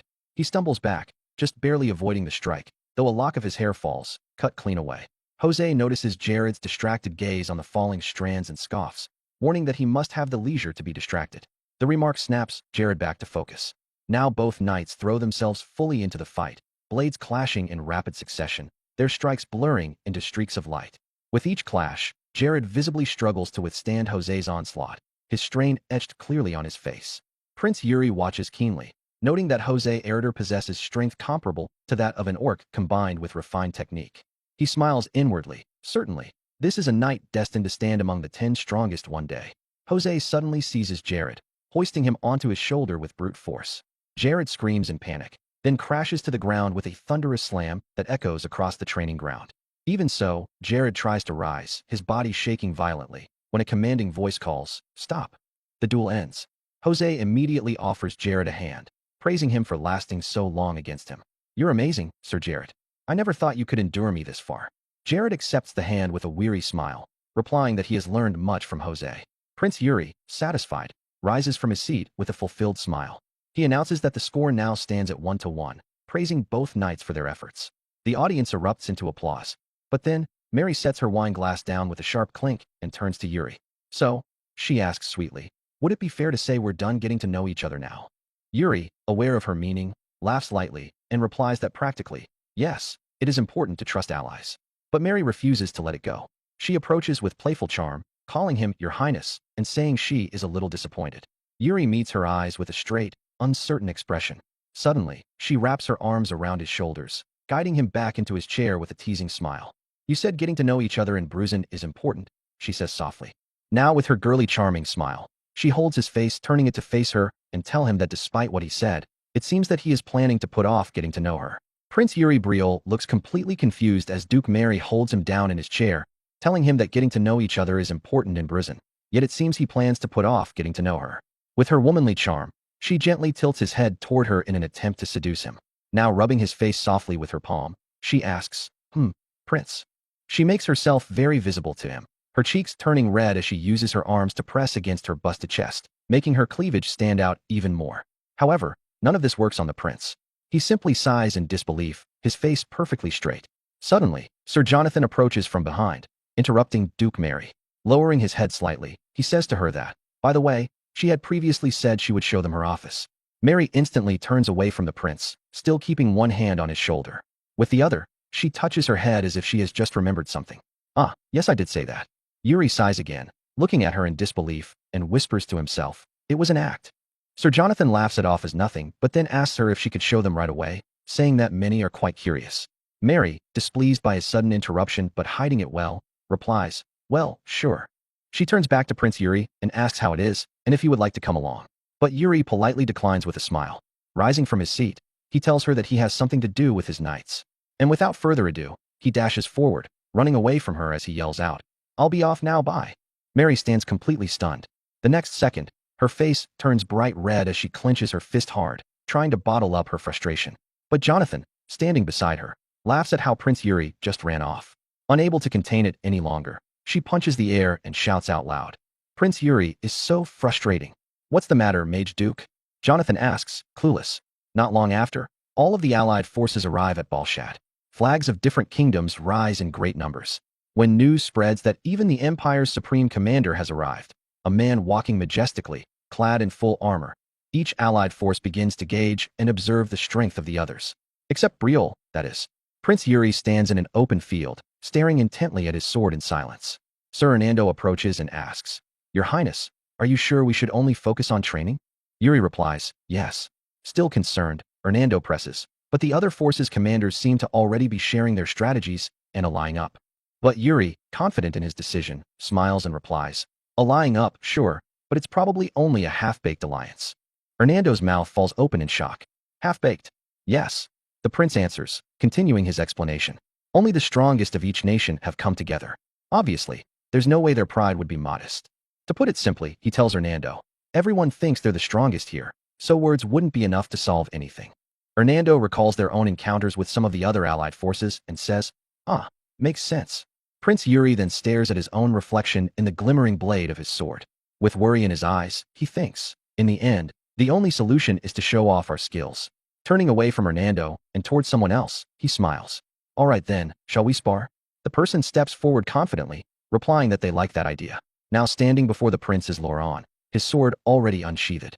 With a confident smile, he says it's an honor to spar with him.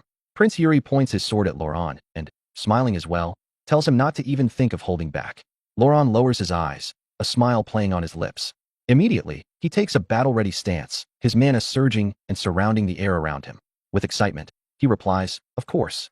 Prince Yuri focuses on Laurent with a serious gaze. Feeling the strength of Laurent's mana, he thinks, as expected of Laurent, his mana is very pure. He, too, takes a battle-ready stance, smiling with excitement as he thinks, Laurent truly is a great training partner. The next second, Laurent charges forward with immense speed, his impending attack cutting through the air. Bam! His strike connects, but Yuri blocks it with his own sword. Sparks fly, and the clang of steel against steel rings sharply across the field.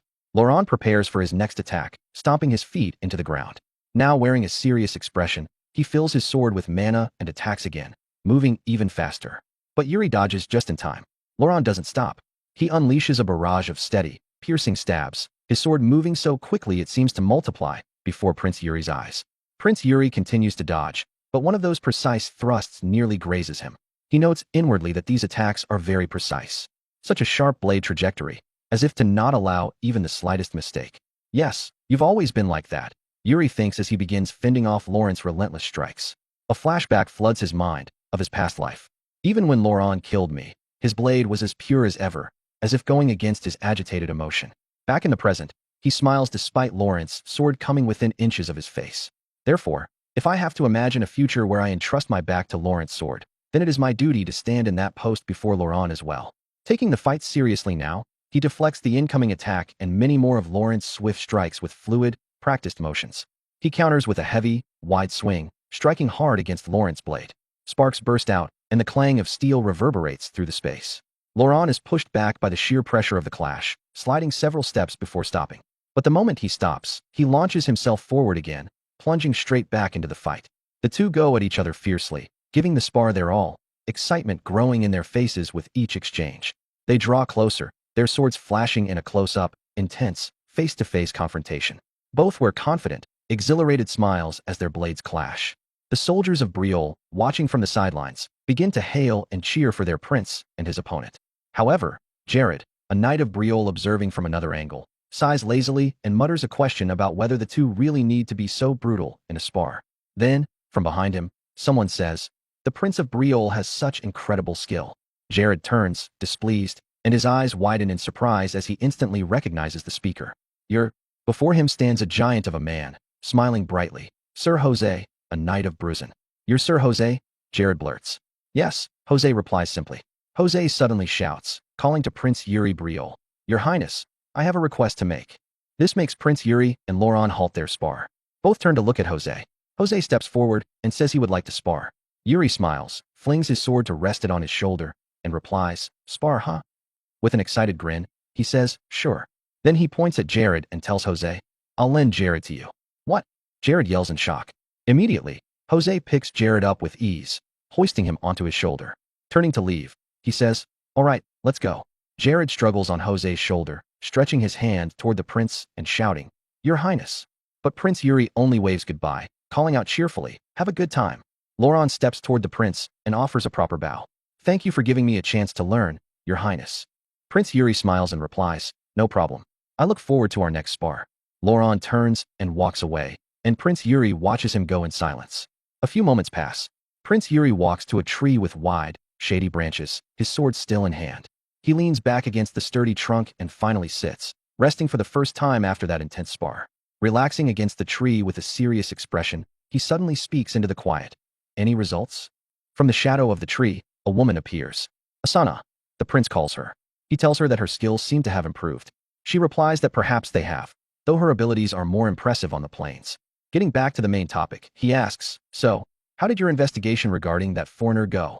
She answers instantly, telling him she has discovered some of the foreigner's traces in Balshat. With a clear image of this foreigner forming in his mind, Yuri thinks, "Foreigner, one of the 10 strongest on the continent, from the east. In my past life, he opposed Okwa and fought alone. It is unknown why the foreigner opposed Okwa back then, but one thing I can trust is that the enemy of my enemy is my friend." Looking at Asana, and considering the information she has provided, he tells her she has done well, but adds, "We have to find him before we start fighting Okwa." "Yes, Your Highness," she replies. With a straight face and deep in thought, Yuri thinks, we can't take too long finding the foreigner because a flashback seizes his mind. The foreigner stabbed through the chest from behind, his body trapped in the jaws of a bloodied monster drenched in gore. Yuri finishes his thought. Because in the battle against Okwa, the foreigner is the one who will be forced out of his place among the 10 strongest. The half-brother of the Emperor and current Supreme Commander of the Allied Forces, Ragnar Gustav Granzian, enters Yuri's mind. Yuri recalls a moment from his past life when he met this very man. In a dimly lit room, a voice echoes. Two figures hold each other close as the voice asks, "What if we get caught?" It is Prince Yuri Briol.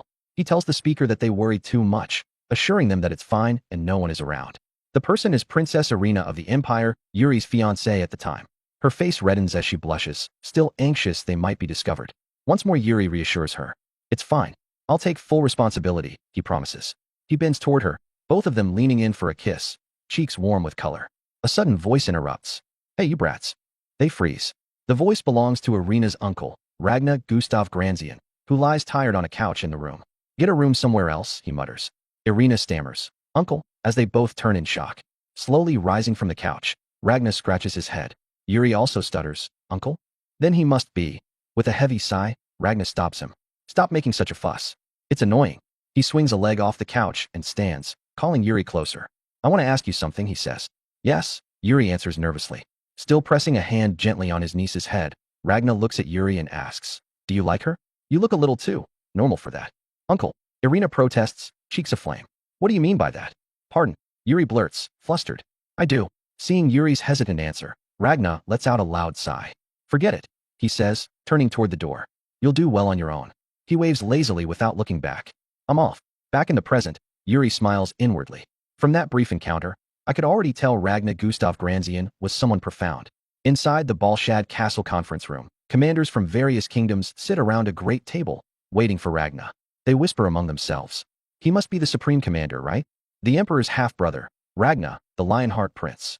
Someone remarks that Ragnar is not easily met. This is a rare chance to connect with someone from the imperial family. Yuri watches their political chatter and thinks, even in wartime, these commanders can't stop playing games. A sudden presence appears at his back, so close it makes him break into a sweat.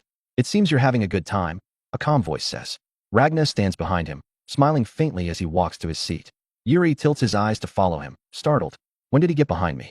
Now seated, Ragnar places his hands together and fixes them with a stern gaze. "But if you grow any more relaxed," he warns, "that will be troublesome." He taps the armrest of his chair once. Then again. With the second tap, a crushing pressure floods the room. It is as though the air itself grows heavy. Several commanders struggle to stay composed. Even Yuri finds it hard to breathe, sweat beading on his forehead. So this is the Lionheart Prince of the Empire. What a dynamic entrance. Ragnar's eyes sharpen. "I hate cowards," he says coldly. "If anyone tries to run, I'll cut them down myself. Otherwise, I will treat you as knights and reward skill and achievement." The room stays silent under his suffocating aura. Any questions? The pressure lifts. Commanders glance at each other, but remain mute. Yuri raises his hand. "I have a question." Ragnar nods. "Ask." Yuri meets his gaze squarely.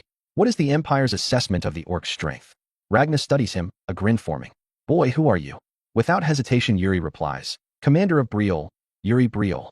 "So you're the brat George mentioned," Ragnar says with amusement. "That's a good question." He rises from his chair and steps toward Yuri. "Currently, the Empire has confirmed that an orc named Okwa has appeared and united the 3 great orc tribes." Placing a firm hand on Yuri's shoulder, he continues. "Okwa's growth and power is threatening. The enemy vanguard has set up camp around Balshad." He points to several locations on a map. "The day after tomorrow, we will engage them here. This will be the first battle of our allied forces." With a proud look, he adds, "The vanguard of this first fight will be Yuri Briol. Will you accept the position?" The room falls silent in shock. Yuri exhales, steadying his breath. Then, looking straight into Ragnar's eyes, he answers with vigor, "Yes, sir. I will gladly stand at the forefront." Hours later, under a sky full of glittering stars, Yuri sits alone beside a crackling campfire. A voice breaks the quiet. "What are you thinking so deeply about?" He turns and sees Mary, the Mage Duke, smiling as she approaches. As she settles beside him, he asks, still staring at the fire, "What brings you to our military camp?" Adjusting her dress, she answers, "You won that vanguard position everyone wanted so splendidly. But you don't look very pleased." "Of course I'd be curious." Yuri studies her carefully. "You seem far too interested in me." She keeps her playful smile. "I can't help it when you never give me a chance to know you." Then her tone softens. "The lives of Balshad citizens are at stake. I can't just follow anyone blindly." I worry too. Looking at the troubled expression on his face, she pleads, so please, instead of that worry-filled look, give me a serious answer, Prince. She leans closer and smiles. If you do, I'll assist you on the battlefield. Assist me how, he asks. Oh, don't tell me you've forgotten, she replies, extending her hand toward the fire. A tongue of flame rises and dances in her palm. I'm the Mage Duke. She lets the fire flicker between her fingers. I assure you, I'll be more useful than that Hernando fellow on these plains. Yuri, listening to her, looks away for a moment while thinking on what she's saying. Now turning back to her, he informs her that they will have casualties the day after tomorrow. There will be casualties, he says quietly. Mary straightens. What? The vanguard is the most dangerous place, he explains, rising to his feet. It's where the most soldiers die. These people we share meals and laughter with tonight. Many will become cold corpses. I made this decision, and I intend to shoulder that weight properly. For a moment, silence hangs heavy. Mary's eyes widen.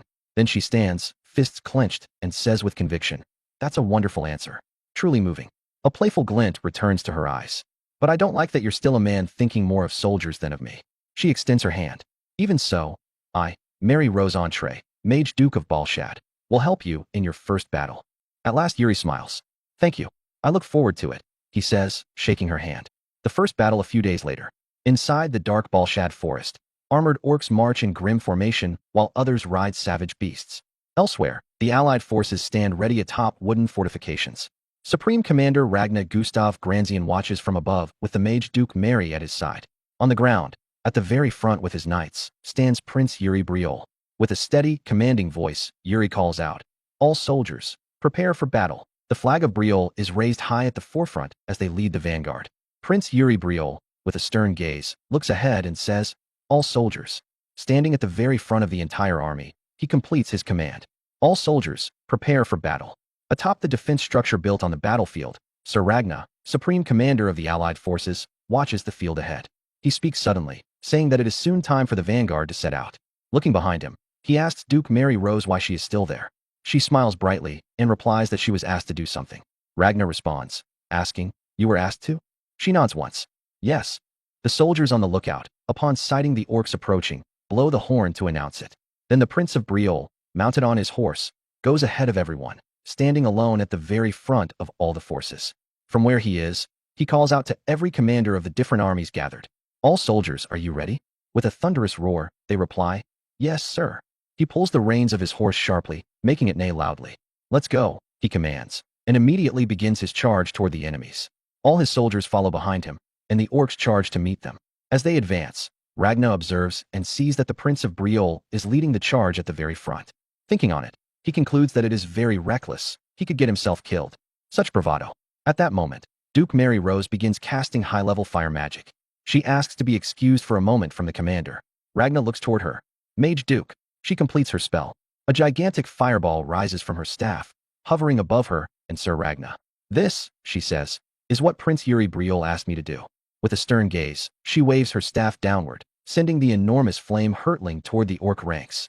The orcs see the meteor-sized fireball falling toward them and twist their bodies as if they can avoid it. Meanwhile, Prince Yuri and his soldiers continue their charge without hesitation, not minding the approaching fire. Seeing this, Ragnar becomes alarmed and turns to Mary. It's too close. At this rate, our soldiers will also be swept away in the fire. But Mary, still smiling, replies, including that was what Prince Yuri wanted. On the battlefield, Yuri charges on horseback into the orc ranks, his spear ready despite the raging flames above. He looks down at an orc with a smile. Prince Yuri Briol strikes with a devastating slash that cuts through the orc's body, killing it instantly. Their horses land among the enemies, hooves striking the ground with force. At that moment, the meteor-sized fireball hits, turning the orc ranks into a sea of fire. Before the flames can reach the soldiers following behind, Prince Yuri raises his sword and imbues it with mana. Water begins surging from thin air, forming into a barrier that surrounds him and his soldiers, shielding them from the inferno. Ragnar watches this scene without words, his gaze fixed. In the midst of fire and smoke, Prince Yuri Briol still takes the lead, charging straight into the flames. But he does not rush in foolishly. The water around him swirls and strengthens. As he enters the fire with his raging horse and sword in hand, the water covers him and his steed. With a commanding tone, as he passes through the flames, he roars, "Charge!" With him at the lead, his soldiers follow, cutting down the weakened orcs in their path. The orcs still standing, seeing the slaughter, roar in rage and charge at the soldiers. Before they can get close, Prince Yuri plants his spear into the ground, dashes forward with great speed, then snatches it up again before passing it. Using that same speed and momentum, he throws the spear at an oncoming orc. It strikes true, piercing the center of the creature's head. The orc lets out a dying scream as it falls. As the orc collapses, the lizard-like monster it was riding charges at Prince Yuri. He remains calm, unmoving. Before the beast can strike, one of Yuri's knights rides in and cuts off its head cleanly, while the prince continues forward. As the onslaught continues, one of the knights of Bruzin, Jose, watches and smiles. As expected, he says, they deserve the title of the Nation of Knights. He turns to his comrades. Now then, shall we also pick up the pace? As the words leave his mouth, he leaps into the air, his greatsword spinning as it cuts down orcs in every direction. The princess of the Holy Kingdom also joins the battle, commanding her soldiers to protect the men of Briolle. Without hesitation, they charge into the fight. As the war drags on, hours pass until one of the soldiers shouts, "The enemy's formation has collapsed." Another voice follows, "Do not spare any of them." Ragnar, having watched everything from the start, smiles as he rubs his chin. Surprising, he murmurs. He reflects silently, because their commander, Prince Yuri Briolle, stood at the very front and crushed the enemy. The soldiers' morale reached its peak. Furthermore, the prince asked the mage duke to strike the enemy with her fire magic while protecting the allies with water magic. Turning to Mary, he says, "Still, that was reckless." He calls her name again. "Mage duke, did you cooperate knowing all this?"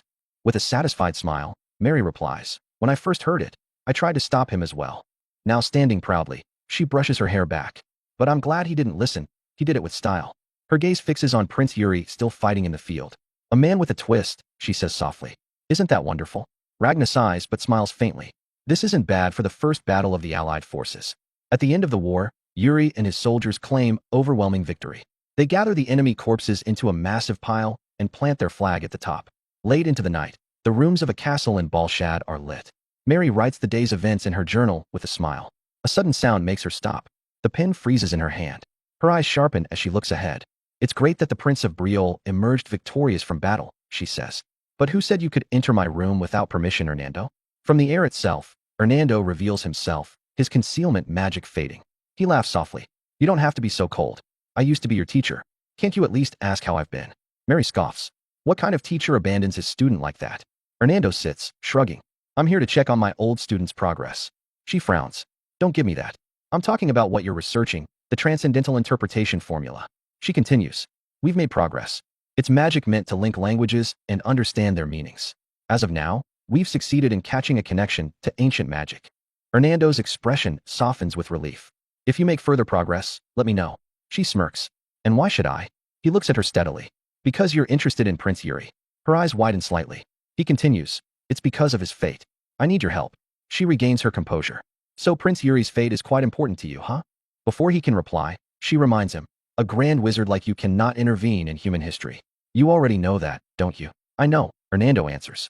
But he adds quietly, "Many people are already entangled in his fate. The commander of the Empire is one of them."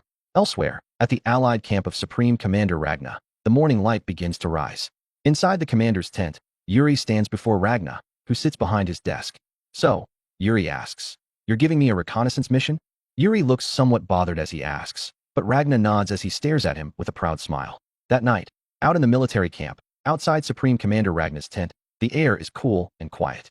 Inside, Prince Yuri Briolle stands before Ragnar, his face firm as he asks if Ragnar is saying that he will leave the reconnaissance mission to him. Ragnar, looking proud, confirms it. He tells Yuri that tomorrow they will enter the Eastern Plains, an orc territory. Pointing to a specific mark on the map before him, he warns that they will be expecting ambushes, and that the entire army will move under great tension.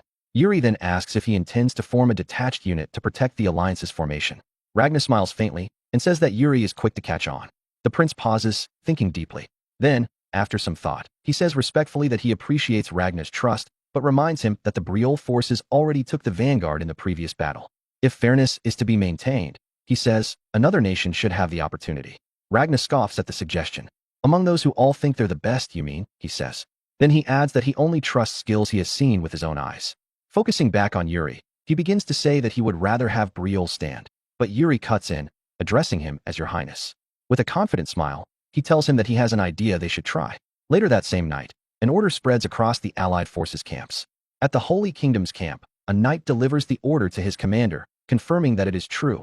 His Highness, Supreme Commander Ragnar, said that during the march, The main force will receive support from a reconnaissance unit to protect their formation. The Bruisin Knights receive theirs as well. Commander Jonathan reads the order, remarking that the Supreme Commander isn't just taking applications, that he will select the units by holding a competition among the troops of the applying nations. One night, Jose lets out a sarcastic laugh. Seems His Highness wants to see some competition. Rolling up the parchment, Jonathan smiles. His Highness doesn't want mediocre troops taking the position, he says. It's been a while since I felt this fire inside me. At Prince Yuri Briol's camp, Hernando reads the order aloud, his voice worried. It says, search for orcs along the marching route and cut off their right ears. Future mission assignments will be determined based on your results. More troubled, he looks toward the prince, asking if he truly suggested this to the Supreme Commander. Yuri answers firmly, yes. With a confident smile, he adds, since this is the commander's order, every nation will participate. With this challenge, we can gauge each nation's true strength. But Jared, one of his knights, looks uneasy.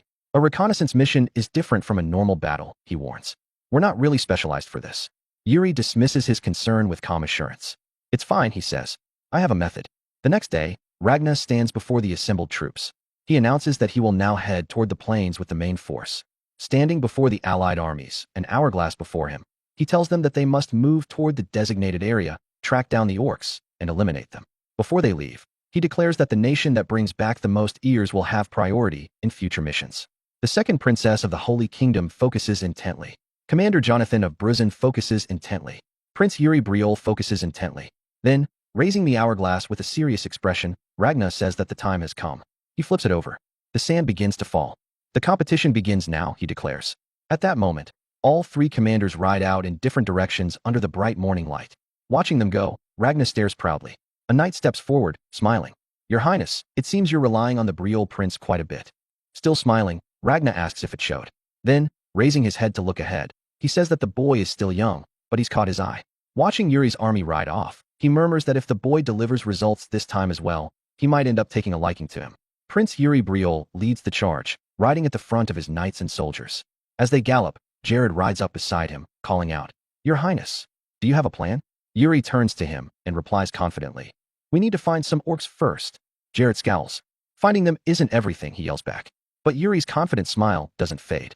I have a method, he says simply. Just then, their lookout calls out from ahead. Your Highness, look, northeast. Yuri looks and sees orcs riding in great numbers. Orc cavalry, he announces. The orcs keep riding, unaware of the Briol forces nearby. Yuri smiles. Good. He pulls out a necklace with a glowing red gem. Time to lure them here, he says. The gem glows brighter and brighter until its light pulses across the plains. The orcs' eyes flash red. One by one, they turn toward Yuri's army, drooling, their minds overtaken by the gem's power. Then they begin charging in, roaring mindlessly. Yuri steadies his soldiers. Remember our goal, he shouts. Right ears. That's what matters. The knights raise their weapons, roaring in response. Jared, though unimpressed, draws his sword reluctantly. Yuri unsheathes his blade, his smile still confident. Don't overdo it, he warns. Then, with a commanding shout, he gives the order. Charge. They rush forward. Jared leaps from his horse mid-charge, hurling himself toward an orc. His sword cuts through its neck before it can react. Blood sprays. The orc falls lifeless as Jared lands on its corpse, pulling his blade free without hesitation. Around him, the other knights and soldiers battle fiercely, cutting down orcs in a one-sided slaughter. Suddenly, an orcful bursts out from the chaos, riding a massive lizard mount, roaring as it raises its axe. Yuri spots it instantly and charges without hesitation. The orcful swings, but before the blow lands, Yuri's sword flashes. In one swift motion, he slashes its neck clean open. Blood sprays high as he rides past. Looking ahead, expression cold, Yuri surveys the field of corpses. I prepared two things for this mission, he thinks. His gaze drops to the small knives at his waist. The first is this crystal necklace I took from the bandits. The other is, he's interrupted by a knight rushing toward him, holding a blood-soaked sack. Your Highness, we've secured 10 right ears. At this rate, we should be able to beat the others. Yuri pulls out one of the small knives, smiling faintly. That's not good enough, he says. The knight blinks. Pardon. Yuri swings his hand and throws the knife into the ground. A massive beam of light bursts upward, cracking the earth with a deep roar. The knight stumbles back, shouting in fear, but Yuri remains steady on his mount, his aura glowing around him. With a bold smile, he declares, We'll hunt down every last orc in this region before we return. Soul Severance, a strange mana method that can become anything depending on the wielder's will. Yuri observes the dagger he has thrust into the ground and says that it detects vibration through the earthquake sword imbued with the power of the earth. He adds that if he channels that pulsation with soul severance and spreads out the sensation, he can sense everything that moves upon the ground, even those he cannot see. With that, he visualizes where the orcs are, how they are positioned, and even the soldiers of Brioll standing beside him. A colorless mist slowly seeps from his eyes, a sign that he is using soul severance. Yet he mutters that it's not good enough, then turns to his soldiers, saying they will hunt down every last orc in the area before returning. Riding tall upon his mount, his aura swirls around him as he declares the charge. Later, at dusk, Supreme Commander Ragna stands beside the hourglass, watching the final grain fall. He says that it is time. The first army from another nation within the Allied forces steps forward with their sack, and Ragna announces that he will now confirm the result of the competition. He orders the nation's representative to submit their pouch containing the orc's ears, tapping his desk with one finger. When they turn over their pouch and nothing comes out, Ragna's expression hardens. He asks which nation this is from, reminding them they were meant to be part of the reconnaissance, not mere scouts. Annoyed, he throws the empty pouch to the ground and calls them pathetic, then shouts for the next nation. The same thing happens again and again. By the last one, he yells, "This one too." After checking all the results, Ragna slaps his own face in frustration, remarking that so many nations couldn't even kill a single orc. Just then, hearing a sound, he lowers his hand and looks up with anticipation. The commander of the soldiers from the nation of Bruzen, Jonathan, stands before him with an excited expression. When Ragna empties his pouch, orc ears spill out, making the soldiers of other nations stare in disbelief. Seeing this, Ragna commends the soldiers of Bruzen for bringing 6, telling Jonathan they have shown the best performance so far. Jonathan bows slightly with a proud smile and humbly says they were simply lucky that they found their scout unit. Ragna, smiling proudly, reaches for a pouch from one of the Imperial soldiers and tells Jonathan that luck is also a skill. He adds that countless people have died simply for lacking it. Then, slamming the pouch on the table with a confident grin, he says his Imperial army also sent a scouting party, figuring they shouldn't be left out of such a test. After counting the ears, 12 in total, Ragna remarks that it's not bad at all. The soldiers of other nations look on in admiration, whispering that the Imperial army truly is on another level. But Jonathan's proud smile fades as he thinks to himself that he already knew the Imperial army was strong, yet they gathered twice as many, and they even set out an hour later than everyone else. Even the second princess, commander of the Holy Kingdom's army, bites her lip and clicks her tongue, frustrated that the Empire now openly treats them as mere decoys. Ragna notices the disappointment in their faces, but, still smiling proudly, tells them not to be disheartened. What matters most, he says, is the result they achieve from here on. He then turns to the soldier beside him and asks if that's all. The soldier, caught off guard, straightens and replies that there's one more left. Suddenly, someone slams a heavy, full pouch onto the table, declaring that this one is from Brioll. All eyes turn toward it, disbelief written across every face. Ragna, still smiling though slightly tense, asks what this is. Looking at Prince Yuri, drenched in orc blood, he asks him what his secret is. Yuri, standing proudly, replies that it's nothing special, they simply worked hard. That night, in the Allied forces camp, Sir Jared oversees the unloading of supplies. He tells the soldiers to handle the items carefully so they don't drop anything. As he works, a knight from another nation passes by and intentionally shoulders him. Jared winces from the pain, turns, and sees the man glaring back with scorn before walking off. Confused, Jared rubs his shoulder, wondering what's wrong with him. Later that night, at Brioll's camp, Jared approaches the prince, who sits on a log by the campfire, eating with another soldier. Jared calls to him, and the prince turns. As soon as he reaches him, Jared reports that knights from other nations have been picking fights with them lately. The prince rises sluggishly and asks if that's really true. As they walk, Jared follows behind, saying that people have been talking behind their backs, none of it friendly. But Yuri only smiles and says it can't be helped. They've become the center of attention. The other nations are probably jealous, he adds, since they earned the reconnaissance spot as well. When they stop, the prince advises Jared to just enjoy it and he'll be fine. They stand before the large holding cell containing captured orcs. Corey waits by the side, and Yuri notes that the more important matter is the captured orc sorcerer. He lightly taps Corey's shoulder and asks if he has found anything. Corey hesitates, then starts to answer, but before he can, one of the orcs shouts something in its own tongue. Curious, Yuri asks Corey to interpret. Corey replies that the orc said black dog. With his timid look, Corey explains that there's been a rumor among the orcs about a knight who smells orcs like a dog. Yuri asks if they mean him, while Jared struggles to hold back laughter in the background. Corey adds that the orc says it's an honor to have earned such an alias, a sign of fear and respect among their kind. Yuri, displeased, says he understands, but wonders aloud why it had to be a dog instead of a wolf, finally making Jared burst into laughter.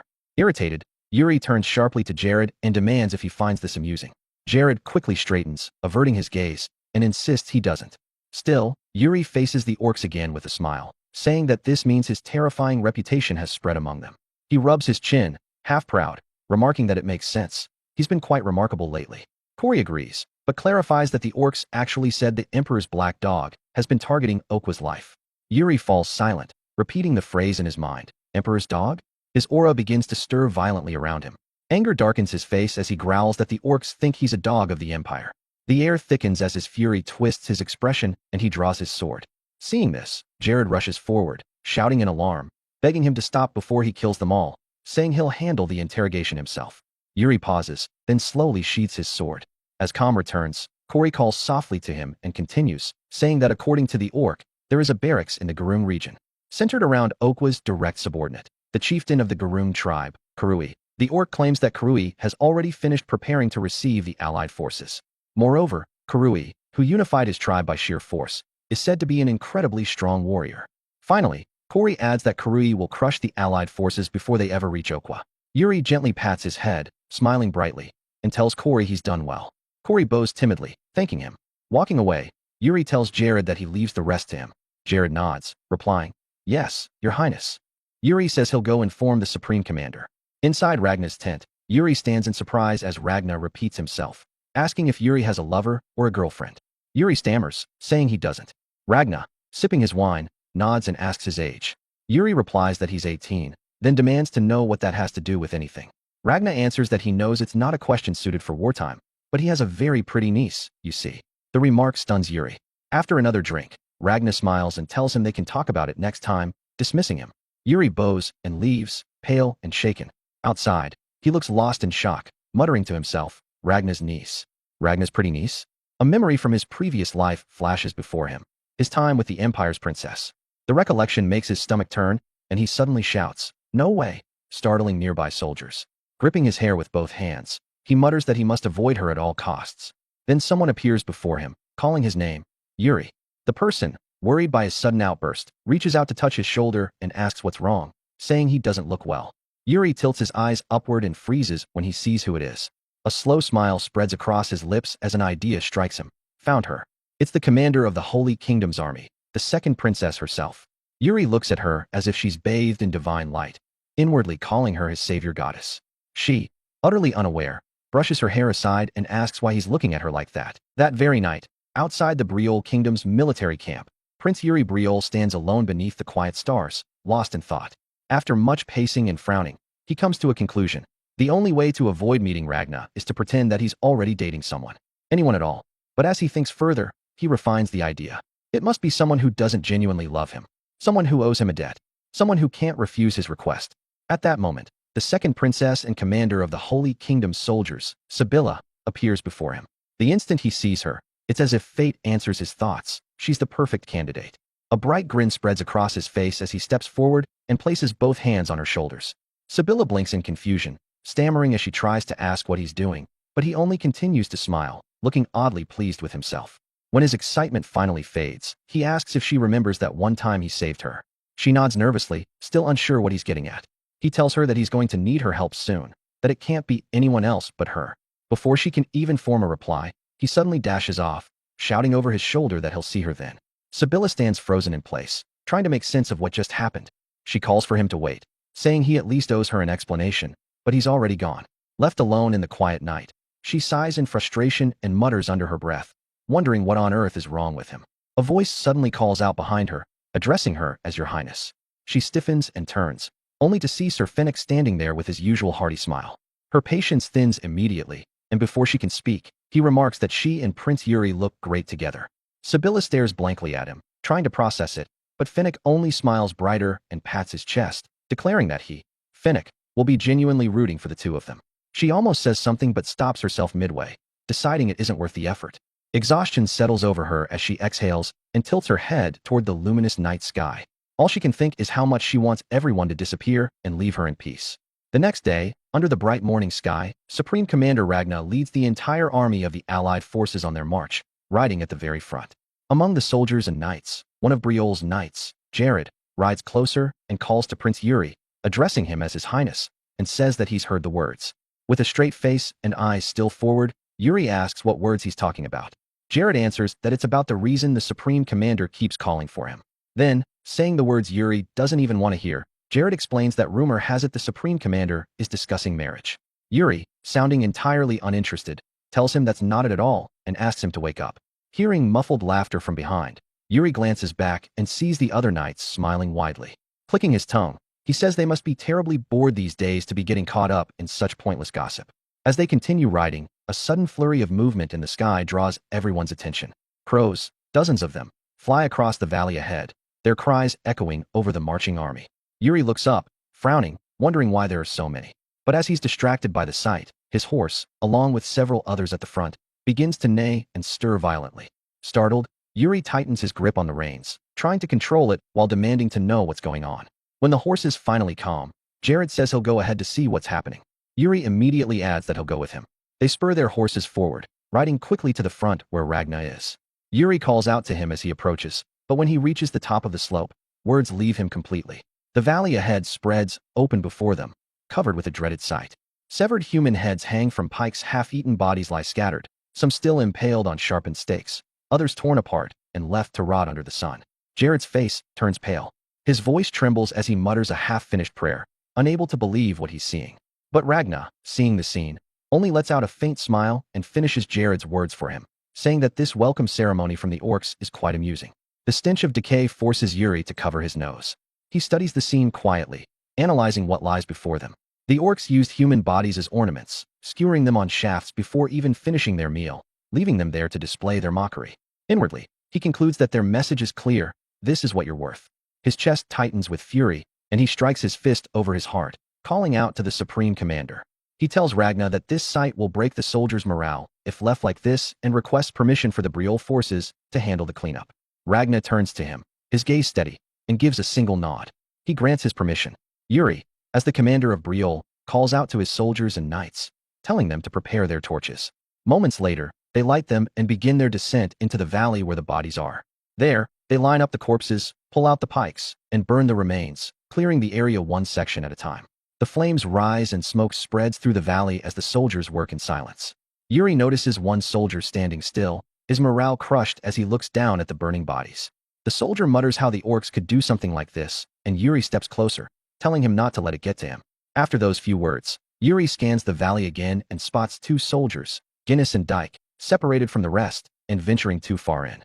He raises his voice, calling out both their names, ordering them not to go any further and to come back immediately. The two instantly turn at his command and salute, replying that they'll return right away. Before heading back, Guinness glances at the ground and says to Dyke that this place feels strange. Dyke, confused, asks how. Guinness points at one of the bodies and the arrows scattered nearby, saying the arrowheads are pointing toward the ground, but that's the opposite direction from where the orcs impaled the corpses.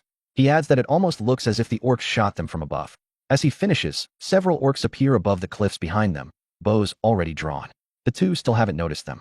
Dyke replies absent-mindedly, asking if that's so, when an orc releases his arrow. The next instant, the shaft pierces Guinness's back, and blood splashes across Dyke's face. Guinness gasps, coughing blood, and drops to his knees, groaning in pain. Dyke freezes, then panics, shouting Guinness's name. Seeing the wound, he stumbles back, clutching his sword before realizing what's happening. He draws it at once and shouts to alert everyone that it's an enemy attack. Up on the cliffs, the orcs ready their bows in unison. At a single guttural command, they loose their arrows, and a rain of shafts descends toward the two. Dyke looks up and sees death falling toward him. His mind races. He thinks it's over, that he has to run, but his feet don't move. He hesitates, glancing at Guinness and wondering what he can do. At that moment, Prince Yuri Briol charges forward from the distance, shouting for Dyke to ready his shoulder. Dyke obeys instantly, and as Yuri reaches them, he uses Dyke's shoulder as leverage to launch himself forward. With mana surging through his body, Yuri swings his sword, cutting through the incoming arrows in a flurry of strikes. Every arrow in his path shatters, not a single one reaching the ground. He lands with one knee down, surrounded by falling arrow fragments, and calls to Guinness.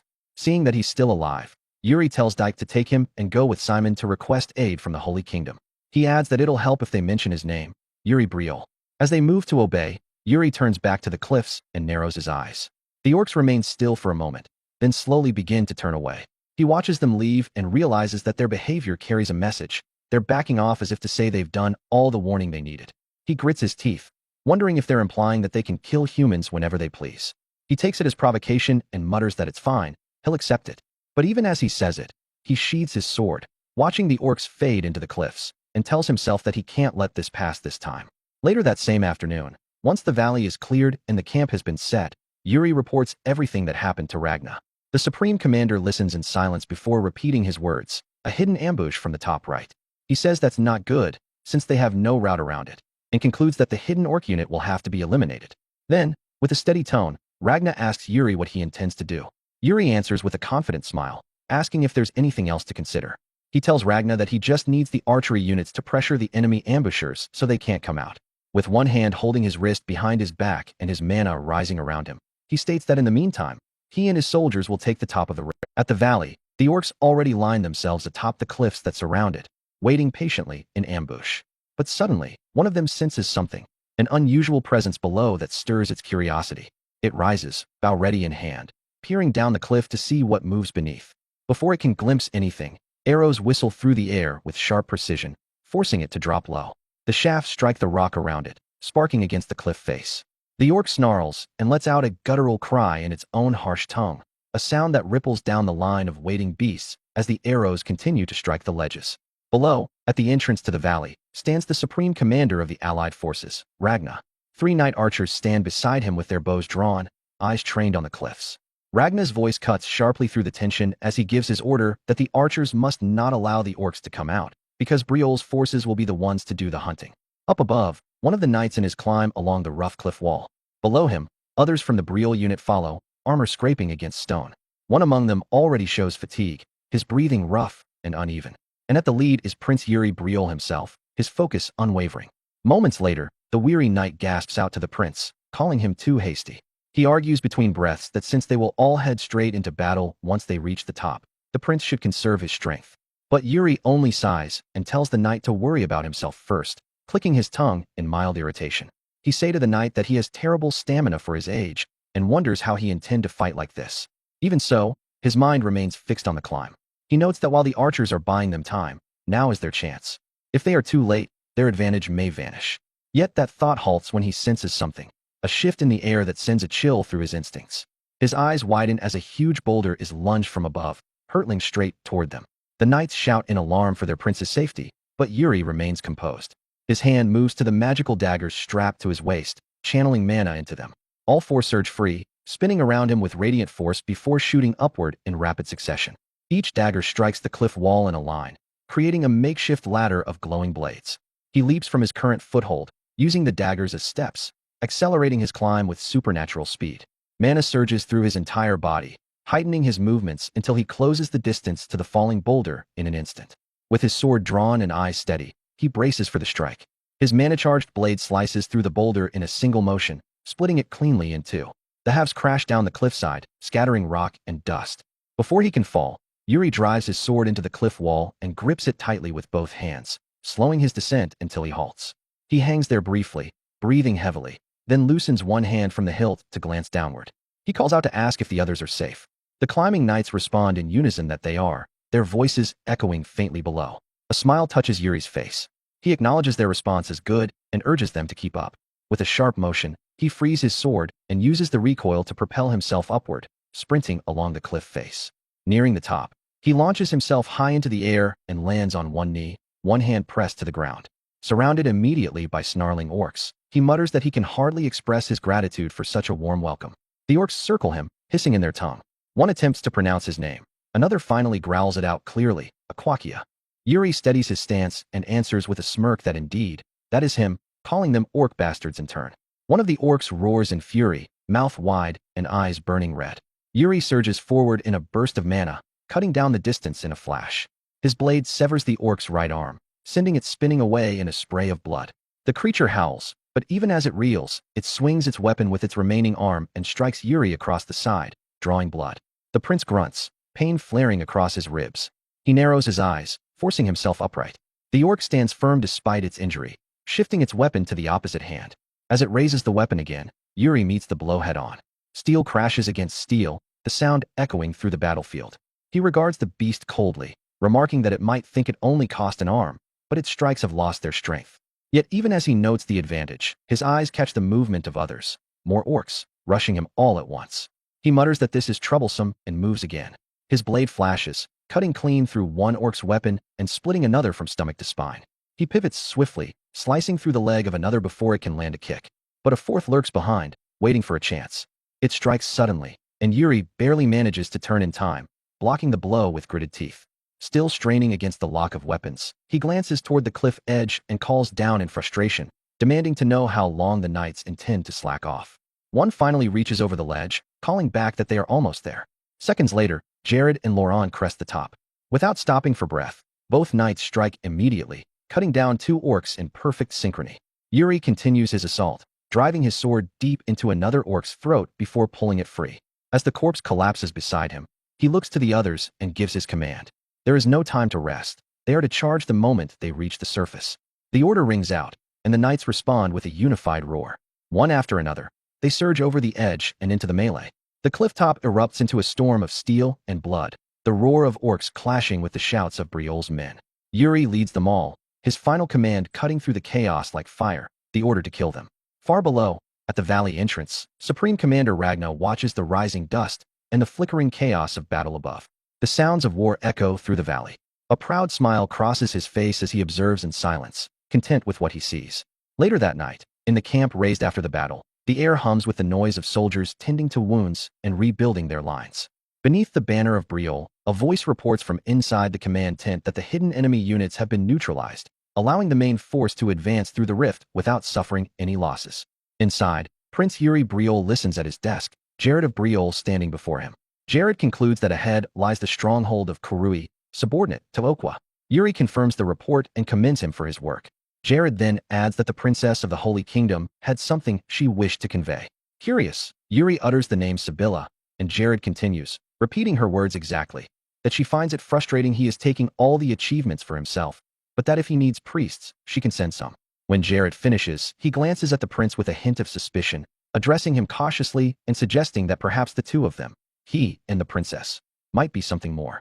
He stops himself midway, insisting it is only a guess. Yuri replies instantly, denying it with a firm no, stating that his assumption is wrong. Uncomfortable with the turn of conversation, Yuri dismisses him with a wave of his hand, telling him that if he has nothing else to report, he may leave. Jared bows, responds with a respectful yes, and wishes the prince a good rest before exiting the tent. Silence settles after his departure. Yuri remains by the table, eyes tracing the lines of the map spread before him. With a weary sigh, he mutters that he had thought he would get a break, but it seems otherwise.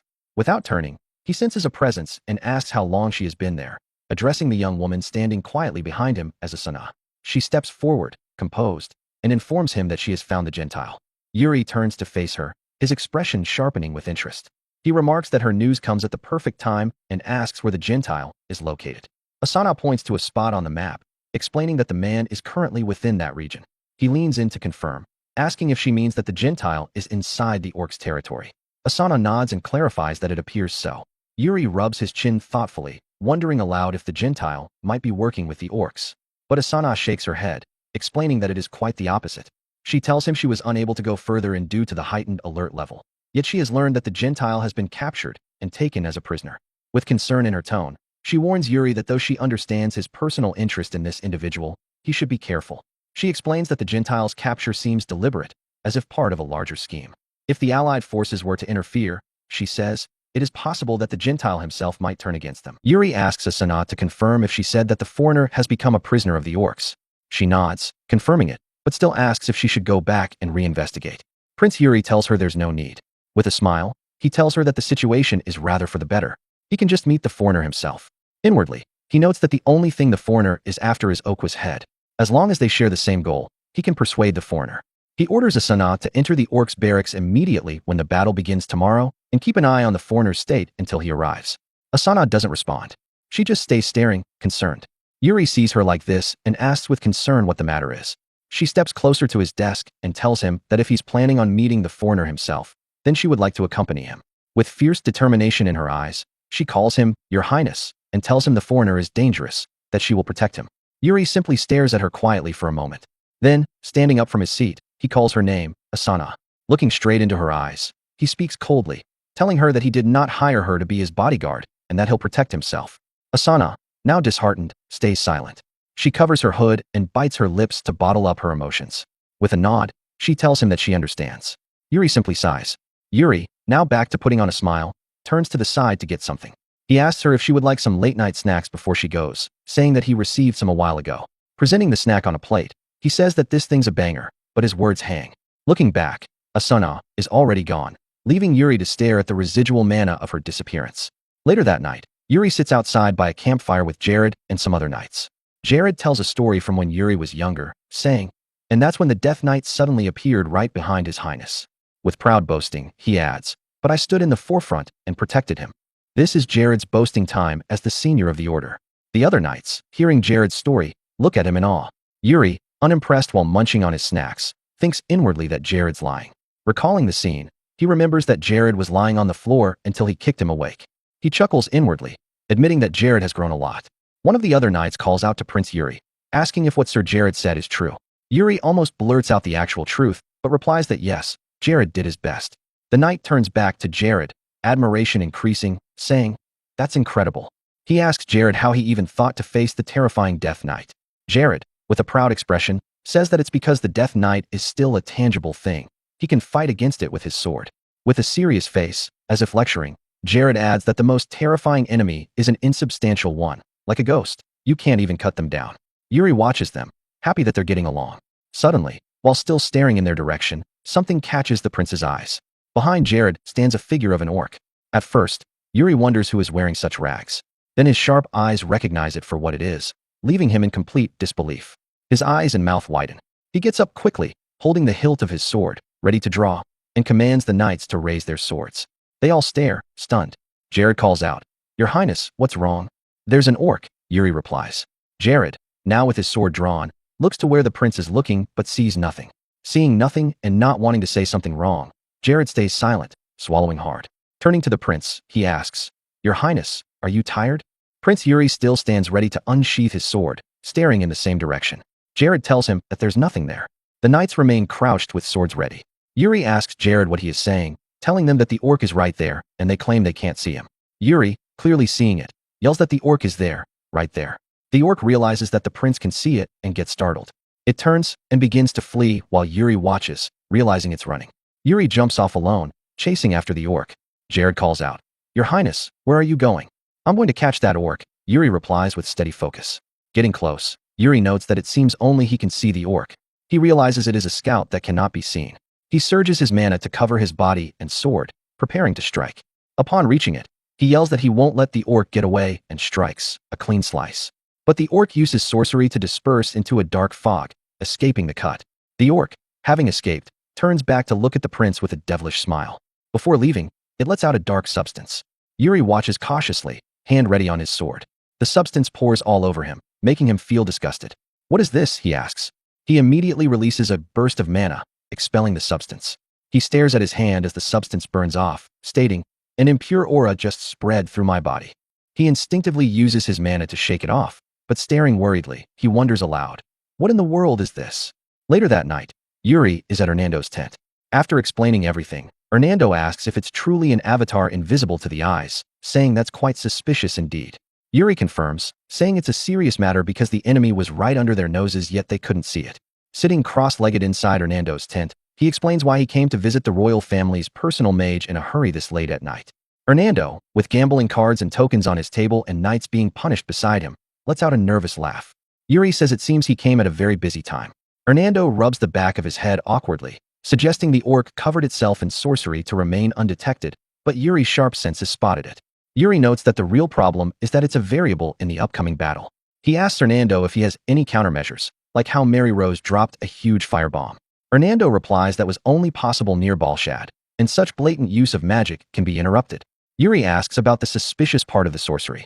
Hernando, composed, says he cannot be certain, but it seems the orcs are using forbidden power, probably mixing in some black magic. Yuri, very concerned, asks if that's dangerous. Hernando casually tells him it's not, stating the magic tower has finished studying it. If they can respond quickly, it's easier to counter. Hernando adds he'll prioritize dispelling the enemy sorcerer's trickery. Yuri says yes, and that'll count on him. Fingers locked together, Yuri says, "By the way." Hernando replies, "Yes, Your Highness." Yuri raises a playing card, serious, as a warning. He'll only let this pass today. If Hernando gambles next time, he should call him. Hernando nods playfully. The punished knights look confused as Yuri and Hernando chat and gamble, joking about wins and losses.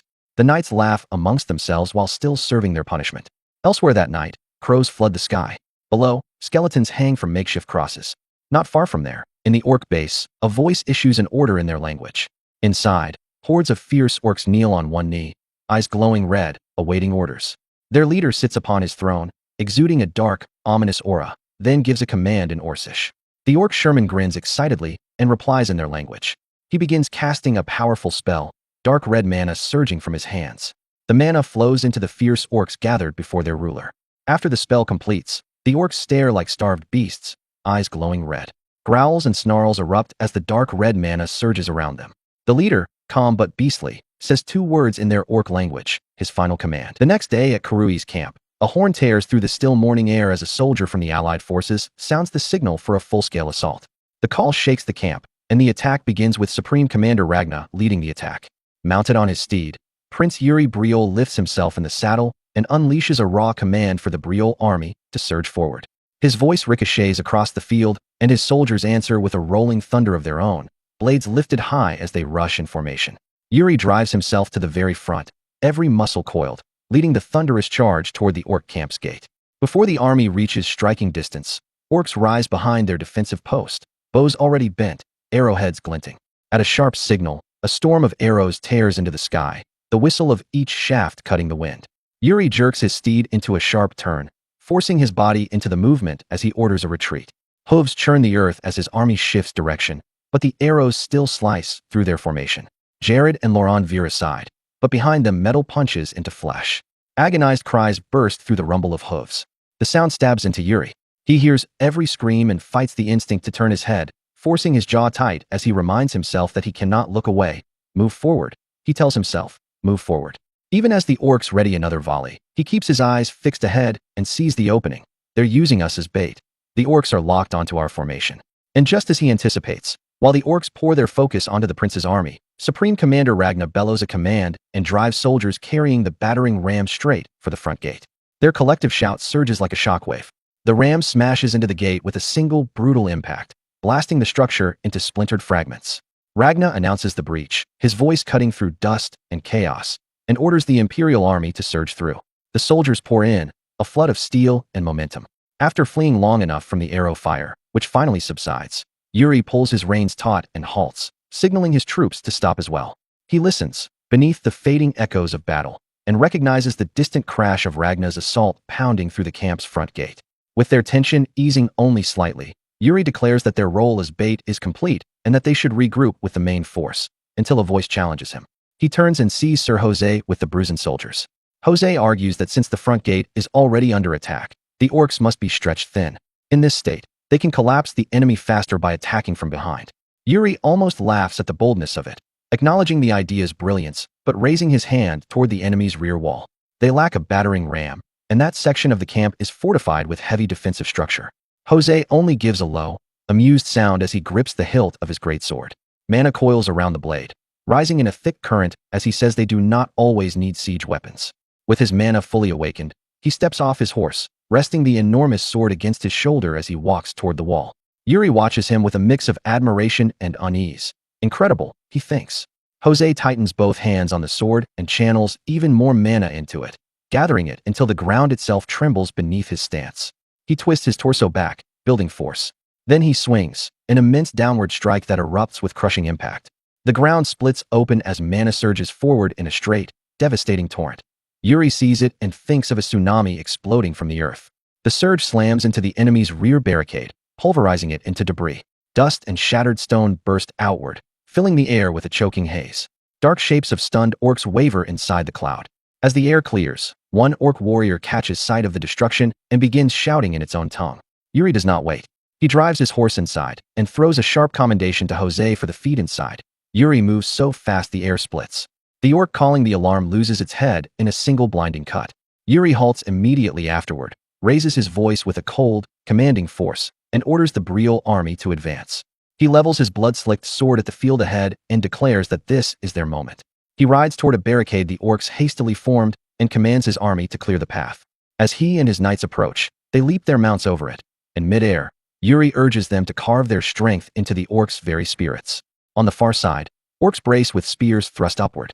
Yuri tells his soldiers to show not only the allied forces' power, but Briol's own might. Before the orcs can strike upward, one knight vaults ahead and carves through every spearhead in a shattering flash. The knights land cleanly. Upon touching the ground, Sir Jared raises his sword high and charges with booming conviction for Briol. Laurent, beside Yuri, watches Jared with surprise. Yuri notices the sudden fire in Jared, more intense than usual, and that flicker of competitiveness sparks in Laurent. He slides his own sword free and launches forward, calling back that he has no choice but to match Jared. Yuri calls after him in disbelief, Laurent? Though the word folds silently into his own breath. Jared reaches the front where orcs ride monstrous beasts. He keeps charging, then abruptly hurls himself off his steed, twisting through the air. The orcs look up, stunned. He lands on one knee, expression unwavering, his sword having cleaved an orc cleanly in half mid-descent. He erupts into motion again, piercing his blade through another orc's skull. With blood running down his arm, he thrusts his other hand skyward and roars instantly for Prince Yuri Briol. Jose, soaked in orc blood, spots Jared and gives a sharp laugh of exhilaration, thinking how Briol's soldiers keep stealing every dramatic moment. The troops around him shout with rising fervor, and Jose plunges back into carnage, ordering the Bruisin soldiers to intensify their advance. They cannot lose to Briol. As the clash drags forward, Yuri notes that their push is working. The orc defense is thin, momentum swings to their favor. But unease gathers in his chest. Strange, he thinks. The orcs' main force hasn't appeared. They should already be inside the camp. The answer arrives like a dark tide. Orcfuls flood out in overwhelming numbers, marching with brutal discipline. The moment they enter the fray, they cut down soldiers instantly, slaughtering, maiming, crushing men who scream in terror as the wave hits. Knights continue charging, unaware, until someone finally recognizes them and shouts a warning. The Orcful are here. Those who reach the Orcful before hearing that warning die without landing even a single blow. Jared, still mounted, watches bodies fall in grisly succession. Panic flares through him as he wonders what is happening and why so many Orcful are here. In that moment of confusion, an Orcful barrels toward him, killing the soldier in front of him with a single ruthless strike before aiming its next attack at Laurent. The creature looms over Jared, lifting an axe for a killing blow while growling low enough to vibrate the air. Only then does Jared truly register the threat. His breath seizes. Damn, he got me. But Yuri crashes into the scene with a blistering charge, shouting at Jared to get himself together as he intercepts the Orcful strike. Steel clashes with massive force, throwing sparks across the battlefield. Seeing Yuri standing between him and death, Jared manages only a breathless, "Your Highness," a thought trembling in his mind. Yuri glances back sharply and asks if Jared plans to die after telling heroic stories only once. He orders Jared to reset his stance immediately, and Jared snaps into readiness with renewed resolve. Yuri and the Orcful collide again, blades and muscle tearing the air in violent arcs. In the middle of the struggle, Yuri flicks his gaze sideways. Jared meets it instantly. The shared signal passes in a heartbeat. They strike together. Yuri severs the Orcful's arm. Jared cuts through its leg. The monster collapses face first with a thunderous crash. Jared releases a long breath and apologizes. "I'm sorry, Your Highness." Yuri doesn't look at him, eyes pinned on the battlefield's chaos, telling him to keep his guard raised. Then Yuri's gaze snaps toward a hut at the far side of the camp. Something curdles in his chest. There's more, something worse. Inside, a horror waits. An orc holds a soldier's severed head as if it were nothing more than a trophy. Behind it, multiple corpses lie torn apart with deliberate cruelty. The orc steps toward the hut's exit, its presence leaking a suffocating, ominous pressure. This orc, still clutching the head, is Karui, leader of the camp. The battle rages with brutal intensity as Jose shouts that the enemy formation is broken, and he commands the soldiers to push them down, ordering the men of Bruisin not to let the Briols outdo them. Prince Yuri and Jared both sense the sudden pressure swelling from a nearby tent, and Yuri's gaze locks on it as he calls Jared's attention. Before Yuri even asks, Jared answers that he feels it too, then questions whether Yuri intends to head there. Yuri affirms that he does and tells Jared to follow, declaring that they are entering that tent together. As they race toward it, Jared addresses him as His Highness and asks if he thinks the main force has already faced whatever waits inside. Yuri replies that they can only hope they aren't too late, that the main force might still be holding on, yet his thought cuts short as a soldier's body violently hurtles out of the hut toward them. They strain to dodge, and the body flies past and crashes into the camp wall with a thunderous bang. An orc's mighty leg then stomps the ground from inside, the impact deep and jarring. Using that momentum, the orc hurls itself upward in a single explosive leap. It shoots past Yuri and Jared with terrifying speed. Jared blinks, unable to understand what just passed them, but Yuri frowns and curses. The orc's burst doesn't end. It charges straight toward the soldiers fighting behind them, axe raised. Reaching the group, it steps, leaps again, and hangs poised for a devastating strike. The soldiers only stare, unprepared. Yuri shouts for Briol's soldiers to dodge. Before landing, the orc clamps its axe with both hands, twists, and crashes down at their center. In a single vicious circular arc, it murders 4 soldiers. Its axe hangs dripping with their blood, its eyes glinting with a cold hunger for death. In another blur of motion, more soldiers collapse around it, cut down before anyone can process the movement. The orc now stands at the center of a silent ring of corpses. Jared watches Yuri tighten his grip on his sword. Jared stiffens and calls to him, but Yuri responds only by commanding all soldiers to step back. Fury coils inside him as he locks his gaze on Kurui. He repeats the command, insisting all soldiers withdraw, because in this state, he knows he will not be holding back. He walks forward and stops close to Kurui. The orc turns, its stare a direct proclamation of death. Panic spikes in Jared, and he cries out for his highness. Jose suddenly arrives behind Jared and tells him not to waste his time calling, explaining that Prince Yuri probably can't hear anything right now. Jared turns, recognizes Jose, and addresses him, while Jose keeps his eyes fixed ahead, stating that he will fight with the prince. Yuri raises his sword high, his entire body braced for a heavy strike. He swings, and Kurui meets the attack with a blinding clash of mana and metal sparks. For a moment, they remain locked, gazes frozen in cold hostility. Then Kurui bursts with raw strength, overpowering the bind and forcing Yuri backward. Yuri lands and slides across the dirt, driving his sword into the ground to halt himself. He acknowledges grimly that if even one of Kurui's strikes connects, he will be on the ground immediately. But a greatsword suddenly drops in front of him, and he pauses, trying to grasp the situation. Looking up, he sees Jose, weapon in hand, and calls to him. Jose chuckles lightly, remarking that Yuri seemed to be in trouble. With focus fixed ahead, he rests his greatsword on his shoulder and tells Yuri that he will assist. Yuri accepts gratefully. As they prepare, Jose watches Yuri from behind and sinks into thought. His mind conjures the image of a female wolf standing between danger and her pups, eyes fierce, cornered, protective. He recognizes that look now in Yuri, a young warrior who has erased fear from his heart. Yuri takes his stance, and the pressure around him sharpens. Jose realizes that despite Yuri's youth, he understands the true nature of war. Kurui grins, amused by the challenge, and crooks a finger toward them in provocation. Yuri glances back and signals Jose, who nods. In the next heartbeat, both charge with blinding speed. Jose advancing on Kurui's left, Yuri slightly behind on the right. Jose reaches Kurui first and swings with raw power and mana. Kurui meets the strike head-on, stopping the greatsword with brutal precision. He tightens his grip, forcing pressure downward, but Jose counters with equal force, and their weapons free themselves with a crashing recoil. Jose locks eyes with Kurui and grasps fully the monstrosity he is up against. They trade a flurry of strikes, rapid, violent, unyielding, neither giving ground. Yuri seizes the opening and charges from behind, aiming to cut Kurui down unnoticed.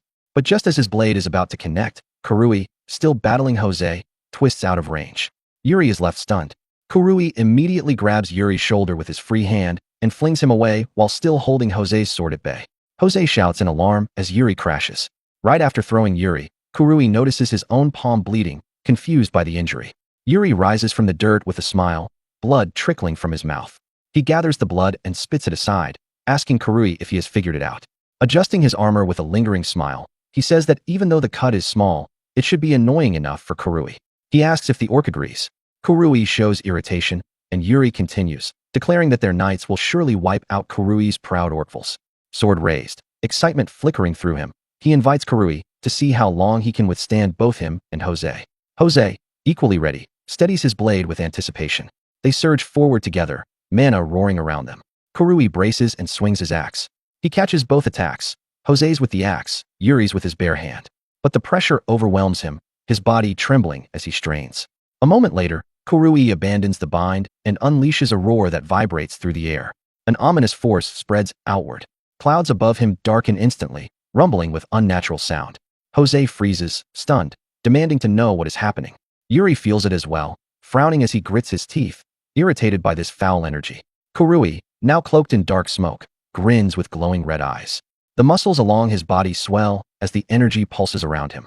Yuri senses something unsettlingly familiar.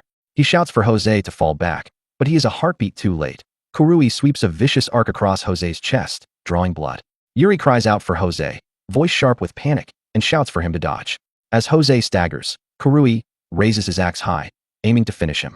But Jose lifts his head, fury burning in his gaze, and declares inwardly that he is not going down here. Kurui strikes, and Jose meets the descending axe with his mana-charged sword. Their weapons lock again, Kurui pressing with dark-enhanced strength, while Jose struggles to withstand the weight. With a burst of energy, Jose breaks the bind just as Yuri leaps above Kurui, poised for a strike. Kurui pivots and blocks Yuri's attack with his axe, locking blades again. Yuri disengages with a jump, and Kurui's counterstrike buries into the ground. Yuri asks if Jose is alright, and Jose answers that he is fine, that he can still fight. The two stand at a close distance from Kurui, assessing the situation. From observation, Jose states that ever since the black smoke appeared, Kurui's physical abilities have increased drastically. Yuri confirms that he saw it too, though he notes inwardly that the sensation is identical to the one he felt from the Phantom Sorcerer before. But confusion knits through him, because Hernando should be dispelling the black magic right now. This leaves him questioning what is happening, especially as dead orcs begin rising, shrouded in the same black smoke. Above them all, horrific, dark, menacing figure with glowing red eyes hangs invisible in the air. The cloud mass above the battlefield suddenly darkens as rumbling lightning coils through it, thunder pounding like a war drum. Orc warriors that should be dead rise again, their bodies stiff and wrong, their eyes glowing a violent red that burns with something feral. Weapons clutched in their hands, they move with jerking purpose and tilt their heads to the sky, releasing guttural growls that shake the air. From that cry, their torn flesh begins to contort and stitch itself together, wounds pulling closed with grotesque, crawling motion. One of them lurches toward an injured Briol soldier who lies sprawled on the ground, the man desperately trying to crawl back as terror takes his breath. The orc towers over him, raising its axe high, intent on ending the life that can only release one last scream of pure fear. Prince Yuri Briol immediately abandons the unified attack he and Jose are pressing against Kurui. The moment he hears that scream, he charges toward it, calling over his shoulder that he is leaving this part to Jose. Jose answers that he understands. Yuri reaches the soldier and intercepts the axe just before it falls, steel clashing in a sharp blast. The soldier stares up, stunned and overwhelmed, calling his highness with shaking relief. The orc forces more strength into the locked weapons, driving Yuri down inch by inch. Yuri grits his teeth, a low growl rumbling in his throat as he braces himself. In the next instant, he twists his sword with practiced precision, grinding metal against metal until he breaks free of the axe's lock.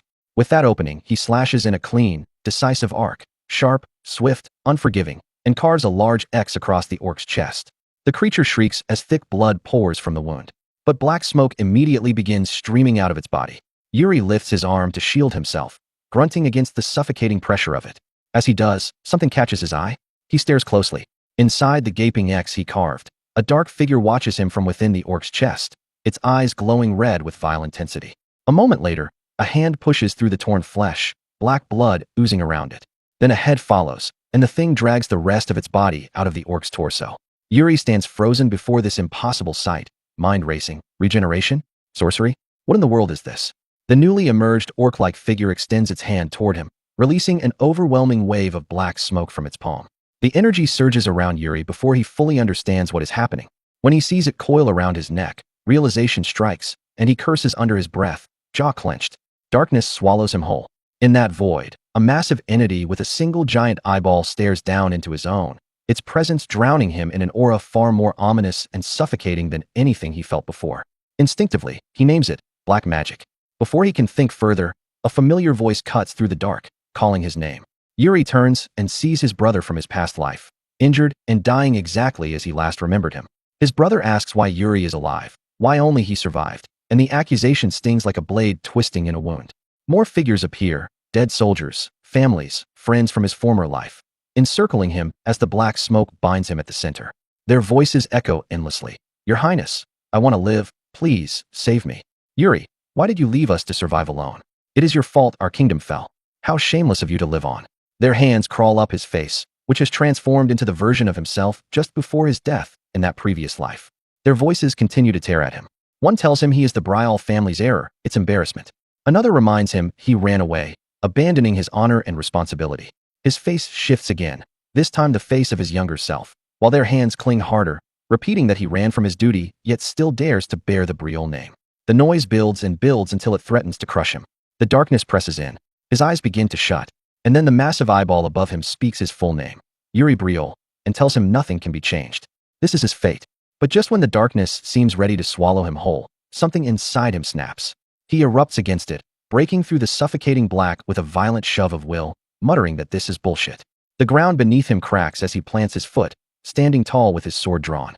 In this void, facing the giant eye, he asks it if it really believes in predetermined fate. He raises his sword, mana gathering along its blade, and two figures appear beside him, his past self on the right, his younger self on the left, each placing a hand on his weapon. His past self stares up at the giant eye and asks if it even knows what era they live in now. Mana flares brighter. His younger self scoffs at the entity, asking if it still clings to that fate nonsense. Outside this closed space, the orc that trapped him watches as light begins to shine from inside the darkness. The creature trembles as the light intensifies. Then a sudden burst of brilliance splits the void open. Inside, Yuri stands mid-swing, the slash creating an opening through the darkness that reaches the space where the orc Sherman waits. He dives through the cut and lands on one knee, sword ready. Without waiting to rise fully, he launches forward in a single explosive burst. The orc Sherman reacts instantly, firing multiple streams of black smoke toward him. Yuri leaps high, the smoke tearing open the ground where he just stood. Mid-air, he sweeps his sword in a wide mana-infused arc. The mana alone slices the air and severs a deep gash into Orc Sherman's body. He lands in front of the creature as its wound begins to spill. A beat later, the entire dark dimension cracks and collapses, revealing the bright sky as the illusion shatters. Yuri stands once more in reality, facing the heavily wounded Orc Sherman, a massive cut running from its shoulder to its waist. The creature remains upright only for a moment, blood pooling from its mouth as breaths hitch painfully in its chest. Then it collapses face first at Yuri's feet. From its body, Yuri sees the black energy fade away. His eyes widen. This is his chance. He turns and shouts for his knights and soldiers, declaring that the orc's sorcery is broken. Across the battlefield, the orcvils feel the power drained from them. They grunt in confusion and rage as Yuri orders a full advance. Briol forces surge forward with renewed strength. The clash between Jose and Kurui roars on, the ring of Jose's great sword against Kurui's axe shaking the air. The sound makes Yuri turn sharply.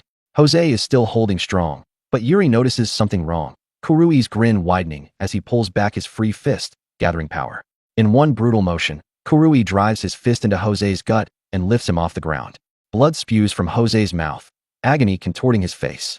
Yuri freezes, horrified, eyes locked on the scene. Jose crashes to the ground with a heavy thud, and Yuri shouts his name, voice cracking with urgency. Kurui lifts his axe, delighted, preparing the finishing blow. Yuri launches forward, screaming for him to stop. Jose lifts his head with the last of his strength, blood running down his chin, and stutters a desperate warning, telling Yuri not to come near. Kurui's grin widens as he brings the axe down, thrilled by the kill he expects. Yuri reaches them in time to stand between Jose and death, but not fast enough to raise his sword. Planting his feet, he steals his heart. He won't run away anymore. Kurui fills Yuri's vision, the only thing reflected in his irises. Yuri vows inwardly that until the moment he dies, he will keep his eyes forward. A violent spray of blood explodes through the air. Kurui's axe-wielding arm spins away, severed cleanly before the creature even understands what happened.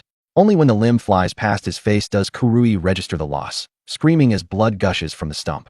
Yuri jerks in shock, turning to the side, and recognizes the man who saved him. The man smiles proudly at him, teasing that Yuri is quite a cool guy, isn't he? Yuri can only stare in disbelief.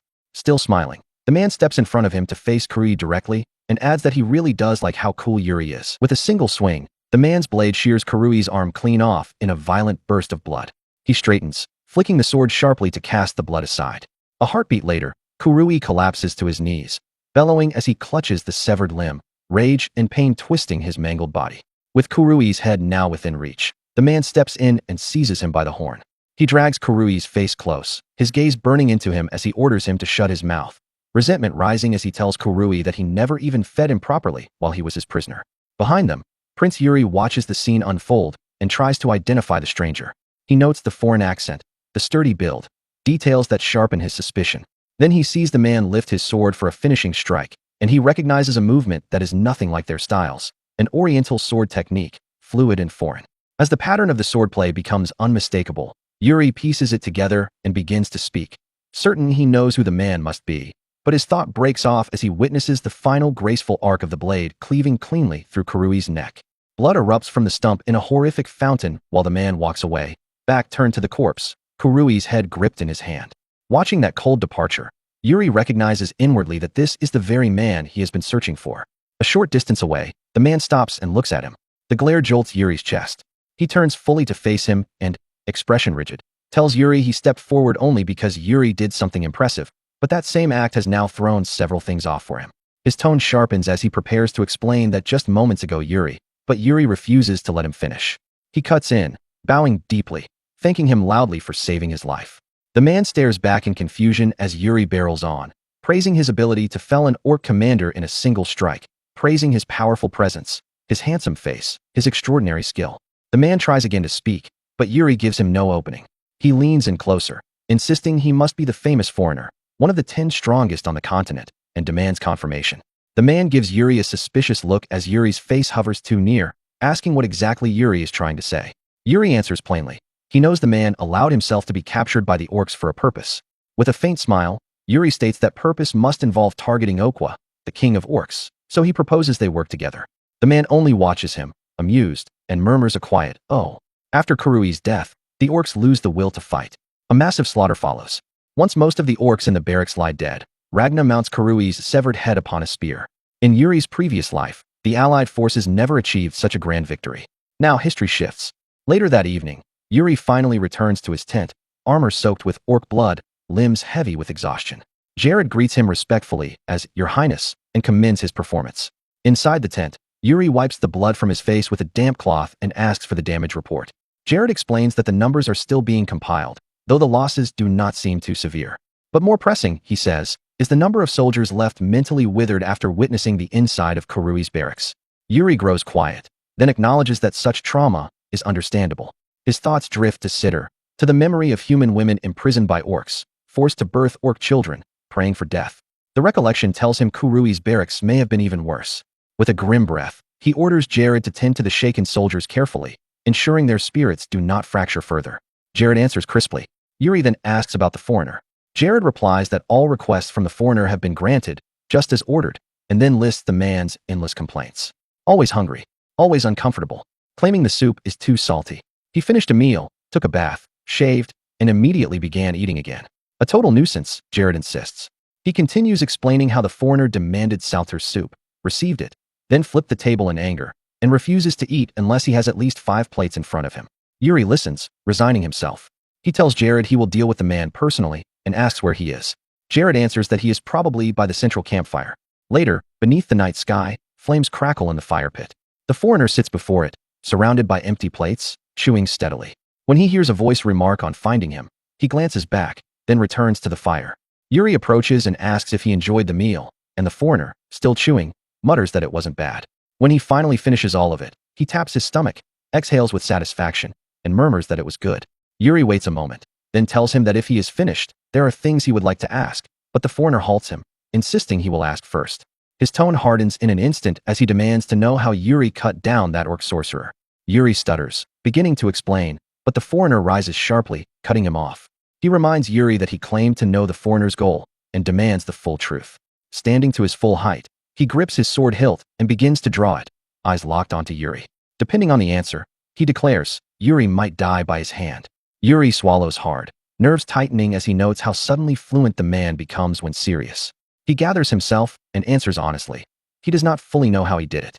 All he knows is that his mana method reacted, and the sorcerer fell. The foreigner asks if by mana method he means the inner energy cultivation technique.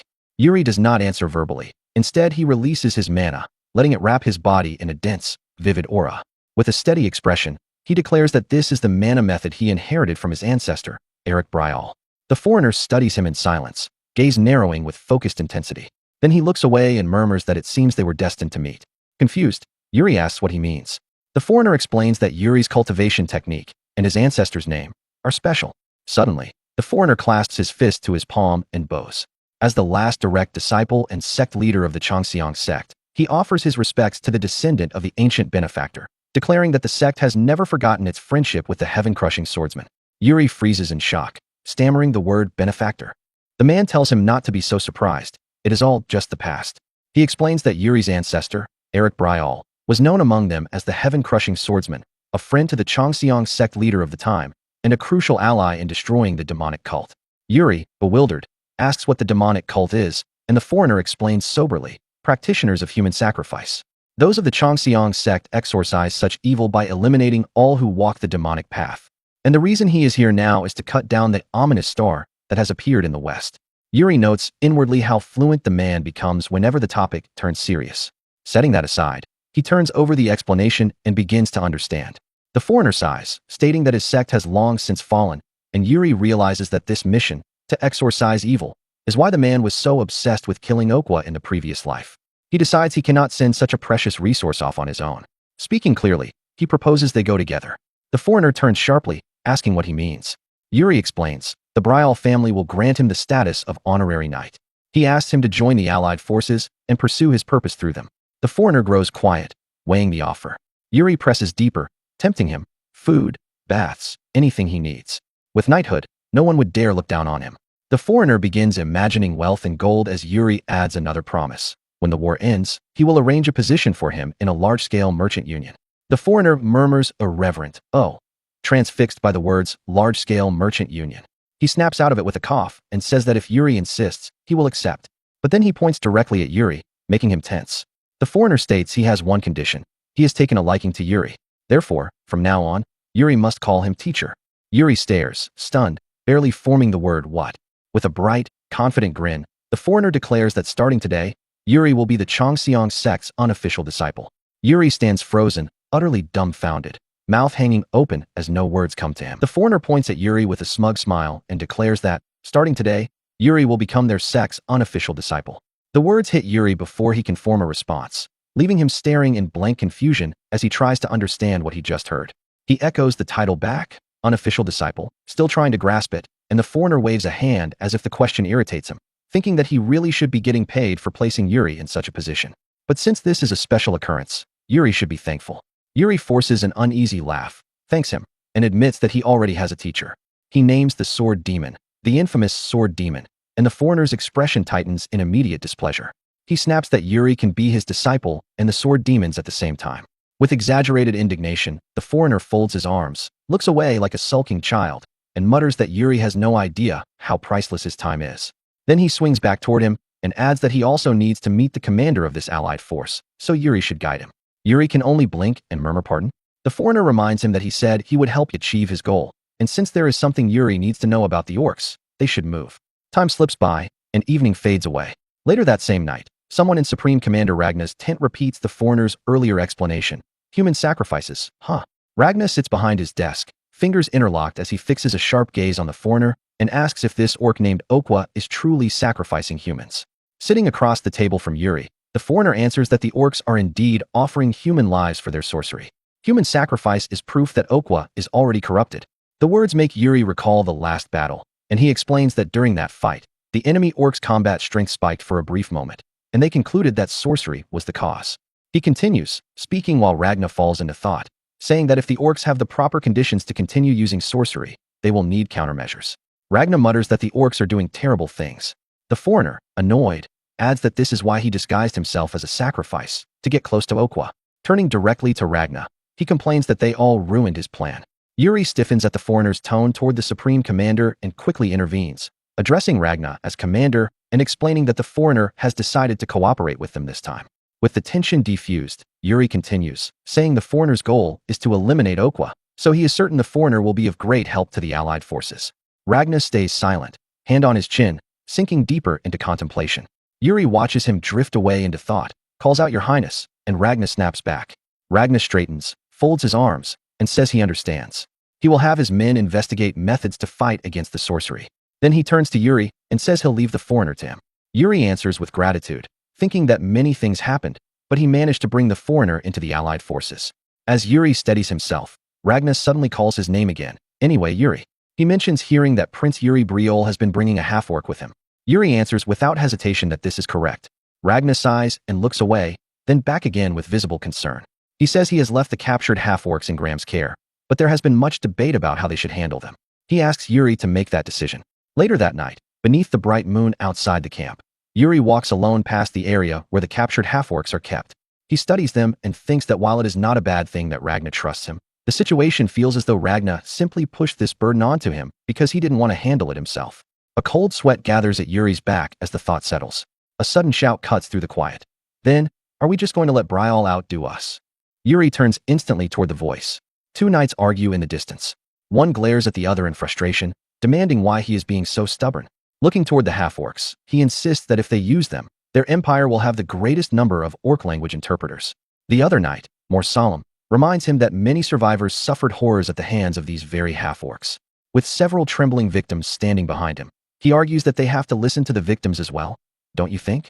The first knight pushes back, saying they can't just give up such an opportunity, completely ignoring the fear of the victims beside him. Yuri steps forward from the shadows with a sigh, understanding the root of the argument, and tells them that's why they're fighting. His voice halts their bickering. He asks the first knight directly if he can truly guarantee that those half-orcs will be useful on the battlefield. The knight bristles and insists that of course they will. He thumps his chest and claims they are docile, aren't they? And if they teach them enough, they can become useful. Yuri's voice drops, cold and sharp. Really? He then asks whether, in an emergency, the knight can entrust his own life to these half-orcs. The knight falters, words caught in his throat. Yuri glances at the imprisoned half-orcs and states that on the battlefield, one needs someone they can trust with their back, someone they can depend on when they are at their most vulnerable.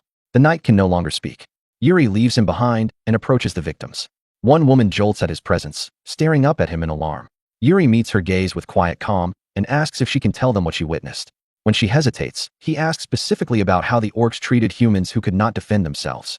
She begins trembling. Her teeth grit as hatred rises in her throat. She speaks. Her little sister, unable to move due to an injury, and then she remembers. Her voice cracks as she says her sister was ripped apart. The memory drags her back into that nightmare. She recalls her sister's body scattered in pieces. She recalls another woman holding her as she shook, both of them forced to watch while the orcs tore her sister as easily as tearing the wings off an insect. She remembers their laughter, the cruel delight they took in the screams. To them, her sister was nothing more than entertainment. Tears fall down her cheeks as she faces Yuri again, trembling, and she cries out that this is what the orcs truly are.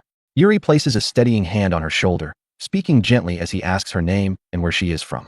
She answers that her name is Jane and she comes from Sitter. He studies her quietly. Her gaze then shifts to his hair color. She recognizes it and asks if he is a prince of Brial. He answers simply, yes. Her eyes burn with rage as she begs him to avenge them. Yuri, anger rising within him, promises that she has his word. Still standing before her, Yuri calls for Sir Graham. Graham responds immediately.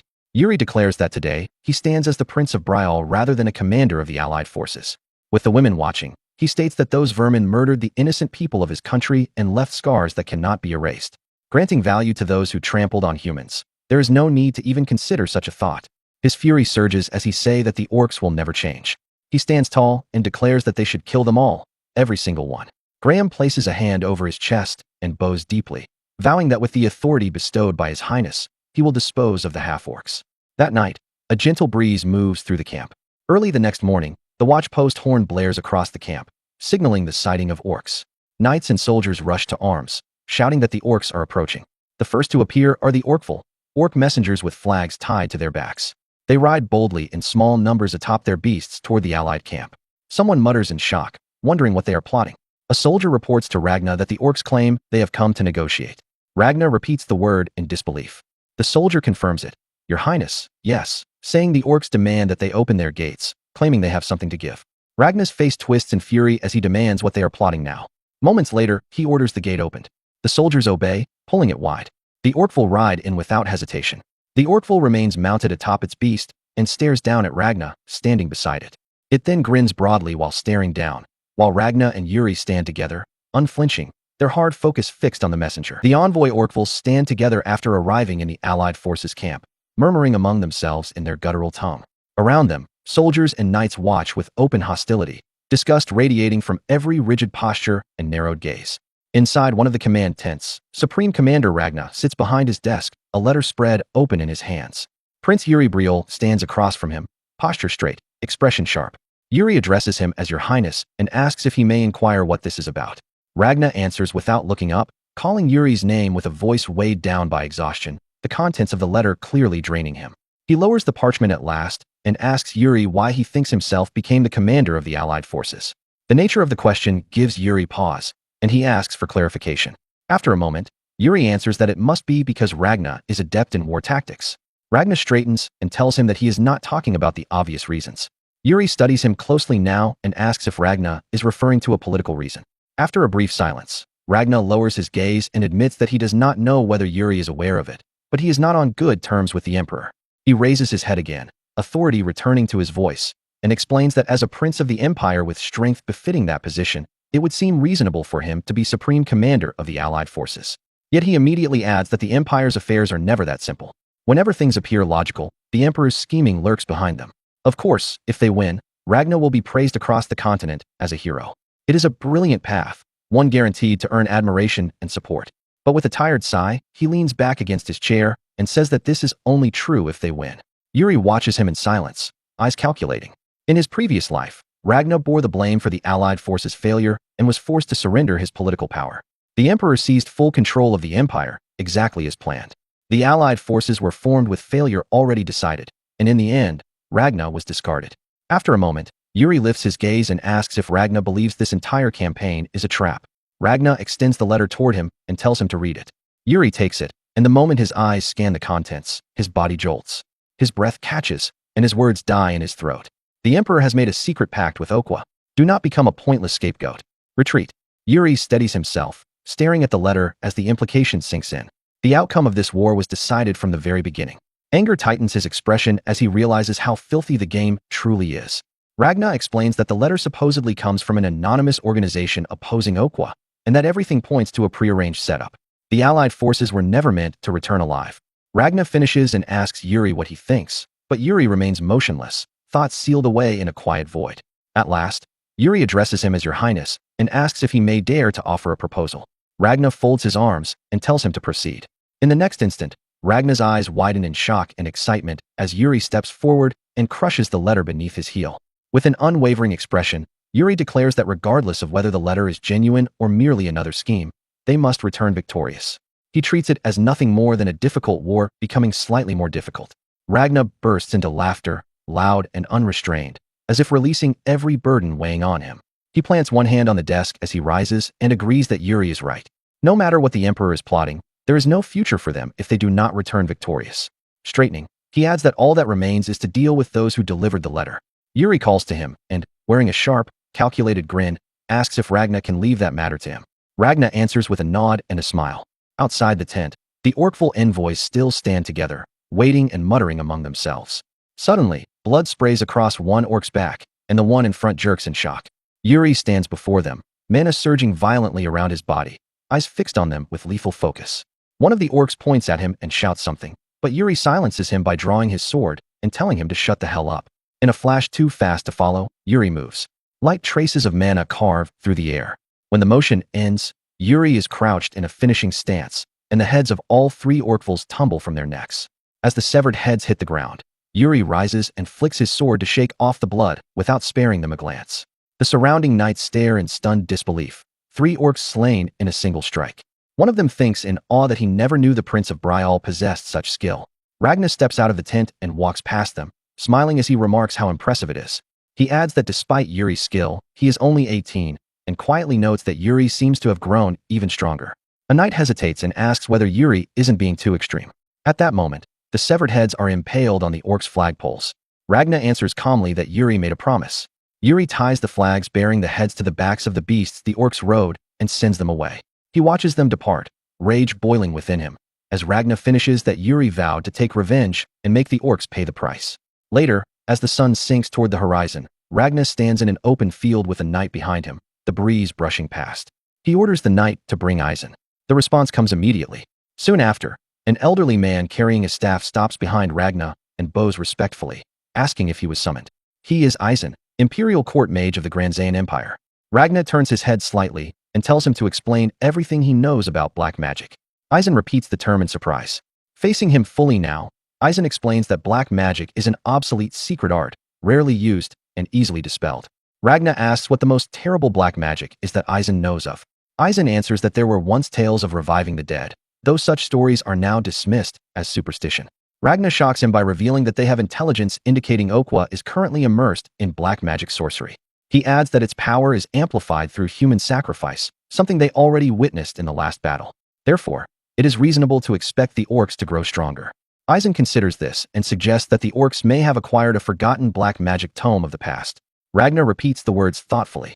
Eisen explains that many things across the plains remain undiscovered, including the ancient country of Adelvine, which once stood on this land. He speaks of a product of black magic, one of the 10 strongest beings still guarding that territory, the Death Knight, Gert. Ragna asks what Aizen believes Okwa intends to do with such magic. Aizen admits it is speculation, but believes Okwa intends to summon something. Ragna murmurs the word summon and realizes that Okwa is delaying their march and exhausting his own troops to buy time. Aizen agrees, suggesting Okwa may have found a dungeon within the ruins of the ancient kingdom. Ragna concludes that something dangerous lies beneath. Elsewhere, in a place that matches their fears, night reigns absolute. A faint glow shines from a single staff embedded in an altar-like structure. The light suddenly intensifies, resonating as if awakened, surrounded by piles of dead human skulls. The morning sun rises over the vast plains, its light spilling across broken ancient pillars scattered like the bones of a dead civilization. Upon this land, Prince Yuri Briol rides at the front of the formation, mounted atop his horse with the flag of Briol flying behind him, advancing steadily alongside knights and soldiers marching in disciplined lines. From behind, one of the knights calls out to him, addressing him as Your Highness and reporting that support from the supply unit in Balshad has been cut off. Yuri listens without changing his expression and asks calmly whether that is so. Turning his gaze forward again, he answers that it cannot be helped, reasoning that there must have been many attacks. The knight confirms this and adds that they have been instructed to place greater focus on securing supplies. Yuri touches his chin, thinking that although enough supplies have been stockpiled, the situation is still worse than he anticipated. Looking ahead across the plains, he notes inwardly that this is the deepest part of the region. Now that they are closer to Okwa, it would not be strange for the entire orc force to launch an attack at any moment. If the orcs choose a war of attrition, then they must end this before it reaches that point. Suddenly, the ground trembles. The vibration rolls violently beneath their feet, making the horses rear and shake. Yuri nearly loses his balance, but grits his teeth and yanks the reins tight, forcing both himself and his horse to steady. He immediately turns and shouts a sharp command for everyone to get off their horses. As ordered, he dismounts along with the rest of the army. The soldiers and knights crouch on one knee beside their horses, reins clenched tightly in their hands. Haird, crouched nearby, asks if this is an earthquake out of nowhere, but Yuri answers firmly that it is different.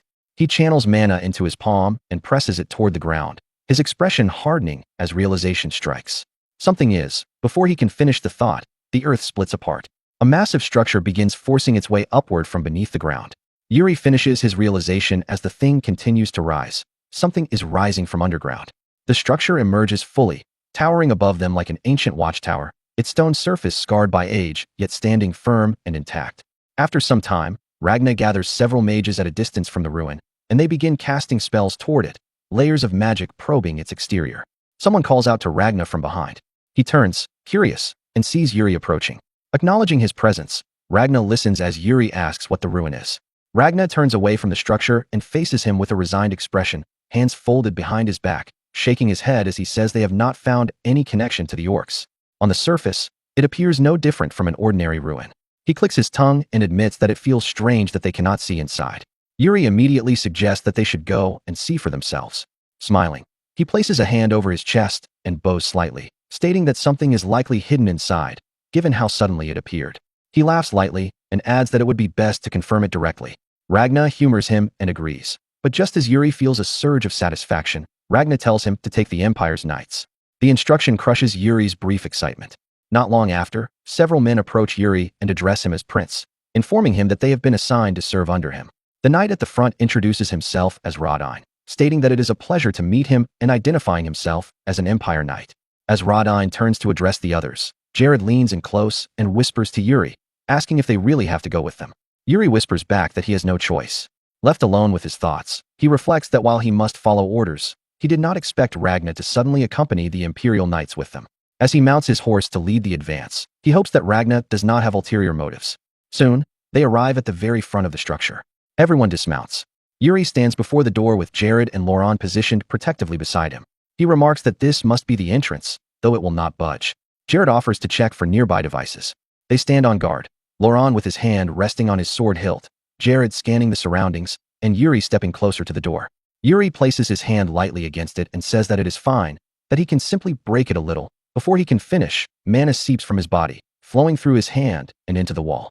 Yuri remains focused, keeping his palm pressed against the surface as he gathers strength to force it open. Suddenly, a steady vibration runs through the structure, making his eyes widen in shock. The sealed door, still trembling, begins to slide upward on its own. Everyone freezes.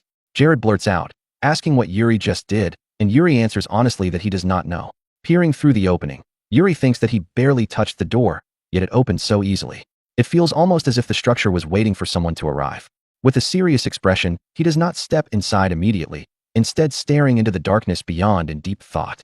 Then, without hesitation, he steps forward with Jared and Laurent at his side and declares that they are going in.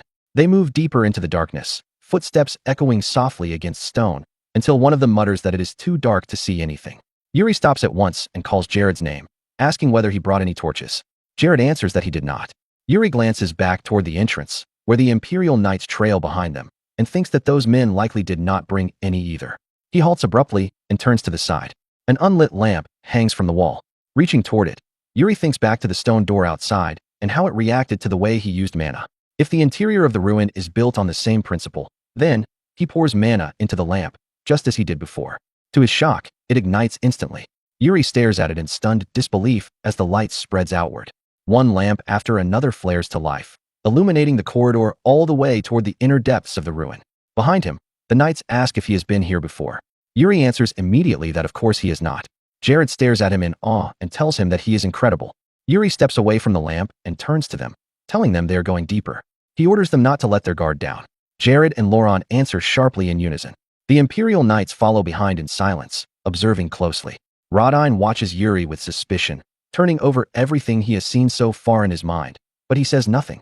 As they advance, Yuri's foot crunches against something solid. He looks down and realizes he has stepped on a large bone. Ahead, the passage opens into a clearing where skulls and scattered bones litter the ground. At the far end, slumped before a door, sits a human skeleton clad in armor, unmistakably that of a knight. Everyone stops. Yuri stares and begins to say that this is. Before he can finish, Jared moves forward, saying he will check it first. When Jared reaches the skeleton, he calls out to Yuri, drawing his attention. He strikes the door behind the skeleton and reports that the path is blocked from here. Yuri approaches and crouches beside the remains, examining them closely without touching. He notes that all the surrounding bones are orc skeletons, yet this one is human. Judging from the nearby traces of battle, it appears the knight died while guarding this door. Jared calls out again, saying that the door is not reacting even when mana is injected into it. Yuri looks up and answers that it cannot be helped. They should go back and see if they missed anything. He does not notice the faint mana beginning to rise from the skeleton. He does not see the subtle twitch of its fingers. Instead, he orders them to prepare for any dangers that may arise and asks if they understand. Jared answers yes. In the next instant, the skeleton lunges and grips Yuri's arm. Shock freezes Yuri in place, and Jared recoils in panic. Light erupts from the skeleton, flooding the chamber. Jared shouts in alarm, demanding to know what the hell that thing is, and Laurent cries out Yuri's name. The Imperial Knights rush forward, shouting as they close in. As they converge, the light intensifies, glowing with the same mist-like hue as Yuri's own aura. Yuri grunts and squeezes his eyes shut, raising his free hand to shield himself from the brightness. Still gripping him, the skeleton speaks, its voice resonating directly within him, asking him to please remember. The sound jolts Yuri. He opens his eyes and stares straight into the hollow sockets of the skeleton as the voice echoes again in his head, telling him that this is their salvation. Yuri stares in fear as the voice from the skeleton rings directly inside his head, pleading with him to remember, repeating itself while the light swells brighter and brighter until the voice declares that this is their salvation. The brilliance engulfs his vision completely, and the world shatters into white. When the light fades, Yuri finds himself standing face to face with his own reflection, his body rendered as a white ghostly form within an unfamiliar place bathed in open daylight beneath a clear sky. Confusion grips him. He turns his head and looks back, recognizing the same towering structure behind him, the very ruin he stood before moments ago, and wonders where exactly this place is. Before he can think further, a young boy runs past him, clutching a stack of books, shouting for his teacher and excitedly calling out for him to take a look at what he has found. Yuri follows the boy with his eyes and watches him stop in front of a knight. The knight smiles warmly and asks where the boy has been. Brimming with energy, the boy answers that he was just reading a book. The sight freezes Yuri. That armor. The knight is wearing the same armor as the skeleton outside. Realization settles heavily in Yuri's chest. He looks around slowly and understands that this place is a memory, the skeleton's memory given form. Leaving behind something like this would require an enormous amount of magic, and Yuri wonders what it is the knight wants to show him. He turns his full attention back to the two figures and focuses on the knight, acknowledging him as the true owner of this memory, then quietly observes as the scene unfolds. The knight tells the boy that they should begin today's lesson and asks whether he did the preparatory work. The boy falls silent, turning his head away awkwardly. Sensing the evasion at once, the knight scolds him, telling him that if he did not do it, he should simply say so, instead of trying to change the subject. The boy, still refusing to meet his gaze, protests that reading books is not fun at all. The knight clicks his tongue twice and asks him how he expects to become a proper hunter with that attitude. Watching the exchange, Yuri smiles faintly, a pang of nostalgia rising within him as it reminds him of Bernard. The knight reaches into a pouch at his side and tells the boy to take a look at this. He pulls out a red gem and holds it close to his face, his expression grim as he explains that this is the orc hunter's mark and that the boy will become a true hunter once he bears it. Yuri recognizes the gem immediately and realizes what its purpose is, thinking that it figures. Before the thought can settle, the boy hesitates and speaks again. He says quietly that he does not even know why they have to kill orcs. Then, straightening with sudden excitement, he suggests that maybe there is a chance they could talk things out instead. The knight does not respond immediately, only staring at the boy with a pained, contemplative expression. After a brief silence, he sighed deeply and tells the boy that it seems time for him to know the truth. The boy listens intently as the knight tells him to listen carefully, then explains that orcs are humans who have been contaminated by black magic. The words fall into the open field like a blade. Silence spreads. The boy stares in shock, and Yuri feels the same disbelief slam into him, his mind reeling as he mutters internally, "What?" The knight continues explaining that long ago there was a noble who was deeply engrossed in murder, killing his own citizens for countless reasons. When murder was eventually prohibited through royal decree, a warlock approached the noble in his despair. The warlock pointed out that the king had forbidden the killing of humans, but had never said that humans could not be turned into something else. The noble was delighted to hear that the warlock could transform humans into beings that were permitted to be killed. He willingly pushed his people into black magic, and those affected by it began to change into something no longer human. Their forms grew grotesque, their minds twisted with hostility toward mankind. Thus were born the humans contaminated by black magic, the orcs known today. Yuri stares down at his own hands, trembling slightly as the weight of the truth crashes into him. Orcs used to be humans. The realization forces another thought upon him. Does that mean the orcs he has killed until now are descendants of those very people? The boy, shaken and frightened, asks whether that warlock was ever punished. The knight shakes his head and answers no, explaining that the warlock had already gone into hiding by the time the noble's crimes were exposed to the world. The boy lowers his head, visibly disheartened, as the knight continues, explaining that people searched desperately for a way to turn the orcs back into humans, but failed. In the end, the kingdom was forced to abandon that hope entirely. The boy tries to speak, choking on the words, unable to finish his thought. The knight meets his gaze steadily and tells him that the duty of hunters is to take those cursed lives and grant them the salvation of rest. Hearing those words, Yuri's thoughts spiral. He wonders if this means that black magic is connected both to the foundation of the power used by the orc's sorcerer and to the human sacrifice the foreigner spoke of. In the next instant, Yuri's ghostly form remains suspended in place while the teacher and the student begin to dissolve into the wind, their figures breaking apart like drifting mist until nothing remains. Confusion tightens around Yuri as the space empties. Then a violent tremor ripples through the entire world. The earth shudders and the vibration passes straight through Yuri's incorporeal body, rattling even his stunned awareness. He watches as the buildings and surrounding structures age before his eyes, stone cracking, edges eroding, time accelerating in an unnatural surge. He understands at once that the flow of time within this memory is changing. When the tremor subsides, the scene shifts. They are now inside the same structure Yuri entered earlier, but it is ancient, its interior choked with cobwebs and decay. Yuri's ghostly form floats above two figures below, the boy and the knight now fully grown. Seeing them here, he wonders aloud if this place is inside the ruin itself. The younger man suddenly grips his magic staff and taps the knight urgently on the shoulder, shouting that he cannot allow this. The knight jerks free and snaps at him to let go. The younger man refuses, yelling in raw defiance that fighting alone is madness, demanding to know if his teacher has lost his mind, shouting that he will die for nothing. The knight whirls back, fury blazing, and shouts that even so they cannot wait for meaningless reinforcements. He roars that Adalvine is already finished. Watching from above, Yuri realizes that roughly a decade has passed. The name Adalvine stirs something distant in his mind, a fragment of half-remembered history, and he wonders if it belonged to a fallen kingdom. Outside, the sound of marching grows heavier. Orcs advance toward the ruin in overwhelming numbers. The younger man yells again, insisting that this does not mean his teacher should be thrown to the orcs as bait, calling it absurd. The knight shouts back that the orcs are already flocking here, and that if they waste more time, he will not even serve as bait. Then, his tone shifts. Kay replaces fury. He places both hands firmly on the younger man's shoulders and tells him that he must survive and pass their purpose on to others. That he says is the role of those who come after. The younger man answers just as calmly, admitting that he will not get far even if he runs now. His eyes harden with resolve as he declares that he would rather ensure their purpose is properly recorded within these ruins and passed down to future generations as the memories of the orc hunters. The knight listens and remarks that he is unbearably persistent. From above, Yuri finally understands and thinks that this is why the memory was left behind.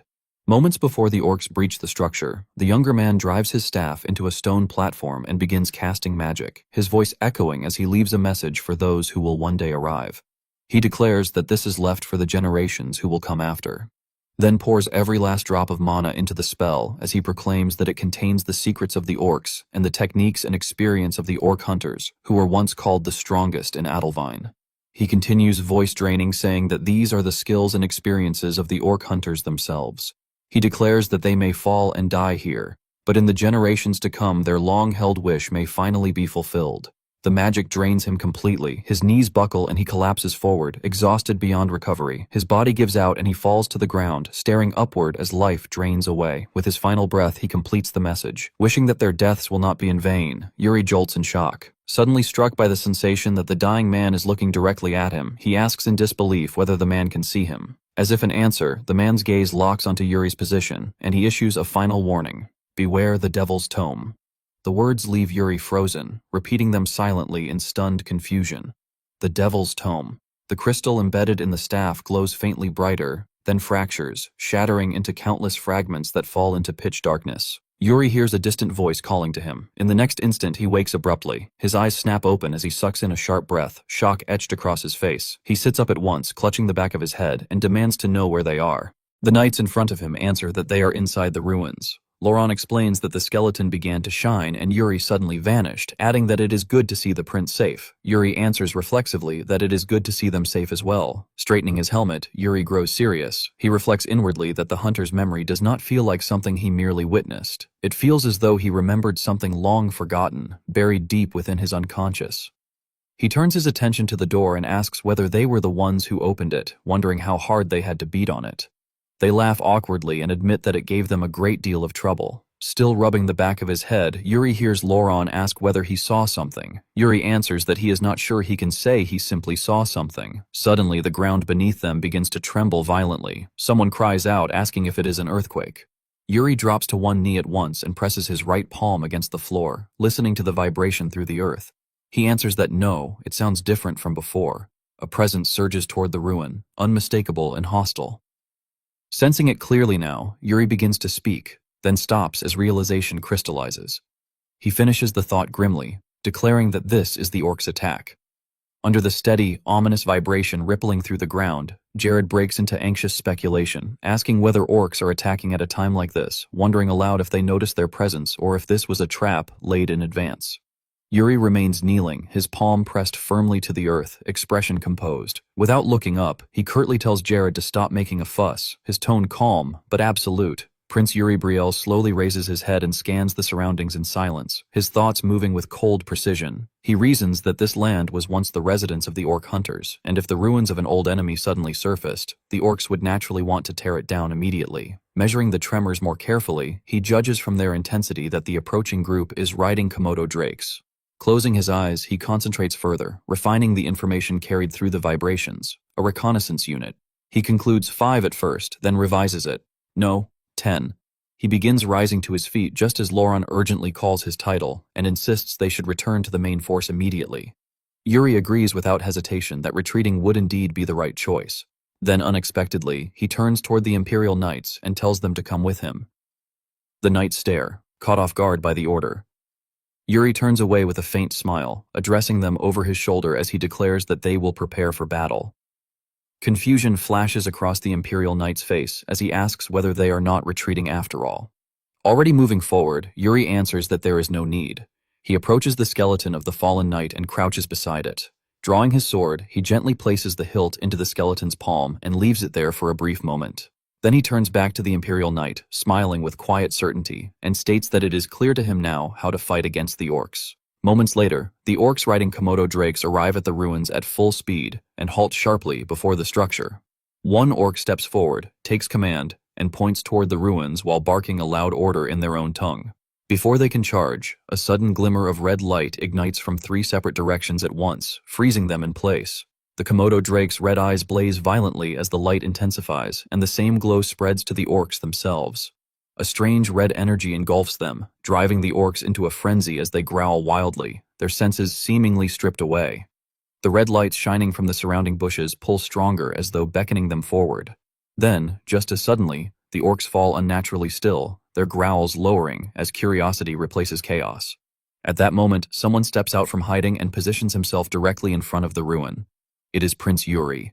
He roars a single command now. Jared and Loran explode out of concealment from one side, swords drawn, while the Imperial Knights surge from the opposite bush in perfect coordination. The orcs remain momentarily frozen as Yuri orders the attack, and the knights rush forward without hesitation. Jared launches himself into the air, sword raised high, roaring at the top of his lungs as he descends. He lands with brutal force, driving his blade straight into the head of an orc and burying it deep. At the same time, Loran rushes past him and delivers a swift, clean slash that severs another orc's head in one fluid motion. An Imperial Knight charges next, eyes locked on his target. He closes the distance and thrusts his sword directly into the orc's neck. The blade remains lodged as the creature gurgles in pain, blood bursting violently from the wound. As the one-sided slaughter unfolds, Yuri himself advances, calm and deliberate. He notes inwardly that it works exactly as expected. To think that the mark of the hunter left within the ruins would exert this level of influence. Sensing enemy numbers through ground vibrations, preparing traps in advance. These are methods he never would have conceived of on his own. Drawing his sword fully, he smiles faintly and wonders if this is why the skeleton showed him those memories. An orc suddenly charges straight at him, axe raised and poised for a crushing strike. Yuri does not flinch. Instead, he thinks that it feels as though he has refined these skills over decades. As the axe begins its downward arc, Yuri simply points his sword forward, calmly identifying the most effective point on the orc's body to strike. His eyes turn cold. In the next instant, he thrusts with blinding speed, piercing straight through the orc's raised arm before the axe can descend. Blood erupts as the orc screams in agony. Yuri twists the blade with precise force, severing the arm in a clean motion that sends it flying aside. He thinks that there is no need to struggle against them or use soul severance. Before the orc can react, Yuri slashes cleanly across its neck. The cut is so precise that the head remains balanced for a heartbeat before sliding free. The body and severed head collapse face first at Yuri's feet. He stares down at the corpse without a trace of remorse. Turning back toward the ruin, Yuri declares that he will make full use of the orc hunter's legacy. With his back to the structure as he walks away, he completes the thought, addressing those who came before him, hunters of Edelvine. Later that night, inside Ragna's tent, the lamplight flickers softly at the desk. Ragna sits behind it, exhaustion lingering in his posture, while Yuri stands across from him at attention. Ragna tells him that thanks to Yuri, they were able to safely secure the perimeter around the ruins. He adds that Yuri has done well. Yuri inclines his head and offers a sincere thanks.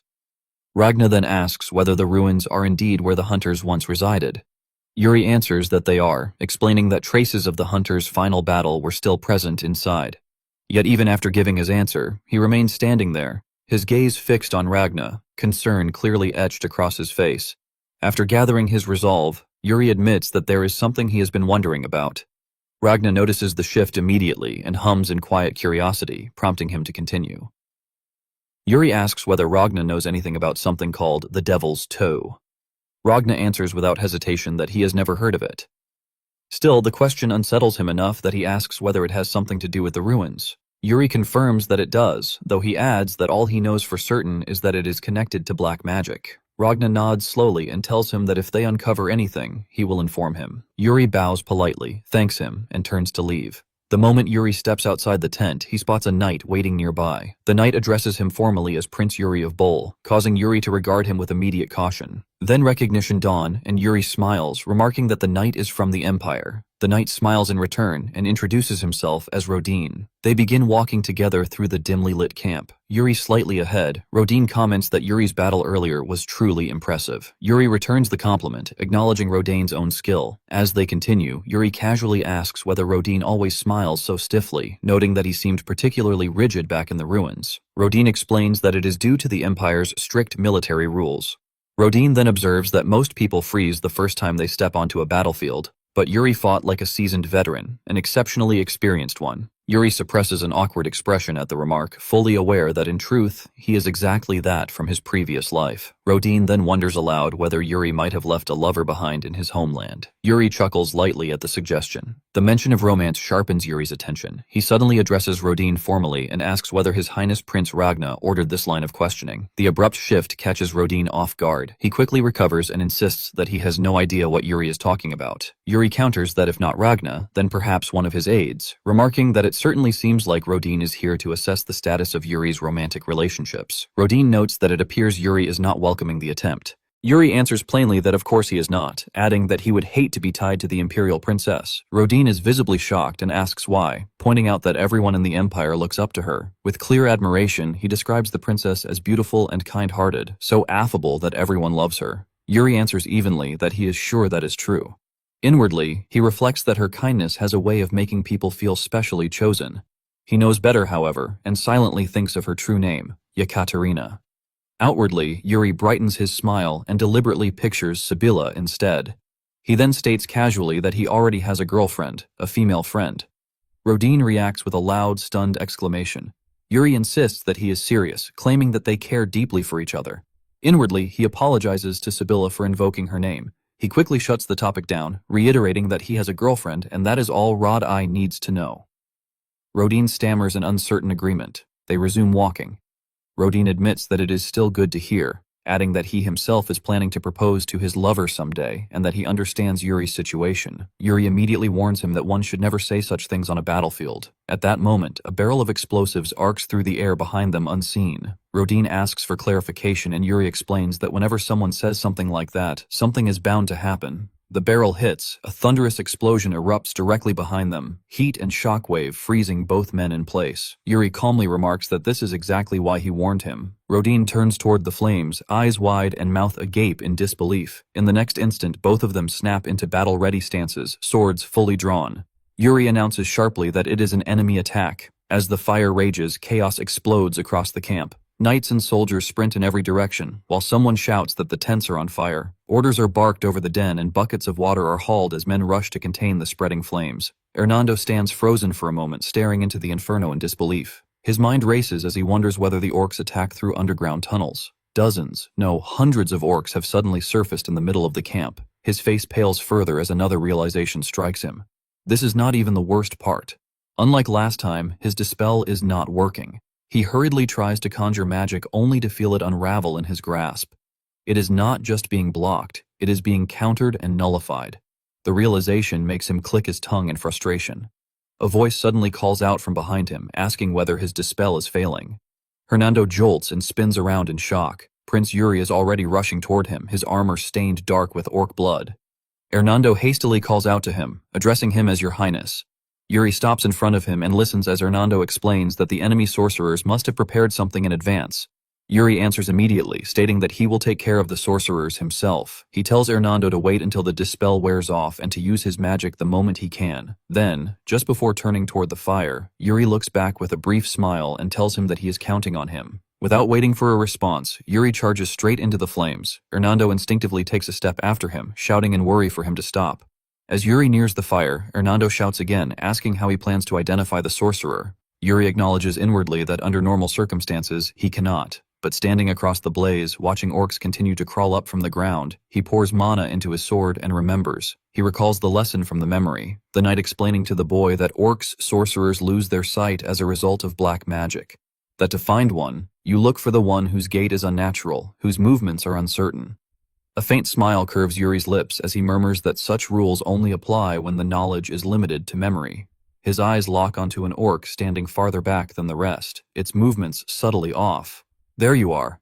Yuri shifts into a throwing stance, mana surging through his arm and blade, and hurls his sword with full force. It tears through the air and slams into the orc's neck, the impact violent enough to send the creature flying backward until it crashes into the fence at the far edge of the camp. The orc is still alive, its hands trembling as it reaches weakly for the sword embedded in its throat.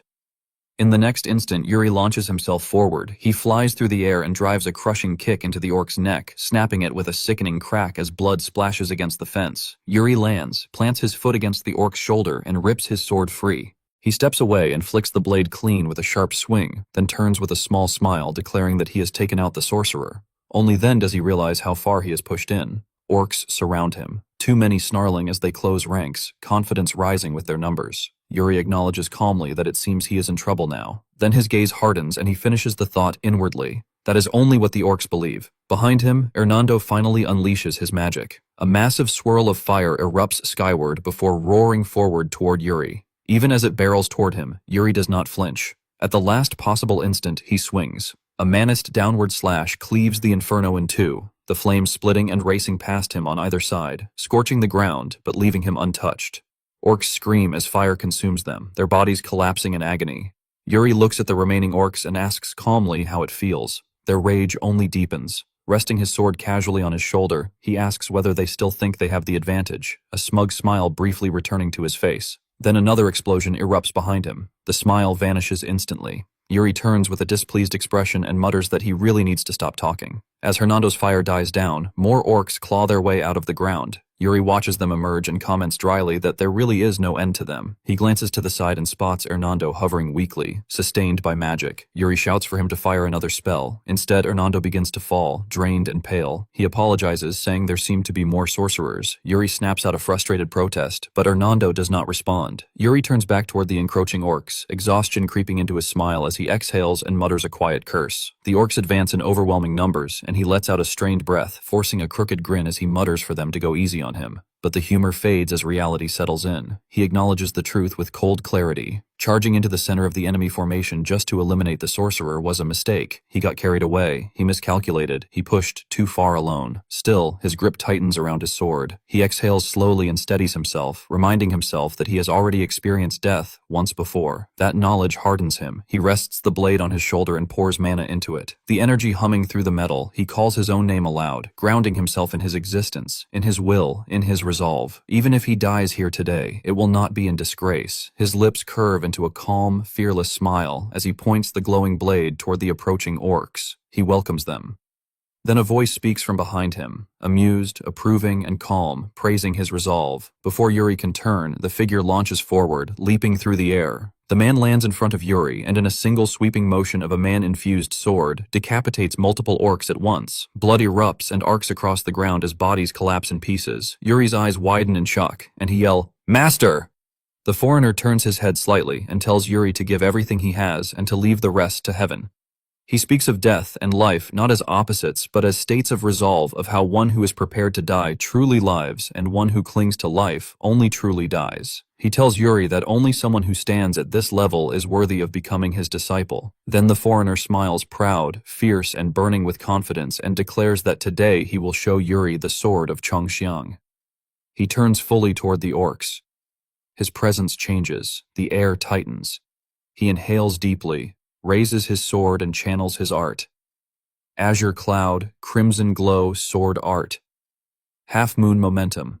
His blade moves in a perfect arc, carving a half-moon through the air. For one suspended heartbeat, the world falls silent. Time itself seems to pause. Then it resumes. Orcs' heads fall. Blood explodes outward. Multiple orcs collapse simultaneously, their bodies crashing to the ground in a grotesque cascade. Yuri stares frozen, eyes wide, breath stolen from his lungs, disbelief flooding through him as realization strikes like thunder. So this is it. This is the power of the 10 strongest of the continent, like his father, like legends made flesh. The foreigner speaks again calmly, stating that he will take half of them and that Yuri will take the other half. Yuri answers instantly without hesitation, his voice firm and unwavering. "Yes, sir." He launches forward into battle. Behind him, the foreigner watches Yuri charge, a faint smile forming as he thinks that the boy is a strange one and wonders if he himself is not just as strange for being drawn to him. Yuri fights brutally, efficiently, cutting through enemies with raw force and sharpened instinct. His movements are rough, imperfect, unpolished, yet seasoned, practical, and lethal. The foreigner observes silently, recognizing it immediately. Such talent never stands alone. Followers are always drawn to it. Turning back toward the orcs before him, the foreigner speaks in a low voice, almost reverent, almost prophetic, of celestial disorder, of ominous stars spreading darkness across the heavens, yet of encountering a star that still holds light within it. He questions how this could be anything but celestial guidance. His aura surged once more as killing intent flooded the battlefield. He advanced slowly and deliberately, his eyes fixed on Yuri's form as he cut through blood and fallen bodies. While watching the boy fight, he wondered whether that child, once grown, would be devoured by the black star destined to one day cover the world, or whether he would instead become a new star himself. Blood sprayed across Yuri's armor as yet another enemy fell, and the foreigner's voice lowered, tinged with quiet fascination. An orc's blade tears through the chaos, followed by another crushing strike that slams into the ground, dirt and sparks exploding outward as the earth shudders. A blast detonates near the ranks and smothers the field in thick smoke. From the swirling dust, two red-eyed orcs burst forward, snarling as they press the attack. Prince Yuri pivots toward the pressure and calls out for Jared and Lauren. Seeing their line begin to buckle, he thrusts his arm forward and orders them to stop the enemies. One knight charges into the front and blocks a heavy swing with ringing steel, while another drives an orc back with a brutal counterblow. A scream of pain cuts sharply through the clash of blades. Jared scans the battlefield and reports that there are too many underground tunnels, adding that they are losing ground far too quickly. Yuri falls silent for a brief moment, listening to the tremors beneath his feet. He admits that the warning is correct and says that a force this large moving underground means something is wrong. Narrowing his eyes, he senses deeper and realizes that aside from the orc sorcerer, there is something else moving below. Jared calls out to him again, but Yuri drops low and pushes his awareness into the vibrations beneath the battlefield. He asks himself where it is, then demands to know where they are digging the tunnel. Following a faint, irregular rhythm through the soil, it suddenly sharpens into focus, resembling something like a massive sandworm from legend. Yuri states that he has found it. He lunges forward and signals sharply, ordering everyone to follow him. His men scramble after him. Jared questions whether this is truly the right direction, but Lauren immediately shuts him down, saying that no one questions Yuri, while Jared reacts with visible unease. They skid to a halt as the shaking intensifies. Yuri says that this is the center point, the place that has been vibrating without pause. The air quivers, and a hooded orc shaman steps into view, baring its teeth as it raises a crooked staff. The shaman begins chanting and slams its palm into the ground. The earth groans in response. Cracks race outward as stone heaves and something massive forces its way up from below. The surface splits apart. Hulking figures burst through shattered soil and leap forward in a spray of rubble as the ground collapses behind them. Yuri watches without flinching and murmurs that it is exactly as he expected. 3 Orcville advance with weapons raised, red eyes burning as cruel grins spread across their faces. Yuri remarks that he assumed they would appear sooner or later. More orcs fan out behind them, forming a living wall that separates Yuri's group from the shaman. They begin chanting again, shouting in unison as if sealing the spell across the battlefield. Jared leans in and says that the enemy is deliberately targeting Yuri. Yuri answers calmly that he can tell. Yuri raises his sword and commands each of them to take one opponent and not lose. His knights answer immediately and spread out. As Yuri steps forward, his focus sinks beneath the battlefield once more. He senses that whatever lies below is not an orc, and he knows that ending this battle means destroying it. He charges toward the largest presence, the Orc V Val, and swings with full force. As the duel begins, the Orc V Val brings its curved blade, crashing down. Yuri meets it head-on, steel shrieking as sparks burst outward. The impact forces Yuri to skid backward, but he twists, deflects, and turns the weight aside. Even so, the Orc V Val's an opening and snaps a cut through his guard. Blood sprays as flesh tears. As the orc taunts him, Yuri thinks that it is irritating and judges that the Orc V Val's exactly how to exploit the advantages of a curved blade. Shouts rise behind him as the wider fight continues. Yuri steadies his breathing and says that he needs to finish this quickly and get back to his people. The Orc V Val grins and Yuri surges forward to end it. He slashes, but the Orc V Val slips past with minimal movement and blocks at the last instant, turning every decisive strike into a shower of sparks. Yuri grows increasingly irritated, thinking that the Orc V Val is reading his movements and parrying everything. He wonders if it is deliberately stalling while the battlefield around them collapses. His focus falters for a heartbeat, then snaps back as a memory of his master's lesson surfaces. Bernard says that when the mind scatters, the sword strays, and that no matter how urgent the situation is, if the sword cannot keep up, it will never reach the enemy. Yuri's younger self demands to know what he is supposed to do. In that memory, Yuri snaps that his master should complain instead of swinging, adding that he nearly killed him. Bernard answers that Yuri must choose, explaining that combat is fluid and filled with paths beyond what seems obvious. He orders Yuri to remember why he fights. Back in the present, Yuri hardens and says that it is just like his master, admitting that the nagging brought him back to himself. Pressure coils at his feet like a wound spring. White energy wraps around his body. In the distance, the shaman stiffens and the Orcval's eyes flare as it senses the shift in Yuri's rhythm. Yuri levels his sword and says that they were trying to provoke him. He leaps forward, declaring that his original purpose was to deal with what lies underground. He drives his blade down with ruthless resolve. The strike detonates the space beneath them and forces the massive earthbound creature upward, unleashing a harsh, echoing scream. As the smoke peels away, Yuri is already moving again. He surges forward through the white spiral of his own momentum, eyes locked ahead, and states that charging straight through like this is always the best way. The scene unfolded in complete chaos, with everything spiraling out of control.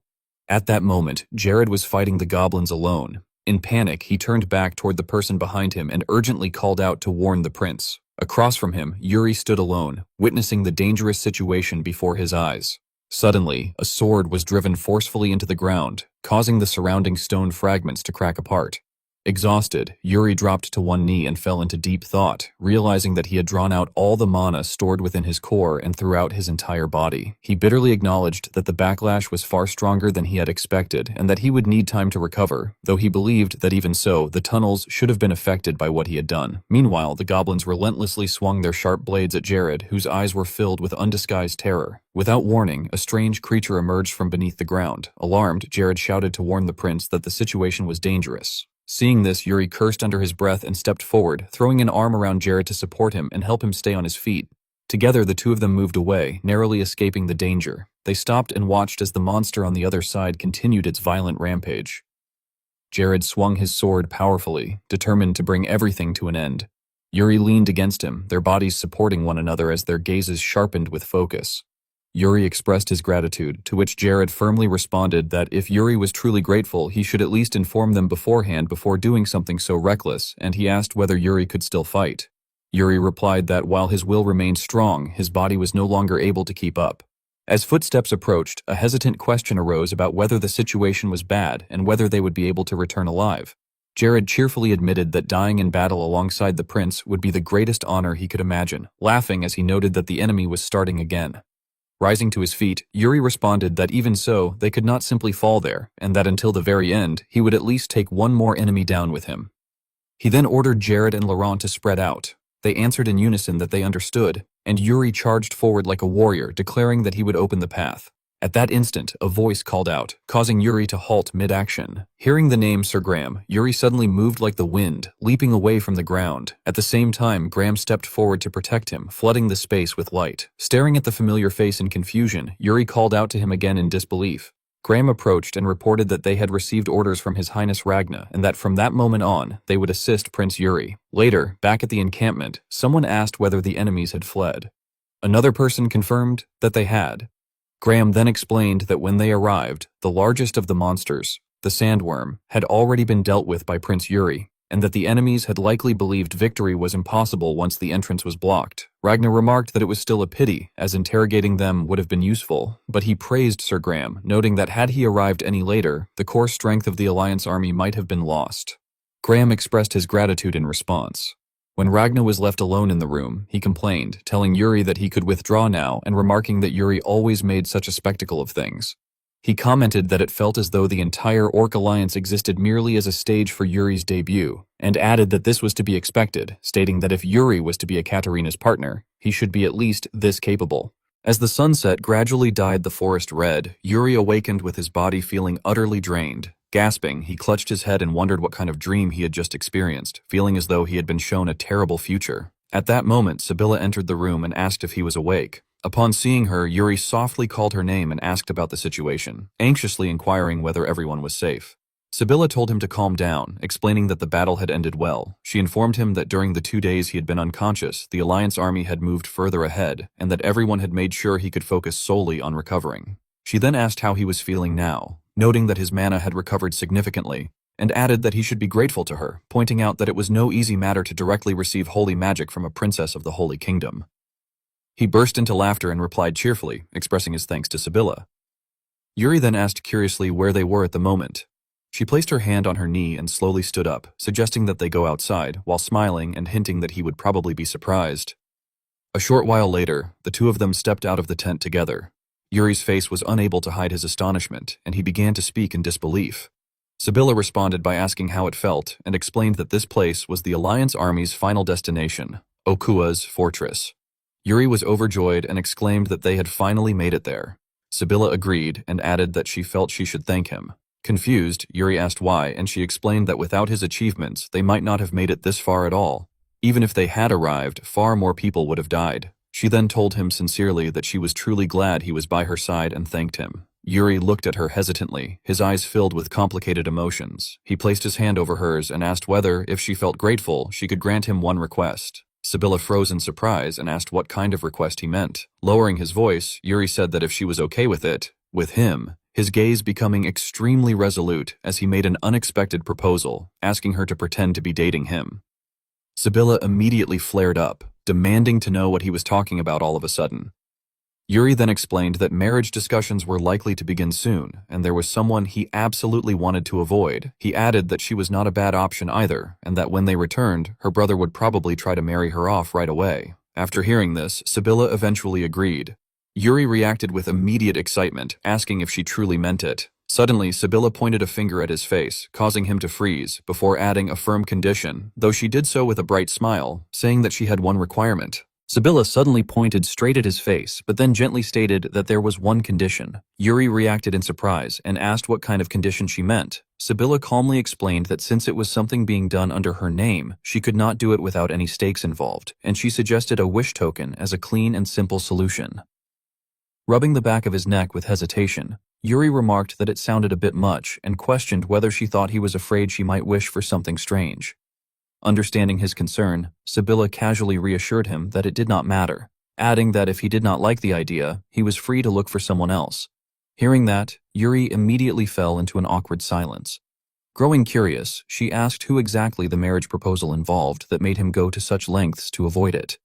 Yuri answered matter-of-factly that it was the crown princess of the empire. Upon hearing that, Sibylla froze on the spot and questioned why he reacted that way, adding that he should be grateful. Yuri emphasized that he himself was also a prince and therefore did not have to be thankful. Doubtful, Sibylla questioned what he meant, pointing out that the empire possessed higher national prestige than the Briels and that, above all else, the princess had beauty and an excellent personality, practically lacking nothing, which was precisely why he should be grateful for the proposal.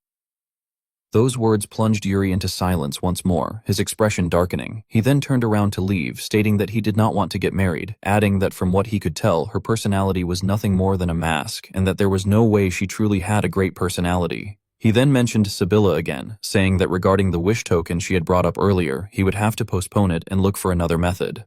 At that moment, Ragna suddenly shouted loudly, causing Yuri to halt in his tracks, as Ragna called out to ask whether Yuri was awake and declared that he had just been about to report Yuri's amazing performance back to their homeland. Laughing heartily, he added that he had expected Yuri to be unconscious for at least 4 days, yet he had already fully recovered, praising him as an incredible man. Yuri responded politely, expressing his thanks to His Highness. Ragna then stepped closer and teasingly remarked that his niece seemed extremely interested in hearing about Yuri's recent exploits. Those words made Yuri feel as though he had fallen under a spell, cold sweat pouring down his back. Ragna then excitedly slapped Yuri on the back and exclaimed that it was such a great turn of events. Internally, Yuri screamed in desperation, his eyes silently begging, thinking that whether it was a wish token or anything else, he was willing to go along with it as long as he could get help immediately. He quietly called out to Sibylla with a pleading tone. Finally stepping in to rescue him, Sibylla addressed His Highness respectfully, explaining that Prince Yuri had not been awake for long and requesting that he be given some consideration so he could rest and stabilize a bit longer. Ragna, now curious, remarked that she must be the princess of the Holy Kingdom and asked what her name was again. She then introduced herself, stating that her name was Sibylla Arsent, and addressed him as His Highness. Ragna remarked that he understood and observed that she seemed to care quite a lot about him, then questioned whether the two of them were close. Immediately afterward, Sibylla stepped forward and casually wrapped an arm around him, explaining that they were not merely close. With a gentle smile, she firmly stated that they were in a relationship. The revelation unfolded so abruptly that the old man froze in place as if turned to stone. Ragna then spoke again in a doubtful tone, asking whether what he had just heard was truly the case, directing the question toward Yuri. Unable to meet his gaze, Yuri reluctantly confirmed that it was indeed true. At that moment, Ragna's expression darkened noticeably. With evident disappointment, he remarked that the two of them looked good together, though his tone carried a hint of bitterness. He then seemed to question his own reaction, brushing it off and suggesting that they could discuss the matter further at a later time. He reminded them that they were already well aware that a final battle against Okua was approaching soon. He continued by explaining that, due to the relentless battles they had endured and the exhausting long march, the Allied forces planned to advance only after taking time to rest. He emphasized that they needed to be fully prepared, as this would be the long-awaited final battle. Conversely, he warned that the orcs would attempt to exploit their moment of vulnerability in new ways. Nevertheless, he pointed out that they possessed powerful individuals gathered from across the continent, from the Empire, the Briols, and the Holy Kingdom, and asserted that they could not possibly lose to mere orcs at this stage. Declaring that the extermination would begin immediately, he proclaimed that those filthy creatures of unknown origin would be wiped out and that the entire continent would come to know their name. Lost in thought, Yuri reflected inwardly that he had joined the Allied forces driven by a single-minded resolve to correct the failures of his previous life. He recalled advancing all the way to the doorstep of Okua without suffering a single defeat. He noted that 5 years had passed since he had regressed to the age of 13, and that since then, he had relentlessly trained his body and techniques, reclaimed the legacy of his ancestors, and kept by his side those destined to share his fate, bound together by the chains of destiny. He recognized that this path was clearly an improvement over his former life. Now that he had reached a level where he could stand shoulder to shoulder with the strongest individuals on the continent, he had finally come face to face with the very first culprit responsible for the fall of the Briols. He reaffirmed that his sole purpose was to prevent the collapse of Briols and vowed that, this time, he would protect his nation. At the Granzian Empire's imperial palace, a banquet was underway, with glasses of red wine meticulously arranged atop one another. An elegant woman appeared among the guests, while couples intoxicated by wine leaned closely together. Someone casually brought up the topic, asking whether the others had heard the news about the Allied forces. A beautiful woman replied with curiosity that it was outside her usual interests, but wondered if there was anything noteworthy to hear. It was then mentioned that the Allied forces were about to engage in their final battle soon. Another guest reacted in surprise, remarking that, from what they had heard, the Allied forces remained undefeated. Someone commented that this was only to be expected of His Highness, and praised how incredible it was, while also noting with amusement that His Majesty did not even spare him a glance. Laughter followed, but another woman quickly cautioned that such remarks should not be made within the imperial palace. She then suggested that they move on from such a boring topic and reminded everyone that they were surely aware of the third prince of Briol, who had been performing exceptionally well in the war. Someone voiced their agreement, remarking that it was only natural, as they had liked his appearance and therefore remembered him clearly, before asking whether there was any news about him. At the same time, the sound of footsteps from a pair of white high heels echoed through the room. A clear, graceful voice soon rang out, drawing everyone's attention as she mentioned that, according to what she had heard, he had been discussing a marriage proposal with the princess of the Holy Kingdom. The moment people recognized the young woman, they immediately began to bow, expressing their astonishment. She then spoke again in an alluring tone, asking whether the name being mentioned was Yuri Briol. Someone responded enthusiastically, asserting that it must have been love forged on the battlefield and commenting on how romantic it sounded. Immediately after, a hand was placed firmly on the chair, causing the two people seated there to shudder. Her voice turned cold as she remarked that it seemed they were discussing a rather interesting topic. Those who had been drunk moments earlier were now visibly terrified and hurriedly bowed, stammering in panic. A cold sweat broke out among everyone present under the pressure of her presence, and they spoke in unison, stating that it was an honor to meet her. She then smiled and calmly brought the matter back up, requesting that they explain the news mentioned earlier in greater detail. Under the clear sky, the soldiers chatted among themselves, saying that one of them had been planning a huge business in his hometown and asking another whether he had tried the food he had given him last time and whether he had liked it. They cheerfully spoke about their wishes, mentioning that once they returned home, they would pursue their dreams. At that moment, Proin was quietly moving around and observing everyone. He thought to himself that everyone had been getting along lately, and that he still remembered how they would not even talk to each other on the first day, reflecting on his identity as the Knight of Brusin, Proin. Soon, the chatter of his subordinates reached his ears as they talked about hearing that they had become quite popular in the Empire.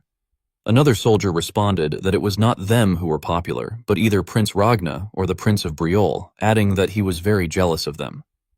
Proin looked up at the flag and wondered about Prince Yuri of Briol, thinking that Yuri had given off an intense impression from the start. He reflected that wine did not seem to suit such a place, but he admitted that Yuri had achieved overwhelmingly impressive results, and that he had been the one who created the current atmosphere and brought everyone together to fight as one. Proin then realized that it had also been Yuri who had accomplished that. At that moment, someone quickly noticed Proin's presence and asked when he had arrived. Proin scratched his head, walked closer, and replied that he had seen them sparring and had come to watch. Yuri teased him by saying that it sounded like Proin wanted to join in. Proin recalled Yuri asking whether he would like to spar, adding that Yuri could tell his master about it because his master seemed to have been quite bored lately. Proin hurriedly refused, saying that he was fine and seriously meant it. He then suggested that Yuri should visit Brusin once the war was over. He also remembered to mention that he would love to show Yuri the Sea of Brusin. Yuri burst into laughter and replied that he would remember that, and suggested that they should have a feast once the war was over and after they had won against the orcs. Suddenly, soldiers began ringing bells violently. Beneath the sky, a fierce black aura approached rapidly. A panicked voice rang out, announcing that the enemy was attacking. Ragnar's eyes immediately sharpened as he looked at the approaching enemy. Yuri sighed and remarked that there were so many enemies that he could not even see the horizon. Jared reminded him that the situation was the same on the other side. Yuri responded that their camp had been completely surrounded by the orc army and asked whether Jared was scared, noting that Jared was not very talkative at the moment. Jared angrily denied being scared. Yuri laughed and commented that Jared had changed, adding that in the past Jared would have said that he hated getting caught up in troublesome affairs like that. Jared asked when exactly Yuri was referring to. Yuri calmly explained that he was just trying to say that they had come a long way and then firmly declared that they would go even further. A gigantic foot suddenly slammed onto the ground as a ferocious goblin appeared. Jared was startled and exclaimed in shock. Yuri narrowed his eyes and thought that the creature must be Okua, the orc king. The creature roared loudly, and Yuri confirmed that it was indeed Okua, the orc king. The other orcs began imitating their king's roar. On the human side, the soldiers refused to be intimidated and started blowing horns as a signal. Finally, Ragnar swiftly lowered his sword and ordered everyone to charge. Okua's face was equally ferocious, with blazing red eyes, and soon both sides rushed toward each other as the battle officially began. The human soldiers spurred their horses forward like heroes. Yuri raised his sword high and shouted for Briol. The two sides then clashed violently, with blood spraying everywhere. Okua's forces retaliated fiercely, unleashing devastating attacks that shook the ground. A sword struck straight into an orc's neck, causing blood to gush out and stain everything red, leaving others who witnessed it in shock. Yuri immediately turned and ordered everyone to focus. At that moment, a dark shadow fell over Yuri from above. Someone looked up and wondered why the sky had suddenly changed. They then saw winged creatures approaching and cried out in terror that they were wyverns. From above, Okua's forces aimed their arrows downward and prepared to fire. Sharp arrows were released violently. Instead of being afraid, Yuri felt a surge of excitement and remarked that this was how the enemy wanted to play. He placed his hand on his sword and commented that such an action would cost a lot of mana. Nevertheless, he swung his sword, releasing a massive amount of energy as magic burst forth, seemingly intending to overwhelm the entire space. His face showed clear seriousness as he continued fighting. He hurled his sword forward with tremendous force, intending to break the enemy's momentum. The enemies roared in shock after being suddenly attacked. Yuri quietly analyzed that the height should be sufficient, after which he lowered his stance and leaped high into the air. He quickly grabbed the control rope used by Okua's forces and threw one of them down, gaining the upper hand in the sky. He asked whether they had thought they could attack from the air and declared that he would make sure that every one of them crashed to the ground, his eyes darkening with killing intent as he raised his hand and made his resolute proclamation. On the chaotic battlefield, as the soldiers struggled desperately to eliminate the monsters, one soldier approached Ragnar and informed him that the archers were ready. Seeing that Ragnar seemed distracted, he addressed him again, asking whether he could hear him. Ragnar, however, was admiring the battle and honestly remarked that there was no one crazier than Yuri as he watched the Okua tribe riding dragons in pursuit of him. Meanwhile, Yuri's face showed no fear but was filled with excitement. He then turned serious and carefully observed his surroundings. When an Okua shot an arrow toward him and the arrows flew through the air, cries rang out everywhere that it was coming. Yuri swiftly dodged and swung his sword, successfully avoiding the arrows. Riding on the dragon, he exclaimed in surprise and remarked that the creature was quite something. He then suggested that the dragon think about it, pointing out that it would not want to die a pointless death because of the orcs. He proposed that if it helped even a little, it could save its friends as well. Sensing the dragon's rising spirit, Yuri laughed in satisfaction and said that judging by its strong reaction, it seemed like someone he could reason with. The moment he gave the order, the dragon shot forward, and he eagerly suggested that they go wild and break through head-on. With a single slash, Yuri finished off one enemy. when another rushed at him recklessly and yet another attempted to trap him in a pincer attack, shouting Kutumba. Yuri and the dragon leapt high into the air to avoid being cornered. Hanging upside down in mid-air, Yuri suddenly launched himself off the dragon and plunged straight down. Even in that situation, he smiled and declared that he would finish it cleanly in a single strike. Gripping his sword tightly, he released an enormous surge of power from the blade and swiftly eliminated 2 enemies in succession. Sliding to a stop, he smiled in satisfaction and declared that it was done. He then landed squarely back on the dragon's back and praised it, saying that this round was theirs. Surveying the situation, Yuri admitted that even so, taking them down one by one was too slow. He then took something else out of his pocket and smiled confidently, saying he would have to try applying it differently. Below, the battle dragged on as soldiers shouted at each other not to get pushed back and to hold the line. Jared continued fighting and defeated one enemy, but in his frustration he muttered that there was no end to them. Suddenly, a strong wind arose, and he wondered why the wind was behaving that way. Looking up at the sky, he was so astonished by the sight that his mouth fell open. Above them, Yuri was creating massive whirlwinds. Jared exclaimed in shock that it was Prince Yuri. At that moment, Yuri reflected that mana shaped by will, combined with the soul-severing slash and the rotational force of the Windring Sword, could be condensed into guilt and released in an instant. Opening his eyes wide, he poured all his strength into a single powerful strike, and the resulting tornado swept through the enemy forces. Smiling with satisfaction, Yuri felt that he had discovered the key point. Gathering his strength once more, he enthusiastically declared that the power was confirmed and shouted that he would increase the range as well. The enemies below were swiftly wiped out. From the ground, Jared silently marveled that this was the third Prince of Brioll he had only heard about in rumors. Another man commented that for a single individual, his strength rivaled an entire squad. When Yuri descended, he asked whether this was the nation of knights Brioll. Jared immediately praised him, saying that his techniques were flashy. Yuri replied that Jared was nagging the moment he landed, and shyly asked whether it was cool, adding that he would call it the spinning whirlwind sword. Jared turned away and bluntly responded that it was terrible. Yuri then asked more importantly about the ground battle situation. Jared answered that thanks to him there was no aerial damage, but that was all, explaining that the clash of the main forces was fierce, and that if even one side faltered, the formation would break. Wiping his sweat, Yuri said he would have to run around and support them. Turning to the man beside him, he asked about him.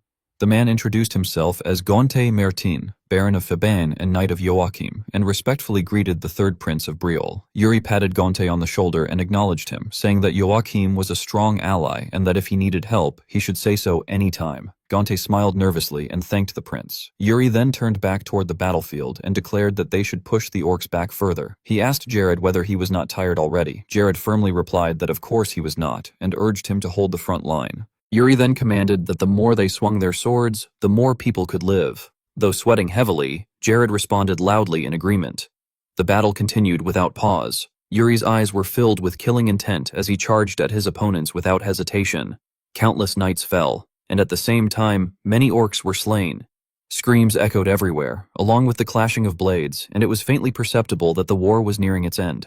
As silence purchased with lives gradually descended and the sun began to set, a gigantic monster suddenly appeared. Its roar caused all the soldiers to collapse in agony. Panting, Yuri declared that it was finally stepping forward. As the massive creature advanced, it became clear that at last, Okua had made its move. He quietly thought that if Orkua stepped in, they would have Master Moyong-chan on their side, and that although both sides were locked in a war of attrition, somehow things might still turn in their favor. However, the savage laughter of the monster suddenly rang out again, startling him as he turned back. The scream grew more and more unbearable. Yuri cursed inwardly that those guys were already dead. He then shouted for Brial to prepare themselves because the orcs were about to go berserk. At that very moment, a ferocious orc charged at him and swung its axe. Yuri managed to block it in time, and a piercing clash echoed out. Turning around, he loudly ordered everyone not to get pushed back. As the two sides resisted the encirclement of the orcs, Yuri warned the prince to look over there, saying that Orkua was trying to retreat. Gritting his teeth in frustration, he continued fighting as the sounds of collision rang endlessly. In a flash, he cut off an orc's head and shouted that they could not let Orkua escape, ordering everyone to chase him.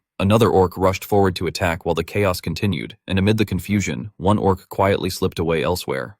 Night quickly fell.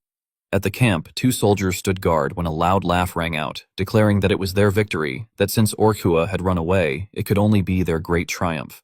The speaker suggested that since the enemy had retreated, it would be best to rest for a while, reasoning that Orkua must have taken serious damage as well, and that they should focus on recovery during that time.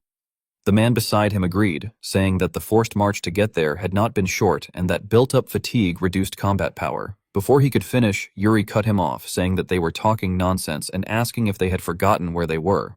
He reminded them that they were deep inside enemy territory, that they did not know what tricks Orkua might pull, and questioned how they could even think of resting there. He stated firmly that Orkua was controlling the orcs and was definitely hiding something else, insisting that they must pressure him as soon as possible. At that point, Ragna added that during the battle he had deployed mages to observe Orkua's camp. Pointing at the map, he reported that they had said a sinister aura was rising from the camp and that there was no reason to drag this out any longer. In a sharp voice, he ordered that they would march at dawn the next day and that everything must be made perfect. Everyone responded in unison that they understood, and then they gradually left. Ragna called out to Yuri, causing him to stop and look back before walking over and asking if he had called for him. Ragna replied that he had something he needed to discuss with him for a moment. Taking out a necklace, he told Yuri that he must keep everything he was about to say secret and asked if he could do that. Yuri immediately agreed that of course he could. Satisfied, Ragna smiled, and a protective circle suddenly appeared, surprising Yuri. He wondered to himself whether Ragna was blocking sound using mana. Ragna then said that he was hesitant to tell him this since he was not part of the Empire, but that he was the only one there he could trust. He asked whether Yuri remembered the letter they had torn up last time. Yuri answered that he remembered it had said the Emperor had made a secret agreement with Orkua. Ragna then voiced his concern that someone inside the Empire was using black magic and that they had seen that day what Orkua could do with it. He could control his enemies. He added that they could not yet tell how far that influence reached. Yuri asked whether he thought there was a traitor inside the Allied army. Ragna honestly replied that for now it was only suspicion, which was why he had called him, and that this was something he could not entrust to an Imperial knight. Yuri promised that he would watch them carefully. Ragna smiled, clearly very satisfied. Leaning close to Yuri's ear, Ragna whispered something further, and after listening, Yuri simply responded that he understood. Ragna then asked whether, once the war ended, he would like to meet Ekaterina. Yuri immediately objected, reminding him that he had a girlfriend. Ragna flew into a rage and shouted that he did not believe him. Inside, Yuri felt like a hurt puppy, pleading for him to believe him. He insisted that relationships between men and women fell apart quickly anyway, and that even painting a picture would be disrespectful to Sibylla, addressing Ragna as Your Highness. The next morning, another beautiful day arrived. The horse looked ahead as Yuri's army approached the city. Someone reported that everyone was ready. Yuri responded that it was good and asked about Master Moyong-chan. The soldier replied that he was currently inside the camp. Yuri reflected that the master had said he was doing something called internal energy circulation and that he would step forward when the time came. Yuri repeated thoughtfully that it would be when the time came. The horse then turned its head to look behind, and Yuri gazed downward, noticing many empty spots. As the soldiers assembled and stood at attention awaiting orders, Yuri thought that after crossing countless brushes with death and stepping over fallen comrades, they had reached this place. He shouted Brial's name loudly. He knew in his heart that awkward comfort could not ease the deaths of comrades, and then he cried out that this was finally the end and that he had run out of things to say. The soldiers looked at one another and burst into laughter. Yuri's steady voice rang out again as he said that they should meet again alive and that he would buy a huge round. Raising the flag high, accompanied by thunderous cheers from the entire army, he heard the horn sound. Pointing his spear forward, Yuri commanded all forces to charge, and as he spoke, he spurred his horse and galloped ahead. Amid the chaotic battlefield against Orkua, a soldier turned his head toward the source of a loud noise as the kingdom's flags fluttered fiercely in the wind. A jubilant voice announced that Briol was coming and ordered the troops to open a path to the fortress, shouting triumphantly. The soldiers then began to surround the battlefield. Yuri urged his men to pick up the pace and follow him, and all his subordinates responded in unison that they would, addressing him as Sir. He analyzed the situation and explained that it was a siege tower, adding that they would use it as their foothold and charge straight into the fortress. His face was filled with focus as he prepared for the battle ahead. Orkua then charged forward with ferocious roars, its cries resounding savagely across the field. Yuri swiftly drew his sword and declared that it was indeed him, addressing Orkua as a bastard. He swung his blade decisively and hurled it forward, leaving a white streak across the ground. Orkua quickly blocked with its weapon, groaning in pain as the space filled with its furious roar. Both Yuri and Orkua wore expressions of determination and concentration. Suddenly, Yuri's blade began to glow eerily. He mounted his horse and dashed forward with a resolute heart, moving swiftly before leaping high into the air. He landed coldly upon the ground, his eyes icy as he remarked that it had taken a while. He then addressed the soldiers, declaring that this would be their final battle. Standing above and looking down heavily, he observed the aura of black magic and concluded that, as expected, a sorcerer had been deployed there as well. Jared informed him that they had finished their preparations as instructed. Yuri praised Jared for his great work and pointed out that those before them were the enemy's elite forces, enhanced through black magic just like last time. He acknowledged that Dispel would likely not work again and remarked that the stage seemed already set for them. He then asked if they should begin and ordered Simon to raise the flag and inform the commander of their location. The soldiers answered affirmatively. Yuri was the first to charge forward, calling on everyone to move. Upon seeing the signal, Ragna exclaimed that they had received it and that Briol had located Okua. He thought to himself that Yuri had accomplished it earlier than expected and silently praised him. Ragna quickly ordered that the signal be sent and that a mobilization order be issued to the elite troops. Proen burst into laughter, declaring that they were finally jumping into the fray, and told Fennec that they were moving. Sibylla immediately responded with agreement. The soldiers' faces showed unmistakable concern as the fierce battle between the two sides erupted. As Yuri advanced step by step, he stated that he was sure everyone already knew the plan. While the main force would hold the line, their role, he asserted firmly, was to kill Okua. The monster's roars continued to rumble. Yuri pointed his sword forward and addressed everyone, smiling confidently as he ordered them not to die. He fought valiantly against the towering opponent, his sword strike sharp and decisive. Sibylla, unwilling to fall behind, concentrated intensely. Suddenly, she leapt down from above and called for Fennec to act. He responded affirmatively, addressing her as Your Highness. Fennec reflected inwardly that people of different origins and backgrounds were fighting together and covering each other's backs, believing that for a knight, no battlefield could be more glorious than this. Meanwhile, Yuri continued to gather energy before bringing his sword down with a powerful shout. He fought relentlessly, sparks flying from the friction of clashing blades. A faint smile appeared on his face as spiritual energy was drawn into him, and his gaze grew increasingly dangerous. He unleashed a massive surge of power that swept through the battlefield. After a moment, he halted just as another Okua lunged toward him. His sharp eyes detected the movement, and he narrowly managed to block the devastating strike. He reflected that Okua still did not seem to be making its true move and that Master Mo had not yet arrived despite the escalation. Although they clearly had the advantage, he could not shake an ominous sense of déjà vu and wondered whether there was something he had failed to grasp. Okua then suddenly collapsed to the ground, leaving Yuri stunned. However, its body began to change grotesquely.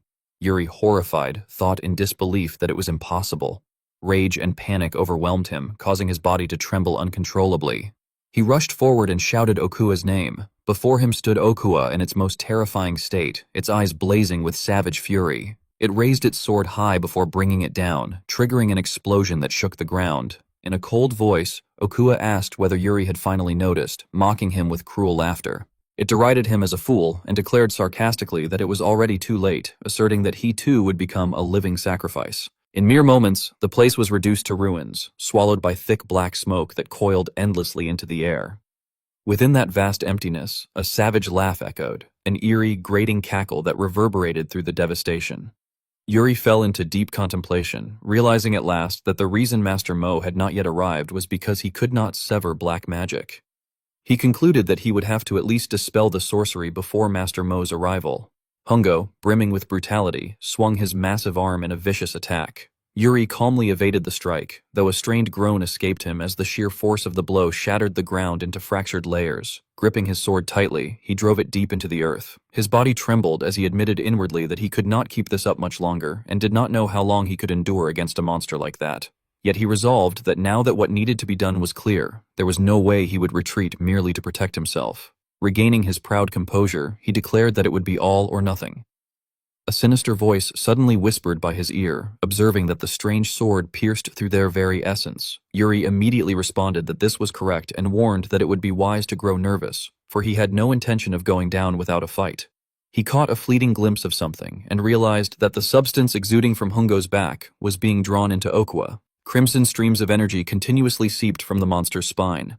Around him, desperate voices echoed, pleading for help, begging to be freed from the agony, lamenting that the torment was so unbearable they would rather die. Yuri calmly remarked that this was the worst. In that instant, he understood that the source of the black magic was the souls of those devoured alive, souls exploited even after death. He resolved that he had to end it there. A voice rang out directly ahead, remarking on his reckless charge from the front. Hungo bared his razor-sharp teeth and lunged forward, mockingly calling him a foolish human. Yuri advanced like the wind, unwavering. However, the first exchange did not favor him. His helmet was knocked away. His eyes widened at the horrifying sight before him as countless red currents surged upward from beneath the earth, converging upon him. In the next moment, everything dissolved into shattered fragments and a cry of frustration. Yuri, his face drenched in blood, collapsed to his knees. His hands were bound tightly by black cords. The contemptuous voice returned, declaring that his efforts were futile and that this was as far as he would go. Suddenly, the sword in Yuri's grasp began to glow. He fiercely commanded the voice to be silent, proclaiming that he bore far too many burdens in this life to fall there. Consumed by rage, he swung his blade and effortlessly severed the black bindings. In a flash of light, he charged forward like lightning, unleashing a relentless barrage of strikes upon his foe. Grotesque faces emerged amidst the chaos, and a brilliant radiance descended upon the battlefield. A voice acknowledged that he was not half bad. Exhaustion washed over Yuri, and he realized that he could no longer see the souls. Just as he thought he had succeeded, a massive hand materialized nearby. Instantly, he activated his defensive stance and hurled himself away, but a violent impact split the earth in two. He landed amid the dense smoke, crying out in pain. Gritting his teeth, he concluded that he had failed to react in time and that his left arm and ribs were mostly broken. Jared rushed to his side in alarm, calling out to him as, "Your Highness." Yet the looming danger had not vanished. Hungo savagely remarked upon the existence of a knight capable of cutting down black magic. Yuri, his face streaked with blood, pondered the use of the continental language, reasoning that it made sense for the sorcerer, but questioning why even Okua would use it. Step by step, Hungo approached and declared that as a reward for entertaining him, he would personally bestow death upon Yuri. The monster's fist surged forward with crushing force as he commanded him to die. Yuri and Jared were overcome with dread, and Yuri realized he could not block that attack. Suddenly, an urgent voice shouted from afar. A figure appeared in the distance, straining to intercept Hungo's decisive blow. Seeing the newcomer, Yuri smiled faintly and remarked that he was late. The calm, confident voice apologized for the delay and instructed them to step back. Jake then stated composedly that he would take care of the monster. Enraged, Hungo roared at him not to interfere. His body radiated a fierce heat, and a streak of flame was unleashed at once. The battle, more intense than ever, was on the verge of erupting again. As the two forces clashed, everything was swallowed by a sea of fire. Jared anxiously asked whether His Highness was all right, and Yuri gently replied that she was still alive. He could not help but exclaim in astonishment that their opponent was incredible, while another agreed, remarking that it was, quite literally, a fight between monsters. Jake maintained his sharp, icy gaze fixed on the opponent before him. He appeared utterly small in comparison to Hungo's massive frame, yet he had just delivered a decisive blow to Hungo's arm. The creature bared its razor-sharp teeth in a faint smile. Hungo instantly regenerated the wounded arm and praised the attack as excellent tricks, though he added a chilling note of warning. Jake was momentarily stunned as he realized that Hungo's wounds were healing. Growing even more ferocious, Hungo declared that they were nothing but insignificant creatures, and that he would show them the true gap in power.